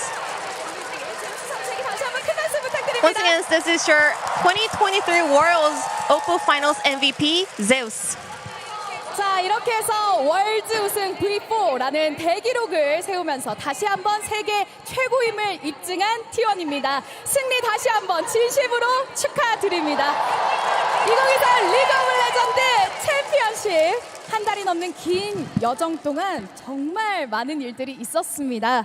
전 세계 모든 팀들과 그리고 스태프분들, 선수의 친구들과 가족분들 정말 많은 응원과 애정을 보내주셨는데요. 또 개최에 힘써주신 서울시와 부산시 덕분에 이 자리가 더욱더 빛날 수 있었습니다.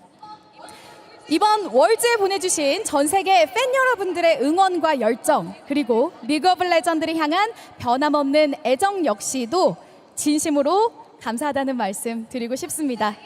자, 이제 2023 리그 오브 레전드 월드 챔피언 T1 팀의 트로피 세레머니와 함께 여기서 인사드리겠습니다. 그럼 선수분들 트로피 앞쪽으로 이동을 해주시고요. 소환사의 컵을 들어 올려주시기 바랍니다. 2023 리그 오브 레전드 월드 챔피언 T1입니다. 큰 박수 부탁드립니다.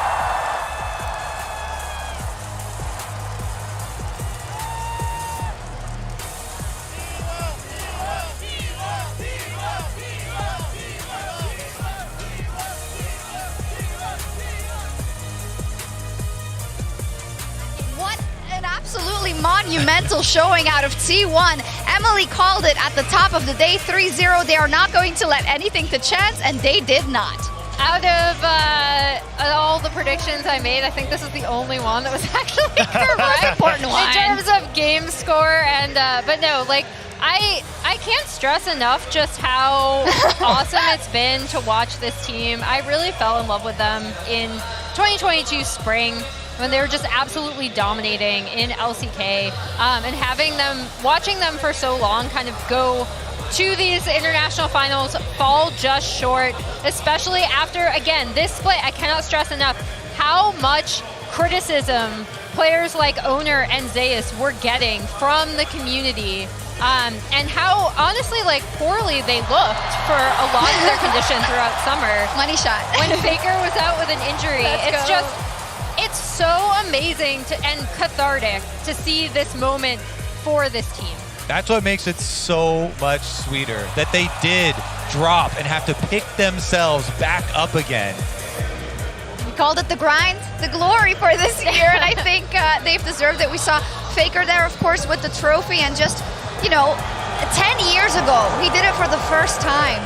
The trophy isn't getting any lighter, but the crown isn't getting any lighter either. Yeah, I mean, absolutely insane to see from Faker, and the fact that as well they get to do it in such a dominant fashion. And they matched two of the most dominant runs we've ever seen in the World Playoffs. Samsung Galaxy in 2017 and SKT from 2015, matching their own run right the way back many, many years ago. It's such an impressive feat to see what T1 have become at the World Championship.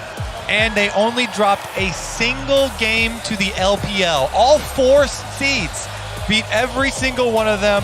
Only 1 game dropped. Absolute perfection. It's fantastic. And to do it right here in Korea, we didn't really mention it that much, but you know, South Korea is one of the reasons why esports is what it is, as we see Guma, who has a whole family of people that are great at gaming, and a StarCraft legend also.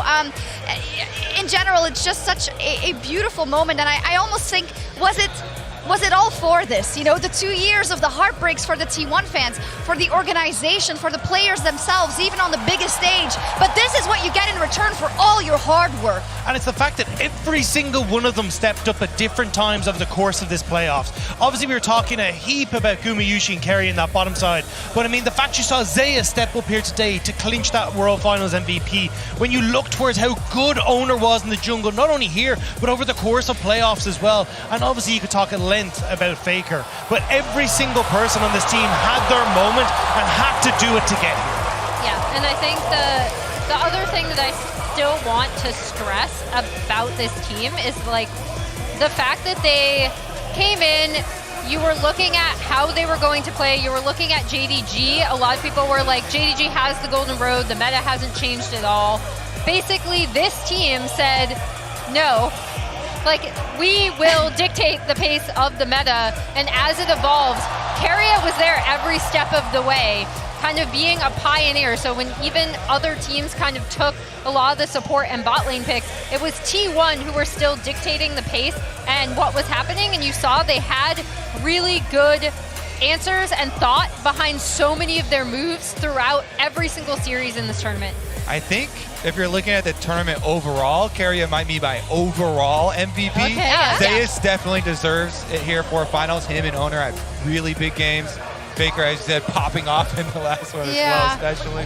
It's so interesting because we were watching the JDG match as well, and it almost seemed like it's a pre-final, of course, almost, but today, I don't want to say it, but we had them as huge favorites, and for Weibo, was it a collapse or was it just the fact that T1 was that much stronger? How do you want to put it? That was just Weibo. That's just Weibo to the T. I mean, this team can, on the day, look like the best team in the world, but it can oftentimes fall apart because you do have players that are so coin flippy, like the Shy, Xiaohu not stepping up, and even when we look towards, you know, how a lot of these fights were going, a lot of them were progressing on that knife's edge, and Weibo very quickly turned it into themselves. Yeah, it's true. For T1 also, we've said it before, but now we often say that LPL is like the most gruesome qualifying bracket for Worlds. Well, T1 ran through all of them to make it to this title, which is so impressive, especially when you look at the history between these two regions and the fact that T1 wasn't necessarily the team you would have chosen out of the LCK to make this run. Yeah, I think a lot of people were highlighting Gen G as like on the opposite side of the bracket as the other LCK team, or the LCK team that might make the most noise at this tournament. I think it's also for T1, like specifically, and again, this roster, like I loved hearing from Zeus being like, oh wow, someone copied the trophy. I loved hearing from Zeus being like, last year I saw Kingin across from me get this MVP award, right? And it like tore me up. Yeah. And so now to see him step on stage, I also would shout out Owner throughout this tournament. Again, I think I cannot stress enough what a amazing performance he has had throughout Worlds, especially compared to his summer, and to have that happen, to be that player for his team is amazing.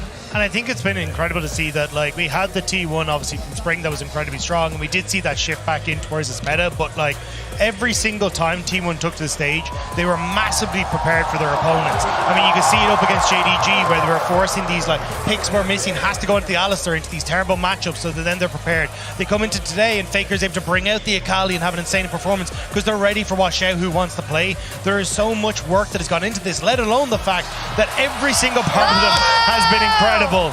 And T1 really did silence them here today. I love it. He's like, I'm gonna do it, and then immediately a little smile, like, oh, I'm a good guy. Like, and when we talk about the LPL, I think one of the things that I know you and I have both stressed, Rob, is how different all of these LPL teams are, right? In terms of playstyle, in terms of how they see the game. So to see T1 go through every single one of them, have good game plans, having prepared the squeal for every single one of them, and have to go through different playstyles, and also to have T1 be this team that's like, we are going to play so aggressively, we are going to smash you early, which I think people initially, at least whenever I would talk about this team, had trouble wrapping their heads around because they had old, slow T1 still in their minds, and that team was never like that. The heart synergy is not on point, sorry. And then to see them go through all of these teams with different playstyles from the LPL, no one can contest how good this team is. I just think that Faker especially deserves that shush to the audience. You know, everybody had started to doubt that he would be able to do it again.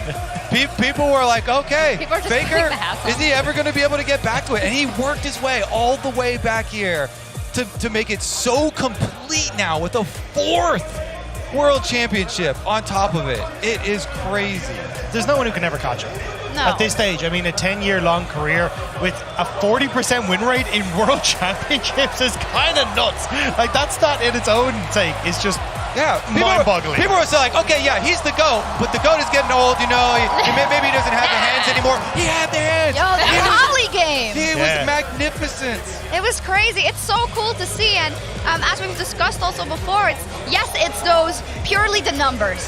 Absolutely, but it's also his influence on this esports. I would even wager he's one of the reasons why this esport and this sport is so incredibly big. Oh yeah, he is League of Legends. He is competitive League of Legends. I have to say as well, for the T1 team, like there is also no way that this is ever going to not be Korea's favorite team ever. After being the only hope in the tournament and having all the pressure on them. Do you think they're still going to go their separate ways? They can't now. Oh my God. If the team breaks up still, it's going to be such a heartbreak. I have some disappointing news for you guys. I think they still might.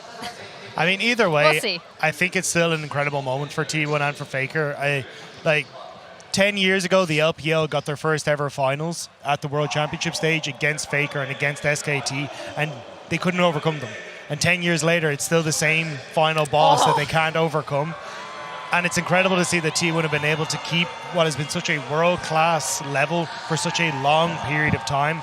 And finally to have the other 4 members on this team picked up more than a well-deserved win and more than a well-deserved title is such a momentous moment, not only for this team, but also, as you say, for the esport as a whole. It's crazy. Hey, Kobe, you tweeted it, but what skins do you think we're looking at? I was thinking the Jace top for Zeus. Yeah. You know the story around his name and his mom suggesting it to him because it does sound like his Korean name. And the God of Lightning is so intertwined with some of his favorite champions, with the Jace, with the Kennen and stuff. So not Volley Bear? That'll be my vote. When I return and I get back. But you know, maybe something like that for him. You know, for Owner, the Lee Sin, he got to pull it out in the finals a bunch. It has been magnificent for him. Every jungler also loves Lee Sins, and that sells really well. So maybe something like that. Faker's always talked about the Ahri. Yeah. So maybe he can finally get his Ahri skin. The bottom lane is a little more difficult because they're so versatile. Like I would love a Gumaveris because I thought he had those crazy plays, but he is also, you know, wanted the Draven, so maybe he goes to Draven is pretty cool. Maybe he goes the Draven route. Carrier could get an AD carry too, or a Bard, or I want to petition. Yeah, I want to petition Carrier to do the Tom Kench because Carrier's Tom Kench. I just love it. It's so aggressive. Like, you know, I don't know. Great. Really exciting. Another side quest, something we can talk about a lot. We do have a little bit of time to kind of talk about this win as we're setting up for our own interview, I believe, with Faker and Laura and Jason. But as you can imagine, a lot of people want to talk to him. That's surprising. Probably everyone. So let's talk a little bit also about, we can't talk about the future because we don't know what lays in the future. I would just say, to agree with everyone else, that it would be incredibly sad if it doesn't go on, because I feel like you've worked on this for 2 years, and the task couldn't be more difficult because you start this project where anything but a Worlds victory and an MSI victory and all the LCK titles and hopefully any other title that you can grab is the absolute minimum of what you can get. And it's now worked out, right? So surely they deserve, from a fan perspective, from us, we want to see them play more, right? Deserved, yeah. Definitely. Yeah, I think the other thing is this roster, when we were looking at when they might have won their first Worlds title, and like the initial iteration in 2021, I'll exclude, but 2022 last year, they were still so young. Like it was basically, you know, like Faker and the Zoomers, right? Yeah, so, I remember that. So I think for this lineup, what I'm not looking for is to see like, oh, are they going to stick together? But it's kind of a miracle that they've stuck together for this long, considering how much League of Legends rosters change. Yeah. And now I think the discussion, honestly, is finally we return to, is this the best roster we've seen over the past 2 years, now that they finally have their Worlds title? 100%. I will say, though, if I'm the LPL, I'm going to be pissed if I don't get a chance to run this back next year. Yeah, like, if you get a chance you need to take them down. JDG got 2 chances at 2 Worlds in That a is row. fair. Do they need Yeah. a third? Come on. Third time's the charm. Third time's the charm. All right? I mean, Azale was talking about it too, but already the most international games together of any team. To have the capstone now of actually a world title to put on top of it, while it would be really tragic for them to break up, it also kind of feels like the perfect storybook ending to all of their hard work.